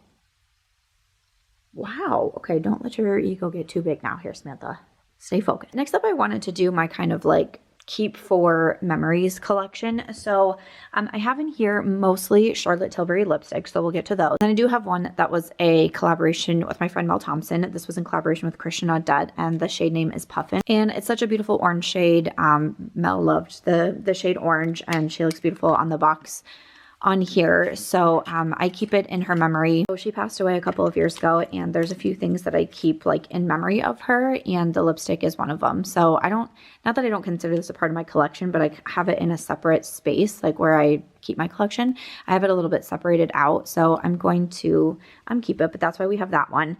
And then from Charlotte Tilbury, I have a handful of lipsticks here. These are from the Hot Lips 2 collection. I do have a full video on YouTube lip swatching every single one because I haven't kept every shade from the collection, but if you want to see all of those, it's a video that still gets a lot of views. It's one of those like evergreen videos that people like search for the lip swatches on it. So I will link that one if you are interested in seeing it. But I like these. This was like a really exciting PR package for me to get. And all these years and all these declutters, these are what have like stayed in my collection. I do want to do like, and I like to keep them in their boxes and everything. You can see that this one, I don't have the box for it anymore. But there's almost some that I want to like, because I kind of keep them in a separate section. And then I feel like I just kind of forget to reach for them. And there's a few that I actually enjoy wearing on a regular basis. You know, some of them are red, but then it's one of those of like, oh, I know that I have like a red shade because of in here. Like, there was some video I was doing the other day and I needed a red lipstick, and I was like, oh wait, let me look at my Charlotte Tilbury lipstick. So one, we have Patsy Red, and that is a beautiful red shade. I'm not planning to declutter any of these from Charlotte Tilbury, but we'll go through them. I also have Red Hot Susan, which is a little bit on the like more orangey tone side. That's a really pretty one. Okay, we also have Dance Floor Princess, which is a very pale pink. You know, my initial thought was I'm going to keep all the ones from Charlotte because I have every year, but I'm like, let me swatch them. Let me see. I feel like Dance Floor Princess is not one that I'm going to like really ever reach for. I think this one is just too light for my skin tone, but I think this would make a really cute, you know, gift to be able to pass on to someone else. So I am actually going to declutter that one. So let me actually like separate these piles. I'm a little bit surprised. Every year, I have not been able to do it, but This is the year. We're making changes. Next up, we have Glowing Gen. This one is very pretty. I do like Glowing Gen. This is one that I want to like just put into my collection. Like take it out of the box, take it out of like the special section that I have and like actually wear a Glowing Gen. Like, okay, Angel Alessandria, like this is not a cute color on me. Like it's just not good for me. It's just like too peachy. No. So I will declutter that one. Then we have In Love with Olivia. This is pretty, but it's a little bit more pink. I really wear, and now I just feel in the decluttering spirit. We're gonna declutter that one. I'm shocked that I'm doing it. I've never, every year, I have not done this. Then we have Amazing Amal. It's almost like a berry pink, almost like a raspberry shade. You know, no, I'm gonna declutter that one too. Oh, I'm in a mood. I'm in a mood. Then we have Karina Star. Again, like almost like a little on like the salmon side, I think I would say for that one. Nope, I'm gonna declutter that too.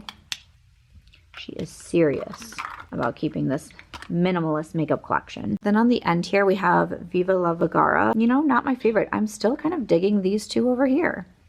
I'm gonna declutter. I really hope this isn't like I'll regret this, because I'm only keeping 3 of these Charlotte Tilbury lipsticks. I'm shocked. And I'm decluttering 6. I mean, people are gonna love me when I put these on their stockings this year, but I'm very shocked. So these are the 4 that I'm keeping. And the thing is like, I do want to put these in my actual collection. Like I'm gonna put them in the boxes and have them be cute, but these need to go in my collection. I need to wear them. Like I need to wear them. I might need to take a break and like collect myself. This is crazy. All right, I think next up we are going to work on like regular matte lipsticks, liquid lipsticks, bullet lipsticks, all the things. All right, I would say this isn't going to be my favorite category of lips. That is reserved for lip liners and like glosses and oils at the moment. But you know, that always changes. There was a time, you know, just a few years ago that liquid lipsticks was my massive obsession, and I hate a gloss. It's so funny because there was a time where I was like, lip gloss is literally the worst thing ever. And now it's my favorite. So, you know, things change, preferences change. So I'm really hoping to cut down quite a bit of this. Okay, so let's see how we do. I mean, I see these on the top, and you know, we're just going through Charlotte Tilbury. These are the Big Lip Plump Gasm lip products. I got these and I just instantly didn't love them. Okay, actually these are a little bit more like glosses, but that's okay. They are both Pillow Talk. There's Pillow Talk like medium dark, and then Pillow Talk like fair light, because everything is Pillow Talk. These, because they're a plumping gloss, I felt like my lips were on fire. Why would I put them in the regular section when I knew that these were glosses? Because these literally, like, this was one of those that like my throat felt like it was on fire, because I, you know, would like lick my lips and then swallow, and then all of a sudden I was like, why does my throat feel like that? So that's just not for me. I'm not a fan if I can feel the plumping. I know some people like it, or at least just don't mind it. I don't like it at all. So it's just not really for me. So I'm going to, even though these are glosses, I am going to put those in my declutter pile. And then I see a few more from Charlotte. Okay. So Charlotte has one of my favorite like bullet lipstick formulas. Her matte lips I just think are so beautiful. I have some more here. We have Catwalking, Very Victoria. This one is Runway Royalty, and then also Supermodel. So Very Victoria I've had forever. This is one of the Matte Revolution formulas that I just think is so beautiful. Stunning. I love to pair it with Iconic Nude, one of my favorite lip liners. And then Catwalking, I think is just going to be too light for me. I got it and I was like, I can make it work, but it's a little bit too light for me. So I'm going to put that one in the pass pile. And then we have Runway Royalty, which is, I mean, it's more nude. Runway Royalty, that is really hard to say for some reason. This one isn't the Matte Revolution lip. It might be a Hot Lips or one of like the glowing Kissing Lips formula is what I'm going for, which the Matte Revolution is what I prefer. I'm going to declutter it. Listen, I actually took a break. I went and ate lunch and I'm still feeling savage. I'm still feeling in the savage mode. And then the last shade that we have is Supermodel. Supermodel is very pretty. And this one is, I believe this is one of the matte lips. So I'm going to keep Supermodel. So we're going to keep Very Victoria and Supermodel, and declutter Catwalking and Runway Royalty. Whew, okay. Again, like some of these that I put in here, I was like, okay, they might be a little bit more like gloss. Like this one here from Benefit. I don't even know, would I discover this? This is a lip tint. So again, this is in the shade Skinny Dip. I like this. I like the packaging on it. I think it's kind of fun and like different for Benefit. The shade maybe isn't like my absolute favorite. Again, it's kind of like a little salmony orange, but I liked the lip tint and I feel like paired with the right lip liner, it would be pretty. But I want to keep my tippy top favorites with lips because especially too, as I'm decluttering my whole collection and I'm really trying to get down there, I'm obviously going to be buying new makeup in the new year, and lips is one of those things that I just always buy. Like in the last Sephora sale, I don't even know how many lip products I bought. It was a lot. So that to me makes me want to like really only keep my tippy top favorites, and I do really like that one from Benefit, but I wouldn't say it's a favorite. All right, I bought this one from a Sephora sale not too long ago. It's from the brand Simi Haze. It's one of their Velvet Blur matte lipstick balms in Windburn. Honestly, I'd never heard of the brand. I just saw it on the Sephora website as I was like checking out, and I was like, I don't know, that looks interesting. It is a very matte lipstick, which I like. The shade is a little too like, almost reminds me a little bit of that Riri shade where it's like I wish it was maybe a little bit more straight nude versus having like this darker pink in it. So just the packaging is, you know, like interesting and all the things, but I am going to declutter that one. Okay, I see some here from, looks like we have quite a few from Wet n Wild. So from Wet n Wild, these are the soft blur lipsticks. I do remember liking this formula, but I don't think we need to keep all 4 shades. Let's swatch them. Alrighty, so for the shades, we have Apricot Smoothie, I'm Shy, Homecoming Queen, and Little Red Rosette. So here are those swatches on my arms. So it is a nice matte lipstick, almost a little bit of that blurred formula too, kind of like that blotted lip. Actually, not blurred, blotted lip formula. But as I swatched these, I remember I did like a lip swatching video on like Instagram or for shorts. None of the shades particularly jump out at me. It's a nice formula, but I don't feel like I need to keep any of these shades actually. So I'm going to declutter all 4. One from ColourPop, one of their Luxe, oh, this says lip oil, so probably didn't have to go in this collection either, but again, we're just rolling through. I didn't really love the lip oils from ColourPop though. This one is in the shade Hey. Now, we are going to declutter that one.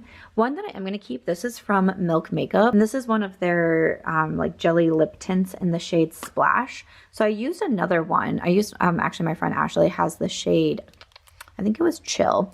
And I used that on my cheeks the other day, but I mostly use this as a lip product and it makes for a really nice lip tint. I know that it might look very faint here, but you can build it up like, you can see like you can start to build it up, and also using it with like a darker lip liner really makes it pop too. But once you put this on, like it does not move. And I used this on my cheeks the other night and it did not move through my holiday party. I think this is actually a really beautiful lip tint and I love that it stays. Like if I need long wearing lipstick, like this is going to stay. So look at me, I'm actually going to keep a lip product. Wow. Good for me. Another favorite that I see, this one is from Milani. This is like one of their Color Fetish lipsticks in the shade Tease. This is such a nice formula. I also really like this packaging from Milani. I think that it's so pretty. I love this nude though. Like how beautiful is that?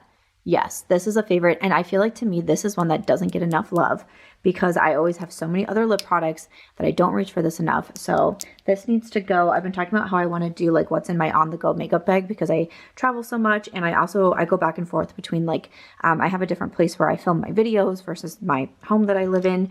And I always have my on-the-go makeup bag and I want to start doing a series where I'm updating what's in it and actually rotating through my products, kind of like a top makeup drawer, an everyday makeup drawer, but for my on-the-go makeup bag. Okay, some new ones to me are from Merit. So, wow, okay, wait. I have more Merit than I thought I did. Interesting, I have 5. Not all of these are the same formulas. We have some that are like the matte lipsticks. There's like a satin lipstick. One of their new ones is like the signature lip blush is what they call it. So for some reason, what's the extra one that I have? I thought I had 4 from Merit. Let me swatch all of these. All right, so from Merit, we have Du Jour, Classic, Slip, Bespoke, and then Black Tie. And here are the swatches that go along with that. So Slip is the first one that I had, and it is their signature lip, their lightweight lipstick. It's a little bit more balm-like to me. Like usually I would classify this one as a balm, and I think it's really pretty, and it's what kind of put Merit on the radar for me was actually this one here in Slip. So I know I'm going to be keeping that one. And then I got 3 shades recently in a set during the Sephora sale. So that included Du Jour, which is their lip blusher. And then also we had Bespoke and Black Tie. And then Classic is a shade that I bought this one because I loved the Slip so much. I bought the Classic, which is their signature matte lipstick. Again, I just bought it because I was like, Slip is such a good formula. They came out with their matte lips and I was like, I'm going to buy that one too. So I did. I really like the Merit lips. If you haven't tried them yet, I do not think they're a brand to sleep on. And they have a few different options for you as well. Again, Slip is still going to be my favorite, quite honestly, followed by the blusher, which is just a little bit more, again, kind of like that blotted lip. And then followed by the matte lips. But some of these are a little bit newer to me. Some are favorites. So I'm actually going to keep all 5 from Merit. All right, next I see some from Flower Beauty. These are their Perfect Pout Soft Matte Lip Color. The shades Dune and also Fig. So Dune is on top and then Fig. I'm going to declutter these. I'm not a big liquid lip girl. Just not a favorite formula of mine. Again, just trying to keep those favorites. So I'm going to declutter that one. And then some more liquid lips I see. I think we have some from Sigma. Let's go through these. Okay, so from Sigma, we have a few matte lips as well. I'll go ahead and swatch everything because I have been, but most likely I think I'm going to be decluttering these too. New Mod is always a very pretty shade. Like if you like a good liquid lipstick, the ones from Sigma are definitely one to check out, and New Mod is just that beautiful nude. Again, I just don't wear liquid lips, so I know I can declutter those. And then these 3 are from the Beauty and the Beast collection. We have Spellbound, Bonjour, and Adventure. These ones, they almost feel like a mix between a gloss and a liquid lipstick because it's like a little bit thicker than a gloss, but it's not like as thick as the liquid lipstick. But again, just not going to be like a lip formula that I reach for very often. So all really pretty shades. If they're still available from the Beauty and the Beast collection, I do have a discount code with Sigma, which is Samantha, but I'll put those in the pass pile. Oh, actually it looks like I missed one from Flower Beauty. This one is in the shade Icon. So we have a red. I'm like, should I keep a red because I don't really have a lot of red lips? Hold on. This is my red from Natasha Denona. This one is in the shade Berry Pop. I remember I bought it because I thought it was going to be more red, and it actually was a little bit, I mean, it's still red, but it's not like that red like the Flower Beauty. I'm just like, how many reds do I have? I kept a couple from the Charlotte Tilbury. You know what? I'm going to keep the one from Flower Beauty just because I don't really have a lot like this. And sometimes for me, when I'm wearing a red lip, I actually prefer a liquid lipstick. I've said that for years. I've kept around like, what was it, like Ariva? What did I keep from the Dose of Colors I Love Sarah E collab for a long time? There's one from ColourPop that I kept for a long time as well. So I am actually going to keep that one from Flower Beauty. Okay, that kind of threw me through a loop for a second.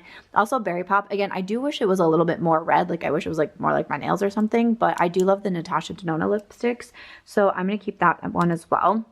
And like I said, I do really like Natasha. So let's go through these. Okay, so we have Judith, Natasha, Noah, and Sammy. Judith, Natasha, Noah, Sammy. Natasha, I know I can declutter. I don't know why I've held on to it. I bought all of these myself, and I will say I felt like the website was a little bit confusing in how they were describing their shades, and they were all a lot more brown than I expected them to be. Now, I like brown. I prefer brown versus like a pink, but I think they were a little too brown when I like wanted like some nude in there as well. But Natasha's going to be too light, so I'm going to declutter that one. Noah has been one of my favorites for a while. I'm going to keep that one. And then Judith. So Judith and Noah I'm going to keep, and then I'm also going to declutter Sammy. It's just a little bit too like dark brown on me.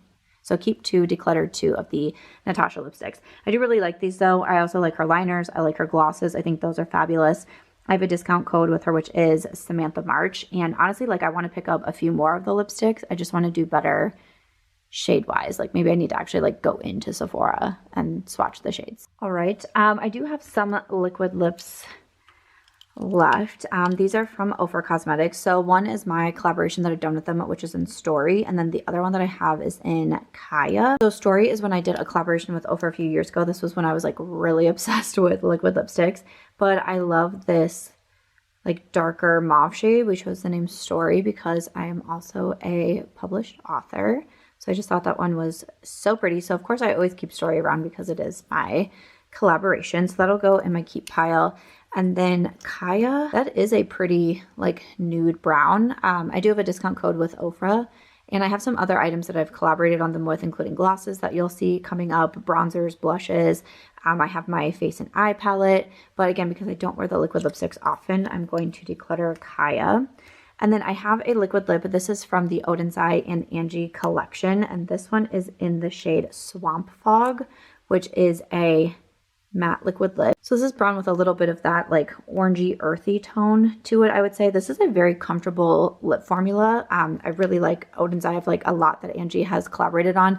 Again, I don't wear the liquid lips a lot. I think I've been keeping this one for so long because I'm like, oh, it's part of the collab, but I don't really, again, just reach for this type of formula. But again, I have a discount code with Odin's Eye, and that one is Samantha, but I'll put that in my pass pile. And then I see one from Rare Beauty. I want to say this might be more of a balm as well. Yeah, this is their balm in Nearly Neutral, but we'll go for it. So this is going to be more of like that gloss balm hybrid. It's a pretty shade, like that pretty neutral shade, but it's not a favorite of mine. There's a lot of products that I love from Rare Beauty. I'll do the matte lipsticks next, but the balm I just didn't really lose my mind over. So I am actually going to declutter that one. But like I said, I like the lip liners, and I also do like the lipsticks from Rare Beauty. So let's swatch all these. For these we have Humble, Worthy, Wise, and Devoted. These are all really pretty shades. I really like this formula. Even the red, because I like this as an actual red. I know, again, I've kept a couple from Charlotte Tilbury. So actually, I'm not worried at all about the amount of red. Remember when I said earlier, like I might have to look back and see. Because you know what? I'm going to keep all 4 of these. I know these are a favorite lip formula. They're ones that I reach for, you know, pretty consistently. So I'm going to keep all of these. And I actually feel really good about the amount of red, especially because I just don't wear red often. But it's like if I want the choice, if I want the option, it's going to be there for me. I have one here from Fantasy Cosmetica. This is in the shade Hidden. And oh, this is such a pretty shade. Yeah, we have to keep that nude. So pretty. And this is more of a satin formula, which isn't my absolute favorite. Like I typically prefer a matte bullet lip, but I don't have any other lipsticks from Fantasy besides I have some like lip oils that will be coming up. So I'm going to keep that one. And then one here from ColourPop. This was in the Beauty and the Beast collection. This is in the shade Last Petal. Okay, so this is going to be a little bit of a darker brown for me. It's still very pretty. I think I was keeping it because I really liked the Beauty and the Beast collection, but I'm going to put that one in the pass pile. And then one from Huda Beauty. This one is in the shade Joyride, one of the matte lipsticks. This is a lipstick I purchased so long ago from Huda Beauty. I don't even know if these are like available anymore, but look at this shade. It's just like that cool, like almost kind of like 90s grunge type of shade. And I think that it's so fun. And I love this matte lip.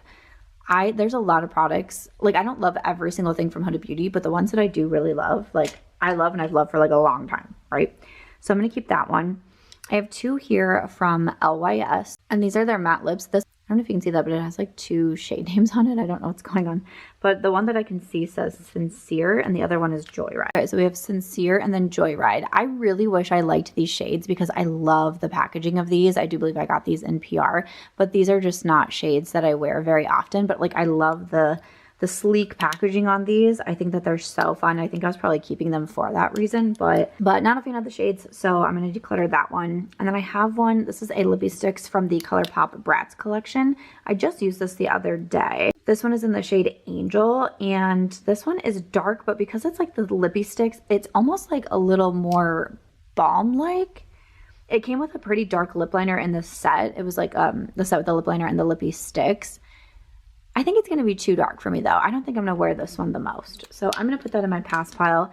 And then I have a couple here from Bite Beauty. And these are ones that I've created at the Lip Lab. So the first one I did is in Flights. And I did this. This one was the one that I did with Angie when we went to New York. And like, my gosh, when did we go to New York? I cannot remember. I can't remember if it was like 2021 or 2022. I don't remember. But look how cute. So you can go to, there's different Lip Lab locations all around, and you can create your own custom formula. So if you ever come to Vegas, there's one here too in the fashion show mall. So you can create what type of formula you want. You can pick your shade. You can pick your name. So I said flights, and so they customize it right on here and put the little airplane on it. And then I also did one when I moved to Vegas, and so I named it Vegas. And I like it's spelled that way like for a reason. There's a little Aries symbol on it. I'm an Aries, and then my dog's name was also Aries. But this is like my fun kind of like out there shade that I did, like my Vegas shade. So that's like an orangey red.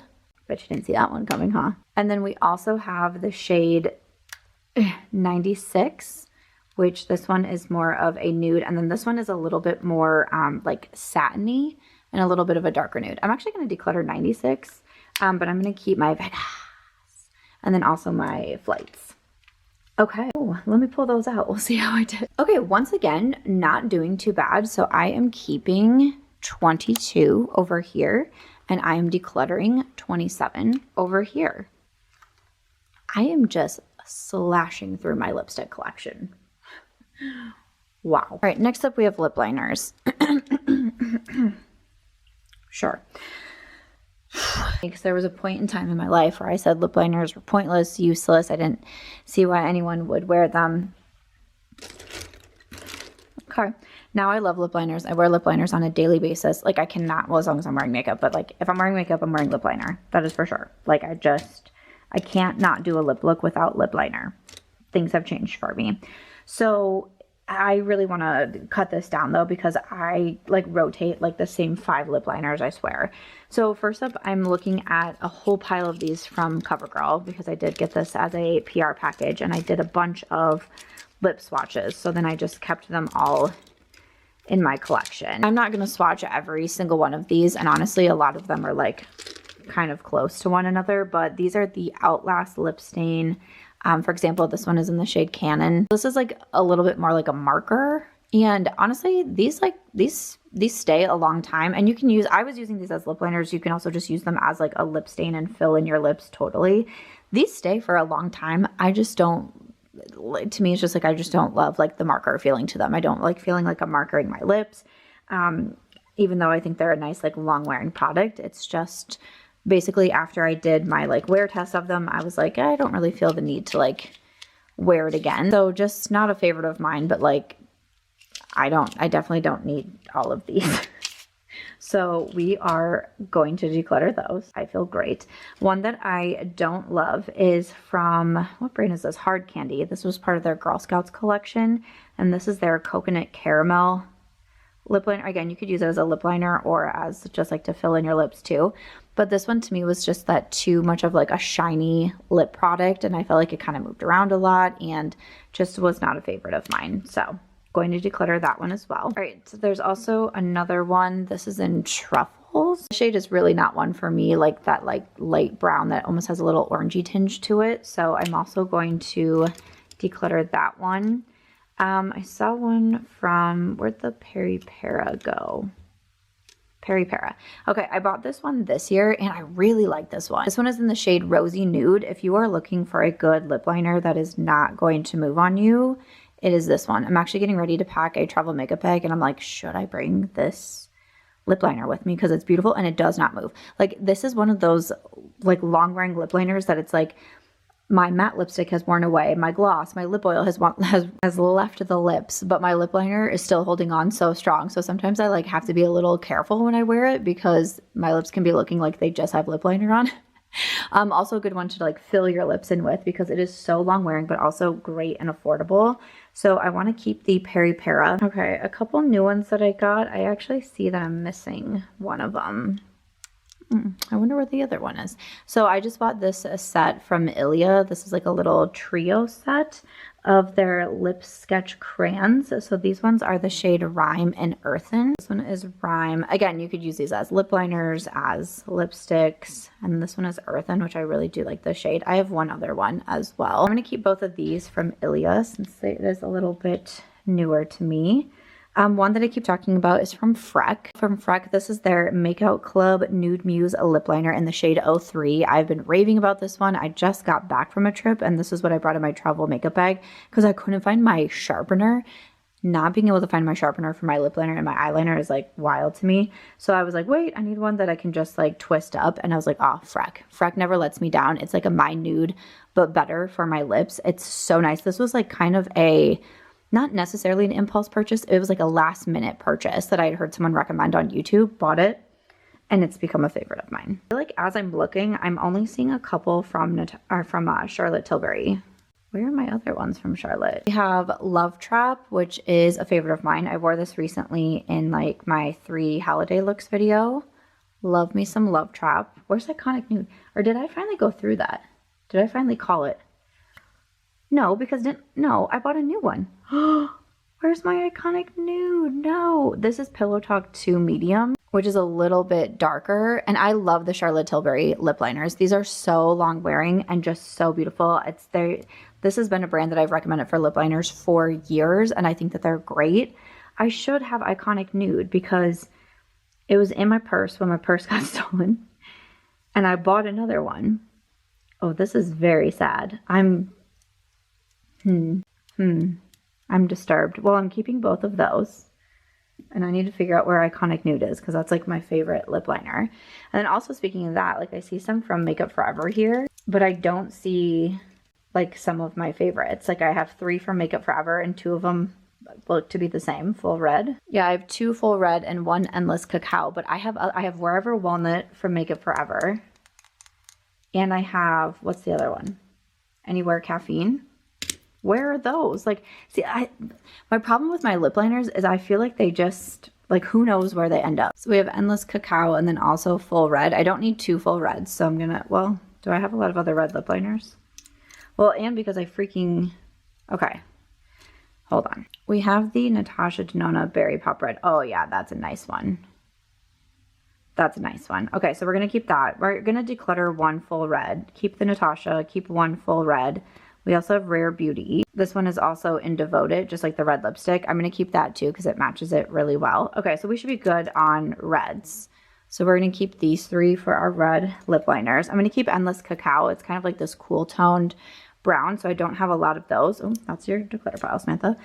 But again, like with lip liners, also one of my purses that I have, like one of my main like purses that I carry around, it isn't the most like secure, and my lip liners fall out all of the time.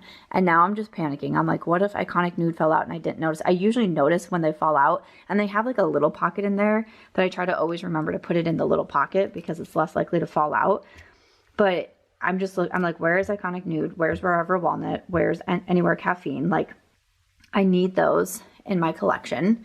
I do have a couple here from the Christian Audette and Mel Thompson collection, and I usually keep these around for the memories. I'm going to go ahead and declutter these. I'm keeping the Puffin lipstick, and I have it in the box and everything. So I think I'm okay to declutter the lip liners. And then I also see from Pat McGrath, this is the Contour lip liner. This is one that I really liked, but I actually pulled it out the other day, and it is like so dried out. Like, it's really hard to get anything like happening with this one. And I was like, oh, okay. I almost put it in my empties bin, but I was like, oh, you have the lip collection declutter coming up. And I was like, you can share it in that one. I really liked that lip liner though from Pat McGrath. I wore it for a very long time, but unfortunately it's just a little dried out right now. A few others from Rare Beauty. So we have Worthy, Bold, and Humble. I really like Worthy. I'm going to keep this one. I think Bold and Humble, I just don't love them as lip liners, and I also kept the red, so I'm just going to keep one and declutter the other 2. All right, just a few left. I see one from KKW Beauty. Honestly, I don't know really why I still have this one. This one is in Nude 1. Well, we were declutter that anyways because we've had it for a long time. So we're going to say goodbye to that one. One that I know is a favorite. This is from Laura Mercier. This is in Rosewood. Again, I just used that in the 3 holiday looks. It's such a gorgeous nude and so long wearing. We're going to keep that one. I also really love this one from Fenty Beauty. I'd mentioned it earlier. This one is in the shade Traced Out. This is a very long wearing lip liner. It's funny because it's very creamy. Even when I swatch it, it's very creamy. When I apply it, it's very creamy. And sometimes really creamy lip liners don't last, but I think that this one is very long wearing. Very long wearing. So I'm going to keep that one as well. I have a couple here from Buxom. So we have Hush Hush Henna and Dangerous Dolly. These are really nice creamy lip liners as well. I think I'm just going to keep Hush Hush Henna is more the shade that I wear versus Dangerous Dolly. So we'll keep one Declutter one. I see a few from ColourPop. Oh, a few. Okay, so this was the one from the Bratz collection that I had referenced earlier. And again, this one is in the shade Angel too. So that's just darker. So I'm going to declutter that one. I do really like the ColourPop lip liners. I mean, look at this one. This one is in the shade Beeper. This is the second Beeper that I've gone through. I love this shade. I love this lip liner. They are very affordable. I got a few more uses left out of Beeper. We're going to keep her. But my discount code with ColourPop is March Beauty, and they do make some nice lip liners. Okay, we have this one from the Rudolph collection. I think I was keeping it for a while because I didn't have a lot of other reds, but I think that I've kept enough red. So I'm going to declutter that one. And then we have some, these are a little bit newer. These are the So Juicy lip liners. So we have the shades Westwood and also Slay. These are very creamy and really nice as well. I wore Westwood the other day with my gloss from Ofra and Millie, and I loved the looks of it because it's a really pretty mauve. So I'm going to keep Westwood and declutter Slay because Slay is just a little bit darker for me. Okay. I have some here from Natasha. Honestly, I feel like these are not, there has to be more Natasha lip liners somewhere. We have Noah and also Dana. Okay, so I've kept both. I'm just going to keep Noah because I feel like, again, Dana is a little dark. Well, and I'm like, okay, have I kept a lot of like darker lip liners? Because I feel like I've now decluttered. Okay, I'm actually going to keep both because it's one of my favorite formulas for lip liners. And this one is like a little bit of a darker nude. Since this is a little bit of a darker nude, I don't feel like I've kept a lot. And sometimes I just, you know, might want to do a look that would need that. So the Charlotte Tilbury is more of like the pinky one that I kept. So I am actually going to keep both. Because I feel like I've said a lot, like, oh, that's too dark and I've decluttered it. But I do want to like have some options. And then I have a couple from Lawless. So we have Honey and also Rose. These are really pretty. These are a little bit more like satiny lip liners. I typically prefer matte, but I'm just going to keep Rose from Lawless. I'm going to declutter Honey because I felt like I've kept a lot of those. And I like the formula, but it's not like a #1 favorite. And then I have Essence Curious. I had a real big love affair with this lip liner. It is so pretty, but it's been a minute since I've used it. And I feel like I'm just reaching for like the Freck, the ColourPop, the Fenty, the Laura Mercier, Charlotte and Natasha are always in there. And I've kept quite a few lip liners. So this is a good one if you're looking for a more affordable option too. The Essence Stay 8-Hour lip liners are going to be a good option for you. I've also always kept one from BK Beauty. This one is in Warm Spice. This is just a nice matte lip liner. It's just like not an absolute favorite. I know I've kept so many. This is like always been the one that I've kept around from BK Beauty, but I'm going to declutter it. And then lastly, this is from Too Faced, and this is their Lip Injection Extreme Lip Shaper. So actually my girlfriend Makeup Molly left this at my house when she was visiting, and I've never tried it. I think I actually meant to bring it back to Michigan to her. I've never tried it. It's actually, I believe, almost gone. Unless you like, maybe you click it up. But like, I can't move it up anymore. I'm gonna try it, Molly, if you're watching. I'm gonna try this lip liner and see what I think. And see like, because it's like the lip injection, I'm like, is it gonna hurt my lips? Oh my gosh, I kept so many lip liners. Stop. Ugh. But I'm like, is it gonna hurt my lips or not? But we're gonna try it out. All right. Here's my declutter pile. Wait for it, there's more. Okay, declutter pile and keep pile. I still kept so many, Samantha. All right, so we are keeping 20 and decluttering 29. A lot of these are like, well, like half of them I feel like are the CoverGirl, but hey, that's still pretty good, right? And then moving on to probably the biggest part of my collection, which is glosses and oils, which again is just funny because only a few years ago I hated glosses. Honestly, I think I'm going to be keeping a lot of these. I'm going to be straightforward with you. I'm going to let you know up front. I think that I'm probably going to be keeping a lot of these, so don't get mad at me, but we're going to do our best and see what we can come up with these ones. Okay. All right, girl, you got this. Okay, one that I do know that I'm going to declutter. I see it right on the top here. This is from NYX, their Duck Plump gloss, and this one is in the shade Brown of Applause. This one just didn't become a favorite of mine. Again, it's not bad. It's not a bad gloss. It just simply is not a favorite, and I want to keep my favorites. So I see that. I see one from this, again, is from like the Hard Candy. I was wondering if I had any other ones. Oh yes, the Hard Candy Girl Scouts. These are just clear lip oils. Again, I'll swatch some of these, but some of these are going to be clear lip oils, which is my thing. Perfectly fine. More affordable. Not a favorite. We're trying to keep favorites. Yeah, good. Okay. Thanks for coming to my TED Talk. All right, I'm gonna keep this one from Tower 28 because I just got it. I just tried it in a recent video. This is the Iced XOXO. A little bit more pink than I wanted it to be. I was hoping for like a red festive look, but it's still pretty. It's still fun to pair with a red lip liner, but I've only tried it one time. So I'm gonna keep that in my collection for right now. I really like this one from Natasha Denona. This is the Golden Glimmer Gloss that came out with the Golden palette. This one is a plumping gloss as well, but honestly, I don't really feel like, to me, it has the scent of a plumping gloss, but I don't really feel it on my lips because like I said, I don't like lip plumpers. And honestly, this reminds me, and the reason why I'm glad I'm doing the declutter and getting my collection pared down is because I haven't pulled out this gloss in so long. And when I first got it, I was loving it and wearing it all the time. And like, I want to wear it again. So we're going to keep that one. Another one that's a bit newer to me, this is from REM Beauty. This one is their Glossy Balm in Hocus Cocoa. I bought this fairly recently from Ulta Beauty. It's really having a moment online. It's like a light brown gloss, but this is a beautiful gloss and I've been wearing this a lot. Like I've been reaching for this one a lot. So I'm definitely going to keep this one from REM Beauty, but that was a nice gloss. One that I'm going to declutter is from Charlotte Tilbury. This one is the Collagen Lip Bath in Pillow Talk, of course. I've just had this for an extremely long time. Like a really long time. Like this just needs to be tossed. I've had it for way too long. I really liked it. I got a lot of good use out of it, but like that's been in my collection for an extremely long time. Okay, I just want to laugh at how many Sigma lip oils I have in the shade Tint. Is it 3? Okay, and if you can see from these 3, this one is basically empty. Like I could probably put this in my empties bin, and this one is looking to be well on its way, and then this one must be like a little newer one. But the Sigma lip oils I love so much. My favorite shade is in Tint, clearly. This has been my #1 lip oil for such a long time. I'm like, can I even get, oh my gosh.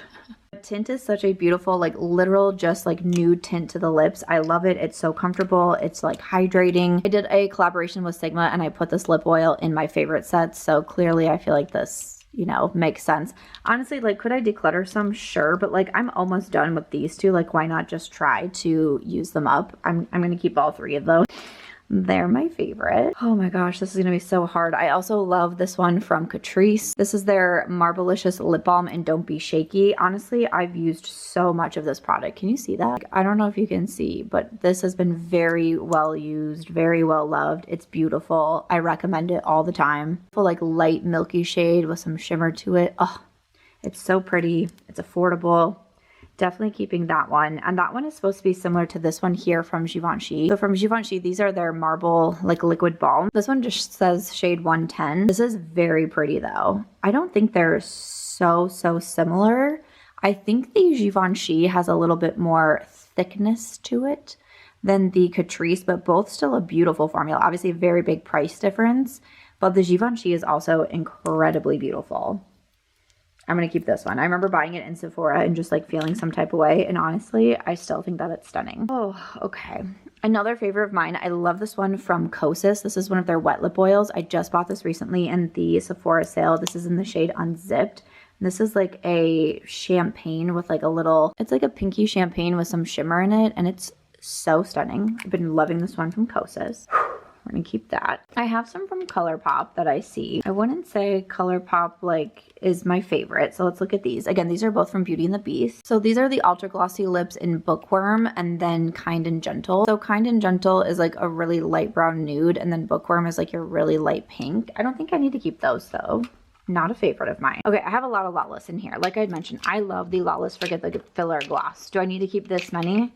Possibly. We're gonna look at the shades, but this is a big chunk of my gloss collection right here is the ones from Lawless. One of my favorite gloss formulas, definitely one to check out. There's a few in here that you can tell have been very loved, very used. So let's swatch these. All right, so we have Glazed, we have Rosy Outlook, then we have Annie, then we have Nudie, Georgie, Lavender Sorbet, and Maple Syrup. So I actually have 2 Rosy Outlooks, and if you can see, they are both about gone. Like I need to pick one, I need to use it fully up, then I need to go to the other one and use it fully up. Rosy Outlook is probably my favorite. It's, again, it's that clear gloss with like maybe like a tiny hint of pink to it. It's just beautiful. I know Rosy Outlook is one of their top sellers. I know a lot of you have bought Rosy Outlook as well. So I'm going to keep that. It's beautiful. I do really like glazed, and for a while I feel like glazed was one of my favorites because it also has this like sparkly sheen to it, but I feel like recently it's just not become a favorite of mine. So because I want to be really picky, I'm going to declutter that. Also, Lavender Sorbet is just one that I don't really wear like a lavender lip often, so I'm going to declutter that one. Nudie though, that one is so beautiful. I love the nude shade. Kind of reminds me of like a Sigma tint, but a little bit deeper. So I'm going to keep Nudie. I'm going to declutter Annie because this like light peachy shade is just not really for me. And then Georgie and Maple Syrup. I know Maple Syrup is darker and I haven't, well, you know, I really do like Maple Syrup and I was wearing it for a long time, but kind of like similar to Amaretto, I'm just like not really wearing it the most. So I'm actually going to declutter Amaretto and keep Georgie. I think I did pretty good. That was what, 4 and 4 on the Lawless. Like that's pretty good. Thank you. Wait, no, I see Cherry Vanilla. This is the queen size. So this is a big old size of the Cherry Vanilla, but this is such a pretty shade. I'm going to keep that one too. Cherry Vanilla is just pretty. Just pretty. All right, gonna keep her. Then we're going to go over to Kaleidos. This is Last Smoke. I just mentioned this in my my flashback to last year's Best of Beauty, and I was like, how did I forget about Last Smoke? Because look at this shade. It's beautiful. The formula from Kaleidos is absolutely amazing. Yes, keeping this one. Yes, need to wear it more. I see another one from Odin's Eye and the Angie collection. This one is in Radioactive. Again, for this one, it's not Odin's Eye, I wouldn't say has like my absolute favorite gloss formula. And again, it's a little bit more on that orangish side, which for me, I don't love necessarily for lips. So I'm going to declutter that one. And then some more indie ones. These are from the Makeup Just for Fun and Fantasy Cosmetica collaboration. There's actually another one. And I pretty much always, in one of my purse, I always have one, like I always carry one on me. And now I'm like, where is it? Because I felt like I was trying to empty all of my purses and makeup bags before I did this video. The only bad thing is they don't have the shade names on them, but I will swatch that. I really like this formula. Again, I keep another nude just always on me. It is somewhere on me. I think it's the one that like smells like coffee. I'm also going to keep the other nude, the purple and the more orange.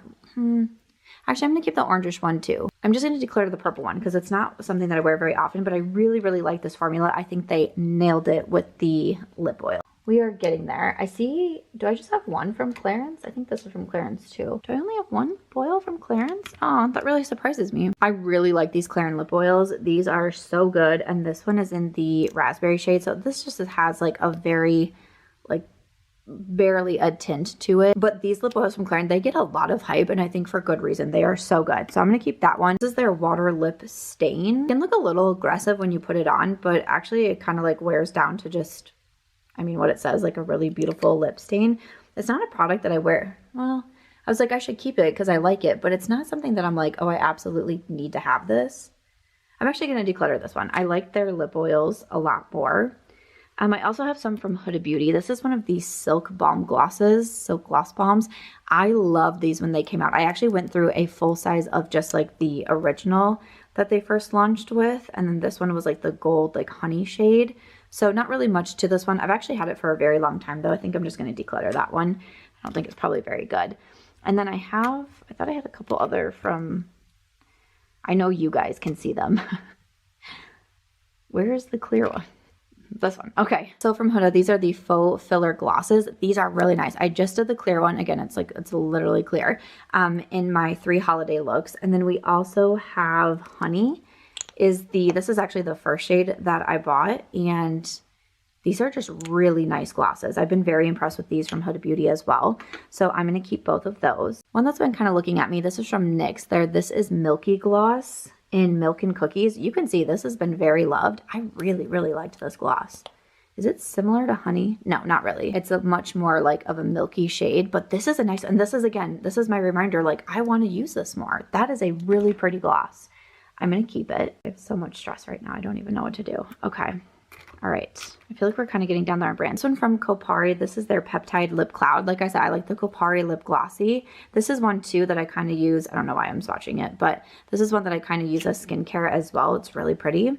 I'm going to keep that one. Probably just put it in my skincare drawer. I have this Lip Glow oil. I think this is supposed to be like the one that's similar to the Dior. I actually didn't love the Dior. I decluttered that one, and then I had kept around the similar option to it, but I'm going to declutter this one too.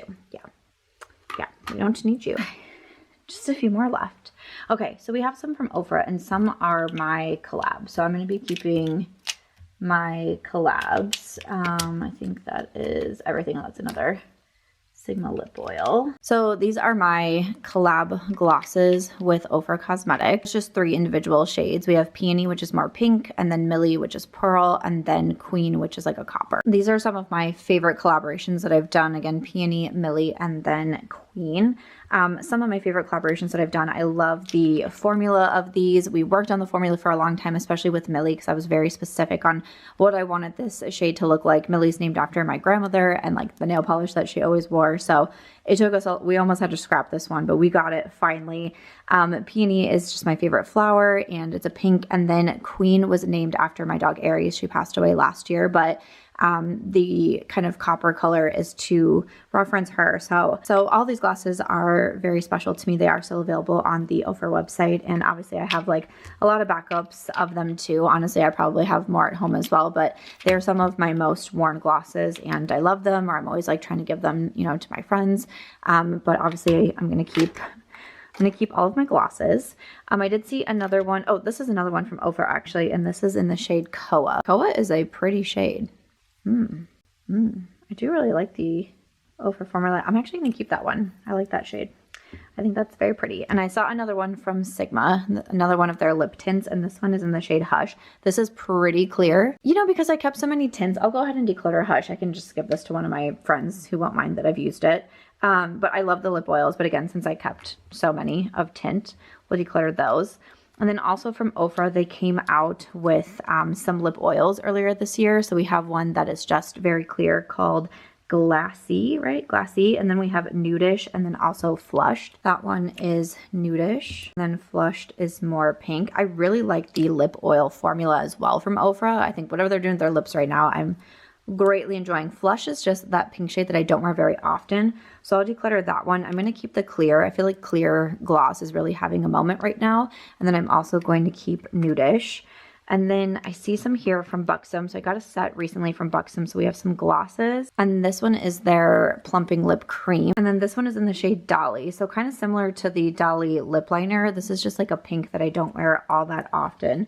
So I'm going to declutter that one. But this gloss in Celeste is just like so pretty and sparkly. I do want to keep that one. Also, Serena was a fun, oh, and that one has like a little pink. I liked the really sparkly ones from this set.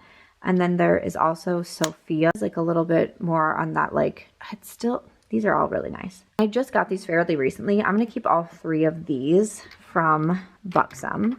And then lastly, we just have 2 more from Sigma. This first gloss is in Passionate, which I think I've had for quite some time. It's pretty, but I'm going to declutter that. I think it's quite old. And then this one is from the Little Mermaid collection. This is their lip oil in Sunset, and this is so pretty. I love all the sparkles. Love all the sparkles to it. So I'm going to keep that one. Oh my gosh. I tried to go through that as quickly as I could, but let's see how we did, and then also get the grand totals. We didn't do as great. We're keeping 36. Yep, 36, and decluttering 19. Okay, not as good. I'm not surprised. I said that from the beginning. But let me pull everything out and we'll do final lip collection totals. Okay, well, you know what? I've decided I'm proud of this. Here's my keep pile. I'm keeping 94. That's a lot. But here's my declutter pile. I'm decluttering 97. We have cut the collection in half. So yes, 94, still a lot of lip products, but I feel much better about this. I feel so much better not having over 100. I think is great. Can I keep it that way throughout 2025? We will sure try. But I'm excited to have better organization when it comes to my lip collection, rotate through them more with my on-the-go makeup bag, and use up some of my favorites. I hope you enjoyed this lip declutter. It was a big one. Stay tuned for the finale with the eyeshadow palettes, and I'll see you in the next one. Bye.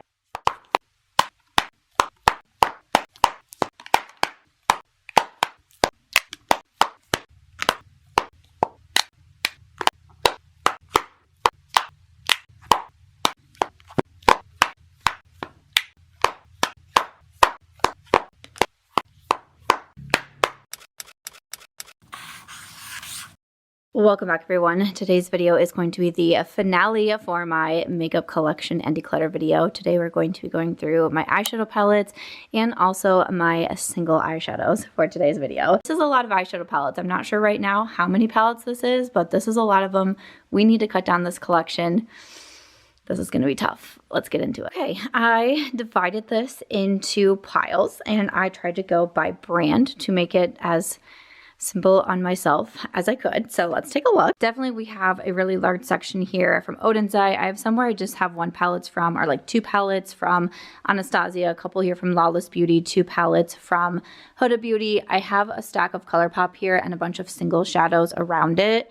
A little stack from Kaleidos. We have Gourmand Girls, Fantasy, Adept Cosmetics, Pat McGrath, Patrick Ta, Tati, YSL, a couple Auric single shadows, Charlotte Tilbury. We have a Surratt single shadow, some of these trios from Kaja Beauty. We have a really big stack of Natasha Denona, also Sigma Beauty, also quite a big stack from Nomad, and then again another single from Urban Decay. So that's a current look at my eyeshadow palette collection.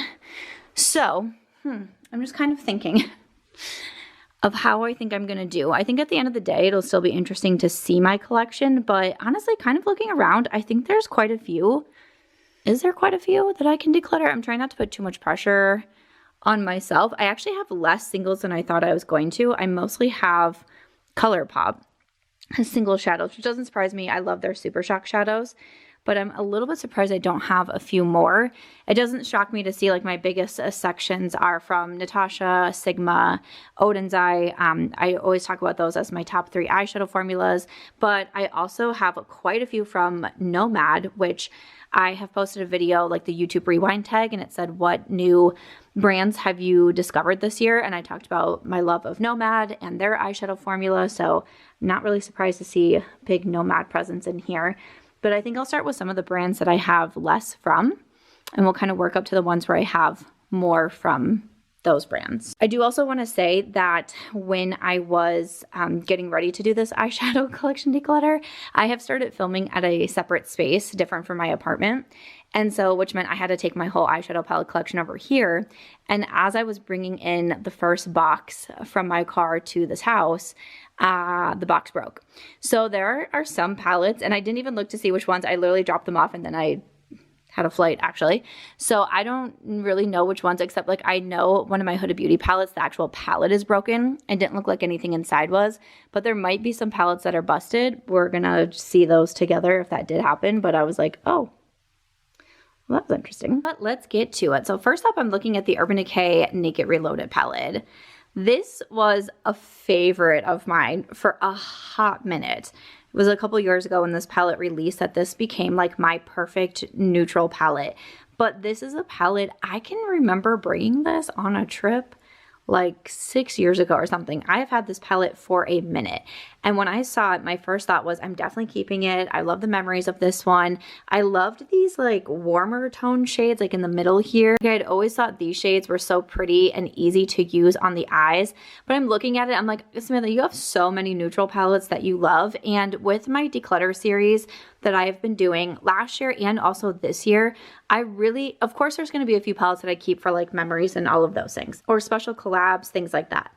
But for the most part, I really want to keep the products that I'm actually using. That is the running theme. I don't want to keep makeup just to keep makeup. That does not bring me joy. If it brings you joy, that's fantastic. What brings me joy is sitting down for 7 hours on a Sunday and watching football. That might not bring you joy, and that's okay. But for me, keeping so much makeup is just not it for me at this moment in time, and I think I'm okay, especially knowing how long I've had this palette for. I think I'm okay to declutter the Reloaded. Wow, we're already okay, I'm already a little bit surprised at myself because, again, my initial thought was I was not going to declutter that one. I did the eyeshadow palette tag recently, and in there I talked about the Patrick Ta Major Dimension 2 palette. So in the tag video, I had said, what is a palette that isn't your favorite but you can't declutter? And I chose this one to talk about because I also had the Major Dimension 1, but I broke it and it shattered completely. There was no bringing it back. And I really liked it, and I said that I felt like if I still had the first one, I would have kept the first one and decluttered the second one, but because I only have one of these palettes now, I still wanted to keep one. I still think that this is a really nice eyeshadow palette. The shimmers are really easy to use. The mattes are super soft. You can see it is kind of prone to breaking though, because I had a second shadow. I actually think it came this way. I'm pretty confident when I bought it, this shadow was already broken. And I was like, you know what, it's fine. Like I can just deal with it. So if you do have the Patrick Ta palettes, just be a little bit careful. But I am going to continue to hold on to that palette. This one here from YSL, which is a fairly newer palette to me. This is the Couture Mini Clutch, the 300 palette. This is just a very, you know, kind of like your basic nude palette here, but it's pretty. I've tried it a few times. I can't say the shades like, you know, necessarily blow me away, but I thought that it was a nice formula, and it's just, again, it's one of those that's like, it's very simple for me to grab and use. If I just want like a basic brown smoky eye, I can do it with this one. If I want a little bit of shimmer, I can add that. In a strange way, I didn't think I was going to love this palette, and I won't say that I love it, but I like it. And I like it enough that I reach for it. It's been kind of sitting, not like out on my vanity, but it's been kind of like at the forefront of where my eyeshadow palette collection has been. And if I'm in a hurry, I reach for this one. I don't know why I'm like sounding like I'm confusing myself as I say it. I'm like, why? And I don't know if it's just because it's a 4-pan palette or it's kind of basic looking that I'm like, I feel like I'm judging myself over here. But I'm like, why? Those are like the looks that you love. So why would you not keep that one? Again, it's a little bit newer to me. Sometimes if I have new products, I do want to keep them because some I haven't even tried. So I'm going to keep that one from YSL. But like, for example, I just got this one here from Gourmand Girls. This is the Secret Grove palette. So I just got this at the Creators and Friends holiday party that happened, what, 2 weeks ago. So I haven't even used it yet besides doing a few swatches. Like I was very curious about this Bewitching shade, which is such a fun like duochrome there. So like I'm going to be keeping this one because it is new in my collection. I'm trying to see if I have any other. Oh, this one. Oh, it's way at the top here. Let me grab it. So Singe Beauty just released their Galactic Visitor palette. This is the first palette from the brand Singe Beauty, which is owned by one of my closest friends, Angelica Nyqvist. So I just got this and I haven't even used it. I've swatched it, but I haven't even used it yet on my eyes. I got it the day before I went on my latest trip, which I just got back from last night, and we're filming this palette declutter. So I still need to do, I don't know if I should do like 3 looks with this palette. In my swatch video, I asked for what kind of looks that you want to see. And I had a few people say that they want to see me do a neutral look since I'm more of a neutral eyeshadow wearer. And because the palette is, I wouldn't say that this is the most like colorful palette, but I had some people ask if I would still do a more neutral look with it. So I definitely will, but just got that palette in, so I'm going to be keeping that. I love that I started off decluttering the Urban Decay, and I was like, yeah, girl, you're going to declutter so much. And now I'm like, I'm back to wondering if I'm going to declutter anything. Right in front of me, staring at me, has been the Tati Beauty Volume 1 palette. This has been such a tough one for me because on one hand, I feel like I should declutter it because I don't use it. On the other hand, it's kind of one of those keepsake palettes. And I think I kind of have like a little section of palettes that, not that I don't wear them ever, but they're more of my like special collection. These are the palettes I don't want to get rid of. A lot of times they're like collab palettes or things like that, but I'm going to put the Tati in that section. It might not be my most used anymore, but there was a time where I was using this palette so much and loving on this palette. And yes, it was a gigantic palette, but you also had a great mirror in it. You had the glittery shades, you had the matte shades, you had the satin shades. I thought it was really interesting the way that Tati decided to, you know, do the different columns and rows in here. So again, it's not my most used right now, but it's one of those that is kind of one of those like collector items. I wouldn't say I'm a big collector item type of girl, but sometimes you just have those certain palettes. Like another example, this is from Adept Cosmetics, and this is in collaboration with my friend Heather Austin. I just love keeping my friends' palettes, and this one that Heather did is so pretty, and I was so excited for her when she launched this with Adept. And again, some of the shades in here are just so, look at those. These ones are Passport and Austin. This is still just such a fun palette, and I'm so proud of Heather for this one, so definitely keeping my one from Adept. I've been staring at this Pat McGrath. You can literally see dust on this palette. This is the Divine Rose. I obviously don't like really use this palette since, again, you can see dust on it, but this is one that I genuinely feel if I decluttered this, I would regret it. It's going to be when I organize my makeup collection, because now that I have a separate filming space from my actual home, I feel like I can organize my makeup collection without having so much clutter and like so much going on with it. And then like even when I get new products, I just bring them over to the filming studio instead of keeping them at my apartment, because there's no reason, because I film primarily over here, short form and long form. And so I'm excited to set up my eyeshadow palette collection, but I do want to have like a little bit of a distinction between like my most used palettes, the palettes that I kind of keep because I just don't want to declutter, and then maybe like an in-between, you know, something along those lines. And this one to me is again going to be one for the memories. And while I literally started the video saying I don't want to keep makeup just to keep makeup, I also don't want to declutter things that I'll be like, oh man, why did I do that? This was like one of those special palettes to me that when I bought it, because how much was this palette? Was it like $120, or it was definitely over $100. It was so expensive for this eyeshadow palette. And I was so proud when I finally had it. I felt like I really was a part of the beauty community and all of the things. It's my only Pat McGrath palette as well. And again, it just goes back to like, I do feel like I would regret it if I declutter it. So I'm going to keep that one. We're doing great. And then another one for my like special part of my collection. This is the Sydney Grace in collaboration with Mel Thompson. This is the Tiny Marvels palette. Again, this is another one that I mentioned in the eyeshadow palette tag, is like one that I keep for the memories. My friend Mel has passed away, so this was one of her collaboration palettes, and I just obviously like I can't declutter it. And to be honest, it's not one that I use very often, and it's not that I feel like the palette is like frozen in time, but kind of for me, because I didn't use it after she passed away. Like I'll always keep it, but it was one of those that was always like kind of hard for me to go back into it and use it.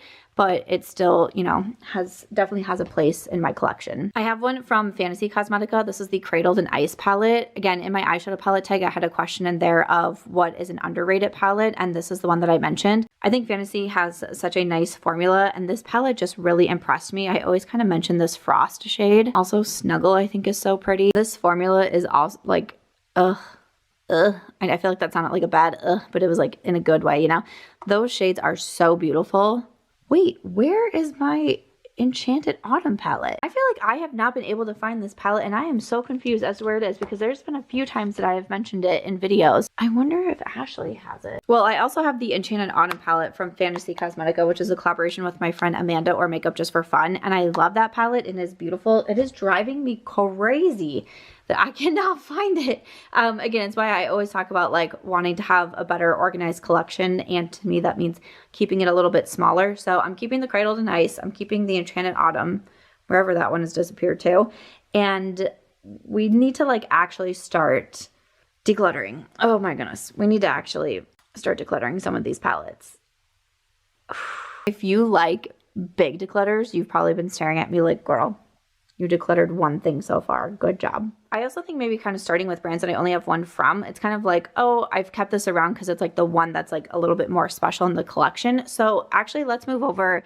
We can do some single shadows, but then also kind of focus on my ColourPop collection. So a lot of singles in here, and then a few different palettes that we can go through as well. I'm going to focus on my singles first, because I haven't been using my singles a ton, I would say. I was saying I don't go through my single shadows a lot, and if I do, I'm going for like my like Rare Beauty shadow sticks, which I'll go through those. So I'm just gonna pull out a few that I feel like I really don't use very often. See, then I have a little bit of dilemma, because I'm like, do I keep the single shadows that have like this blue shade, because I don't wear blue a lot? But then I'm like, I have palettes that have blue in them. Do I really need to keep this? So this one is the shade Moon Daisy. Honestly, I feel like this one is kind of dried out. Like, okay. So we can declutter that one. This one actually doesn't have a shade name on it. I think it came from like the Disney Princess, one of their collaborations, but I'm going to declutter that one. I see another kind of like purple shifty one. This is Ice Dream. I remember really liking Ice Dream, but again, especially because I feel like I've been doing a lot of these like wintry looks lately. I've been using my Xenon palette from Natasha, and I've been really loving that one. Cool shift to it, but again, I can't tell you the last time I reached for one of my ColourPop Super Shocks. So I'm not saying I'm going to declutter them all, because I don't think I am, but I do want to declutter quite a few. And it's another one of those like reminders to me of like how makeup preferences can change, because sometimes I'm really into my single shadows, and I'm into palettes, and I'm into singles, and I'm into shadow sticks, and I just feel I don't really need to keep on, like I don't need to keep holding on to the Super Shocks, and they're very affordable, and they come out really frequently, like with new collections from ColourPop and things like that. So I don't want to feel a pressure to hold on to so many. This one was a collaboration with Robbie Christie and Olympic. I think I'm fine to declutter that one. I know the other one that came out in the collection is Mycelium. I did really like this shade, and there's a little, like quite a bit of a dip in it if you can see that. But again, I'm wanting to declutter quite a few of these. So going to declutter that one. I see some greens in here. This one is in Fringe. It's pretty, but I feel like I can declutter that one. I have a lot of palettes where I like my green shadows in. Another green one, this is Corsage. No, I'm going to declutter that. I have one in here that I have hit pan in.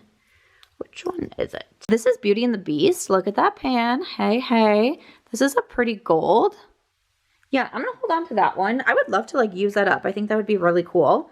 So I'm going to hold on to that one. I like the pan in there. I really liked this reflection shade. It's kind of like a little bit darker coppery color. It kind of reminded me of the coloring of my dog Aries, who's passed away. And I really liked it for that reason. So I'm actually going to hold on to reflection as well. Another gold here is Flower Child. Since I'm keeping Beauty and the Beast, I'm going to declutter Flower Child because it's kind of along the same lines. One of my favorites though is Ladybird. I've almost hit pan on Ladybird. This has been one of my favorites for a while, so I want to keep that one. I want to see if I can actually hit pan on that. That would be exciting. And maybe if I actually like cut down this collection, I could. Another one that's a little bit gold. This is Mutts About You. So a pretty shade, you know, still on that golden side. So I'm going to declutter that one. Then we have Avant Garde, which is kind of like that dirty gold.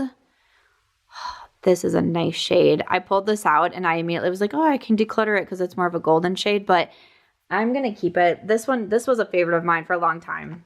Yeah, I'm going to keep that one. Once Upon a Dream was in the Princess collection as well. This is like a fun pink with some reflex to it, but I don't wear pink super often.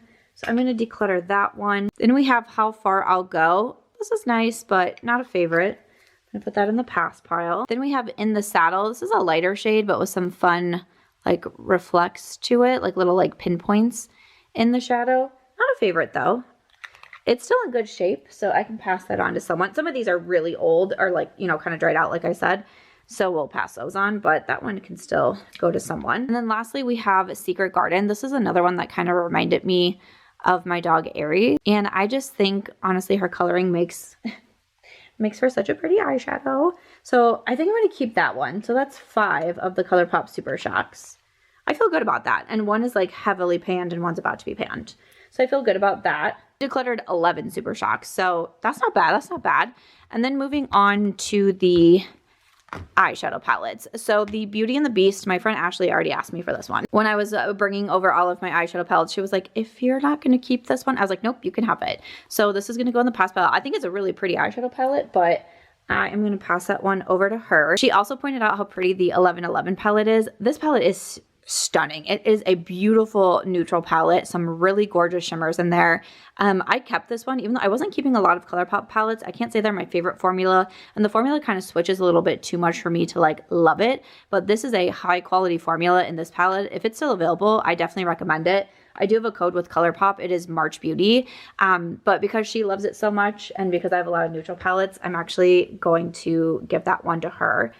I do love the Not a Box of Chocolates. This was my favorite palette, I want to say in the year like 2022. This was like my top when I did ranking my eyeshadow palettes. This was the top one that I put in for the year. It's just one of my favorite brown eyeshadow palettes. I mean, this is brown, you know. Yes, neutral, but like she brown. And I love it. I think that it's beautiful. It's still one of my favorite palettes. If it's available on ColourPop, highly, highly recommend. I'm going to keep that one. And then also the Smoke Show. I've been staring at this one trying to decide if I want to keep it. It has some good memories attached to it. I was wearing it when I won my award at the American Influencer Awards, but I feel like I just reached for my Natasha Xenon more and I like the formula more. I've had this one for a very long time. Again, that award show was in 2019, so I've had it for a long time, so I'm going to declutter that one. And then lastly, we have the Lost in Love. So this is very pink, very red. I don't wear pinks super often. I do like reds, but this is not a color scheme that I feel like I need. So I'm going to declutter that one. So I'm already starting to feel a little bit better. So that's good. To touch on my Rare Beauty shadow sticks, I have 3 right here. I have a few more in my collection that haven't been opened. Like I got them in PR and I was like, oh, like these are kind of like my main ones that I have in my collection. So like, let me see how I do with these. But I do have some like in my backup drawer that I will use because the Rare Beauty shadow sticks are just one of my favorites. This one here is in the shade Growth. I just think that these are so easy to wear. Growth is this really beautiful, like shimmery bronzy shade. These are so easy to use. I wasn't really a big shadow stick girl until I started trying these from Rare Beauty, and I just love them. Well-Being is another one that I wear often, and a lot of times I pair these two together, and I think that they're great. I also have the Contentment eyeshadow stick. It's not in here. Maybe it was hiding in my makeup bag, but I pretty much always have these in my on-the-go makeup bag. I just got back from a trip. I wore these so much. I'll point out the other two palettes that I brought with me, but I always bring the shadow sticks with me as well. And then this last one is Perspective. This is one of my newer ones. I bought the Rare Beauty, one of their holiday sets that was out that had Perspective in it, and then a mini mascara. I bought it because I love their shadow sticks so much. I was like, yes, please, sign me up. That one I think is a really beautiful, like deeper olive shade. So I'm keeping all three of those from Rare Beauty. I have a fourth, and then again, I have some in my backup drawer. Also, a little bit of a newer product to me. This is from Kulfi, and this is in Stardust. It's one of their Zari Eyes eyeshadow, so it's a cream eyeshadow. This is so beautiful, and you need like the lightest amount of product, and it is just so stunning. So I bought this recently. I mentioned this in my rewind tag as like finding a new brand that I found this year that I really loved, and I mentioned the Kulfi set that I bought. So I am going to be keeping that one. I have some singles in here from Clionadh Cosmetics, and these are the Stained Glass collection. So I don't really have these in like any certain order, but it looks like I have 9 in the little magnetic palette here. And I'm like, do I need to keep all 9? Let's go through some. Alloy is such a beautiful shade. When I first got these, I was wearing Alloy on my eyes so much, and I was always getting asked what I was wearing. So that one will be a keep for me. I think the other one that I was wearing a lot of is Exothermic. Like, look how beautiful that one is. I do love a good gold shadow. Clionadh is, these stained glass shadows are just beyond gorgeous and so fun. So I'm gonna keep that one. Then we have Ascension, which is kind of like a little mermaid-ish to me, like a little bit of a green shift in here. I don't think I need to keep that one. I'm going to put that one in my pass pile. Same as this kind of like bright purple here. This one is in Tiara. Tiara is just a little like, it's so beautiful. It's just a little like too much for my personal makeup preferences. So that one's going to go in my pass pile. Another one that I didn't so much love on me. This one is in Days. Again, just not like a shade that I wear the most.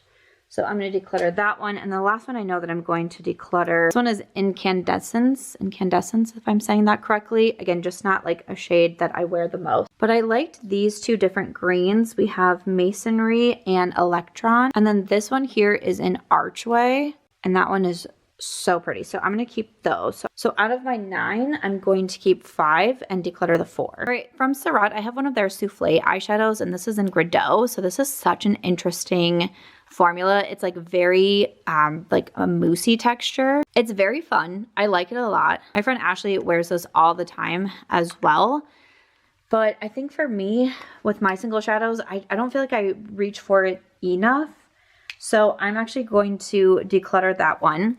I have 2 trios from Kaja Beauty. I really like these little trios, but I know Peach Madeline, and one of my favorite shades, was a victim of the fallen eyeshadow situation. So, I mean, it's still so pretty. You can use the top shade and the bottom shade, but I don't reach for these as much as I once used to. And with missing one of the shades, I'm like, I'm going to declutter that one. And this is very sad. I went to pick this one up and oh no, this is Neutral Moment. This was one of my favorites. It looks like one is very broken. Oh, just the whole component is broken. Oh, that's very sad. Before I make a gigantic mess, I'm just going to get rid of this one. Oh, Neutral Moment was one of my favorites. I'm quite genuinely considering repurchasing this one. I'm very sad about this. Oh no. And then I have 2 from Auric. These are the Smoke Reflect. So we have Temper, the cream eyeshadow on the bottom, and then the sparkly on top. This is Sam Ravindall's brand. And then we have Defiance, a little bit of like a darker copper, and then a gold shimmer on top. I really like these. I decluttered a few of these shades that I had. I think I had 5 at one point, but I tend to keep these 2 around, and I'm okay with that. I'm going to keep those. Then I have 2 from Charlotte Tilbury. One is in Green Lights. I really like this palette. I always say this was the first palette that turned me on to green eyeshadows. I'm not a huge Charlotte Tilbury eyeshadow fan, but I do want to keep the Green Lights. And then I also have the Rebel. This one is going to be a little bit too green for me. I'll say that. A little bit too green. So I'm going to declutter that one. Moving over to my Huda Beauty, I really do enjoy the Empowered palette. You can see there's like a huge dip in this gold shade right here. I think that it is so pretty. So I definitely want to keep the Empowered palette. And then the Pretty Grunge, this one also broke, but it only really broke the palette right here. Like the actual eyeshadows seem to be fine, but I will also say I bought this one because I love the Empowered so much, and I definitely just reached for the Empowered more. I thought that I'd reach for this one still as much because I do love cool tones, but Huda Beauty, while I still like the formula, especially in the Empowered palette, it's not an absolute favorite, and I feel like I reached for some similar ones in like my Sigma or my Natasha Denona. So I'm actually going to declutter the Pretty Grunge. Maybe if it wasn't broken, I might keep it, but I'm going to declutter that one. I only have 2 from Anastasia Beverly Hills. I've definitely cut down my collection over the years.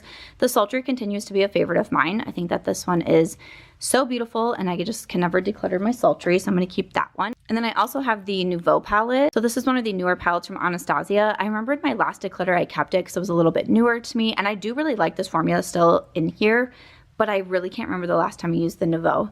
So I'm like, I'm looking at it, and I'm like, oh, I was planning to keep this one, but I'm actually going to declutter it. Oh, that surprises me. Then I have 2 here from Lawless, including one single shade. This was like a glitter. This one is in Champagne Dreams. This one is very pretty, but not one that I feel like I have to have. So I am going to declutter that one. And then the palette is the Glam one. This is pretty. I used to have more Lawless palettes, and I like to keep them because I always thought it was like a good formula, and I liked the little bit smaller looks to it, but it's just not one that I reach for very often. So I'm going to declutter that one.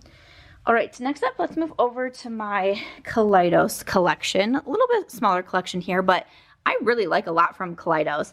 These palettes, one is the Black Jasmine and one is the Cold Brew. So we have the Black Jasmine and then the Cold Brew. These are just stunning. I use these palettes. I feel like I talk about these palettes, especially the Cold Brew I think is so pretty. I love the packaging on these. I was just very impressed with this collection when it came out from Kaleidos, and I continue to keep those around.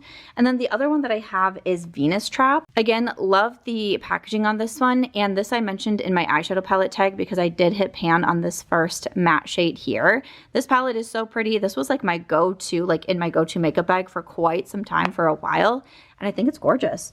So I'm keeping that one. And then I also have a collab palette. This is Club Nebula in collaboration with Angelica Nikva. So you can see one of my shades broke, or 2 of my shades broke. This is before the great palette drop of 2024. But I still continue to keep this around. Again, it's kind of one of those that I keep like for the memories and for the collaboration, but it is so pretty. So even with a couple of broken shades, I'm still going to keep that one. All right, so we're down to Nomad, Sigma, Natasha, and Odin's Eye. So let me bring out my Nomad. So like I've been saying, I really like this formula. I've been very impressed with the brand. And I have quite a few palettes though, so let's see what we can do. I do have a discount code with Nomad. It is just a Samantha. This one is the Ghost Town palette. I mentioned this fairly recently. I think it was in that rewind tag that I kind of share custody of this one with my friend Ashley. I'm obviously still going to keep this one, but I think it's so pretty. It's a little bit bigger for me, so I tend to leave it at her place, but you can see like a lot of these shimmers in here are very well loved. We have some really pretty greens over here. So we'll be keeping the Ghost Town. A new one is also the Polar Express. This is such a pretty palette. I just did 3 holiday looks and I used this palette in here and I used the blue row. So that's why I mentioned like blue isn't something that I wear often, but when I decluttered the single shadow, like I'm going to keep the Polar Express. I think that it's very pretty. And I love the train packaging on that one. Okay, this is the Fuji 5 Lakes. I think I had this one in a recent collection and rejection video, and I believe I did say I was going to pass this on to someone, but I still saw it in my apartment when I was grabbing all the eyeshadow palettes. So it's a pretty palette, but it's not my absolute favorite when it comes to color scheme. I love the packaging on it again, but that one I'm going to put in my pass pile. And then I have one of their newer ones. This is the Chicago Speakeasy. This is such a fun palette. I love that Nomad has like so much of the travel themes. I think it's so cool.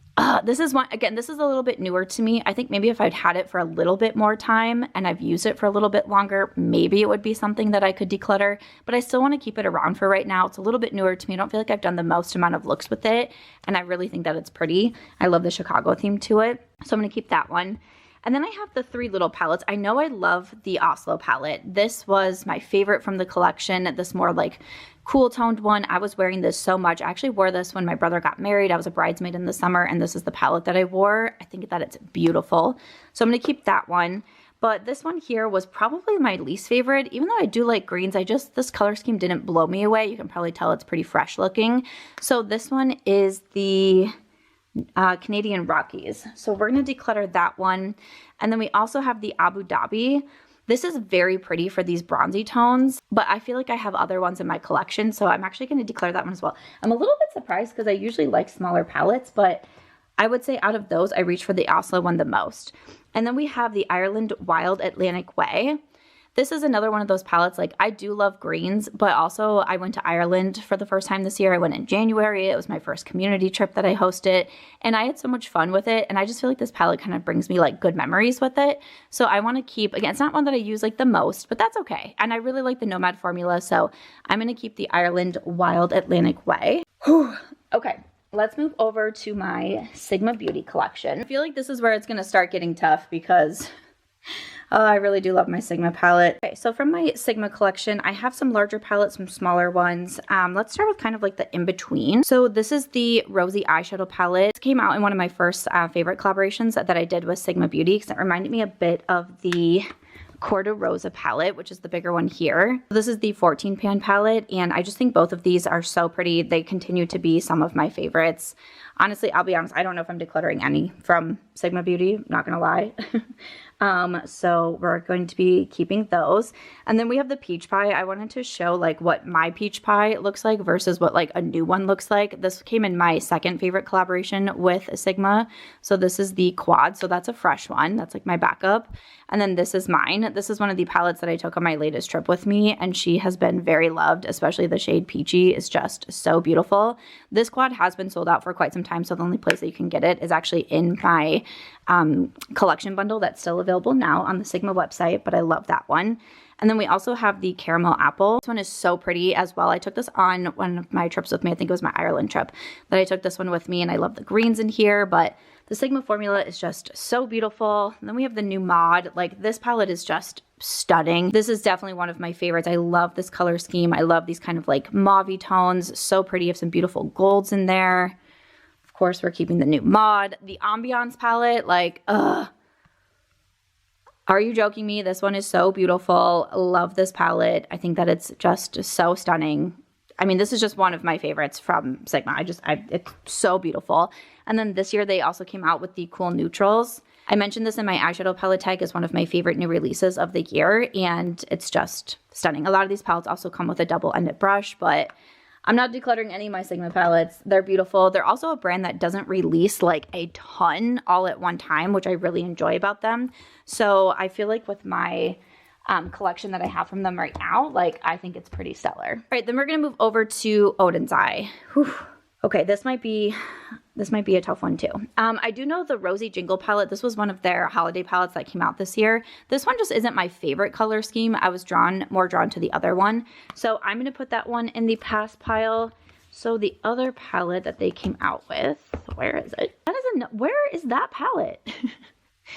Am I going crazy? I felt like I had that one earlier. Well, they have another holiday palette that I keep using. I literally just used it in a look. It must be somewhere in my friend Ashley's house, and I'm losing these palettes too. Watch, the same thing's going to start happening now over here. I'm just going to be losing the palettes in her place. Like, that's lovely. But the new holiday palette reminded me a little bit of the one from last year. This was their Merry Christmas palette, and this one is so pretty. So I'm going to keep the one from the new collection, and I'm also going to keep this one because I think that's so pretty. And then also the holiday one from last year. This one is in Snow Dream. Again, this palette didn't do as much for me as the other one, so I am going to put that one in my pass pile.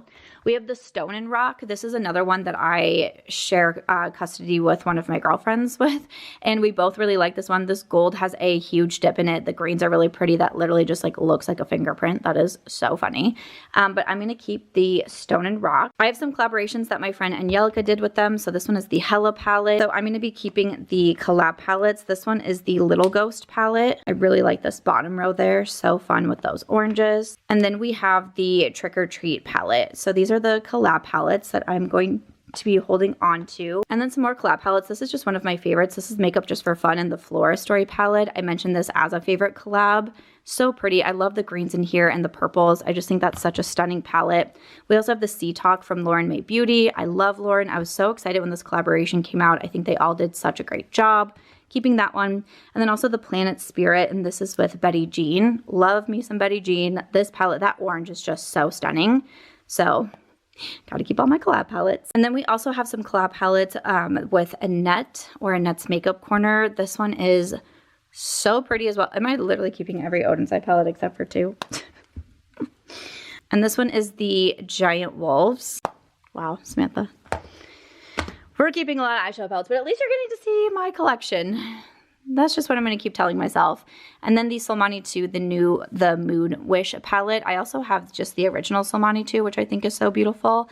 It's somewhere in this. I feel like there's a pile of eyeshadow palettes somewhere that I don't know about that I like hid from myself. But I really like this one as well. So keeping the majority from Odin's Eye. And now we're moving over to Natasha Denona. I'm probably going to keep all of these as well. So again, if you love big declutters, you probably hate me right now. But I love my Natasha palettes. I buy the majority of my Natasha palettes myself. But I think that they're just such great quality. So let's just take a look at what we got. I do have my discount code with Odin's Eye. It's Samantha. With Natasha, it is Samantha March. This one is the Mini Metropolis palette. Okay, I will say I don't love this one the most. I actually think I can declutter the Mini Metropolis. And I reach for the midi palettes more. Okay, I'm like, is there any that I could declutter? I do also have the Mini Starlet, which reminds me a little bit of the Mini My Dream. I love the Mini My Dream. If you can see, I just hit pan in this one. I took it on my latest trip with me as well, and I hit pan, and I was so excited about it. Actually, I think maybe the Mini Starlet, like, they're not the same by any means, but especially because I go for my midis more, I'm going to keep the Mini My Dream. This is a favorite of mine, and I'm going to declutter the Mini Starlet. I'm a little bit surprised. We also have the Mini Nude palette. This was one of my first favorites from Natasha Denona. I actually panned them. I've gone through the eyeshadow palette. I have another one here, and this is still just like such a quality palette, but I'm almost thinking that it reminds me a little bit of like the shades and the Glam Face and Eye. Like I almost feel like I could keep the Glam Face and Eye because it also has the blush and the highlight in there, and declutter the Mini Nude palette. Yeah, I think that's what I'm going to do. I love the Glam Face and Eye. I love that it comes with more options as well. But every time I look at the Mini Nude, I think of the Glam palette. And then I also have the Mini Glam, which I love the midi size of the Glam palette, but I also really do love the Mini. So I'm going to keep that one as well. Yes, I think that's the way to go. I also have the Hyper Natural Face palette. This one is so pretty. This one has a bronzer and a blush, which I like more than the blush and the highlight. And then you have the 5 shades. This is a very used, very traveled with palette. I love this one. So definitely keeping that one. Like I mentioned, the Glam palette. This is a favorite of mine. I love the cool tones in here. It's beautiful. I love the Glam. Then we have the Love palette. This, again, it's not my most used color scheme, but I just can't declutter the Love. I think that it's so pretty. I love the formula. Such a good palette. Then we have the Bronze palette. Again, at this point, I am just kind of showing you my collection. If you want anything specific with the Natasha palettes, let me know. If you want to see a full collection video, looks, anything like that, let me know and I could do that. The I Need a Nude is definitely one of my favorites. I think I'm going to say that a lot, but I love the I Need a Nude. I just feel like it's so pretty. We're going to keep that one. Okay, I have the pastel palette. This is one that I don't use often, and I think in my last declutter, I was like, oh, I don't really have a lot of pastel palettes, so I'll keep it because it's the Natasha formula. This I do feel fine now to declutter. Like, I think I'm okay to get rid of that one. I will be fine. I just don't use it. I don't reach for it, so we'll actually declutter the pastel. We have the Retro palette. This is another favorite of mine. So gorgeous. It's like the Love, but like a little bit toned down. And I think that it's beautiful. The Yucca palette wasn't a big favorite of mine, and I've been kind of thinking about if I was going to keep or declutter this one. You know, it just really didn't grow on me. I think I'm going to declutter that one. I got it around this time the Xenon released as well. I also wasn't a huge fan of the Xenon, but it definitely grew on me. I just put this in my 3 holiday looks video, and this one I really enjoy now. Like the Yucca I just never warmed up to like I did the Xenon, so I'm going to keep Xenon. Then we have the Golden palette. This is another one that I would say isn't like my absolute favorite, but I do really enjoy the color scheme in here. I think that it's very pretty, and I'm going to keep the Golden. And then we have the I Need a Warm, one of the newest ones. This is also very pretty. Do I need to keep this and the Golden? Probably not, but as of right now, I don't want to get rid of both of them. So I'm going to keep that one. That's going to do it. That's mostly my eyeshadow palette collection. I definitely did not declutter as much, but let me pull everything out and we'll see how I did. All right, so for the totals, we're keeping 70. That's a lot of palettes. At least it's less than 100, I guess. That's what I'm saying in my mind. But we're keeping 70 between palettes, single shadows, shadow sticks, and we're decluttering 39. Mostly singles over here. Definitely not as many. Didn't cut my collection in half, but you know, that's okay. A lot of palettes in here that I really enjoy, some new ones to me, some ones that have special memories, and I'm okay with this. I think I wish that I would have decluttered a little bit more, but looking them over, there's not a lot that I really want to reach for and be like, no, I'll put you in the declutter pile. So I'm going to stick with this, keeping 70, decluttering 39. I hope you enjoyed seeing my final declutter and seeing what my eyeshadow palette looks like going into 2025. Again, check out the full makeup collection declutter video that will be coming, and I'll see you in the next one. Bye. 5 hours. 5 hours of makeup declutter. I hope you enjoyed this marathon makeup collection declutter. I have never posted a video that is 5 hours long. I've never put all my declutters like this, but I had so much fun doing it. I hope that you had fun watching it. If you would like to see, I would really like to do a full overview of my makeup collection now and what it looks like. I've made spreadsheets of what is everything in my makeup collection. I have a blog post of everything that's in my makeup collection if you want any links to anything. But I was thinking a video showing everything would be a fun one. So let me know if you want to see that. I hope you enjoyed this declutter marathon. I hope that you had an amazing 2024, and I'm wishing you all the best for 2025. Thank you so much for watching. I'll see you in the next one.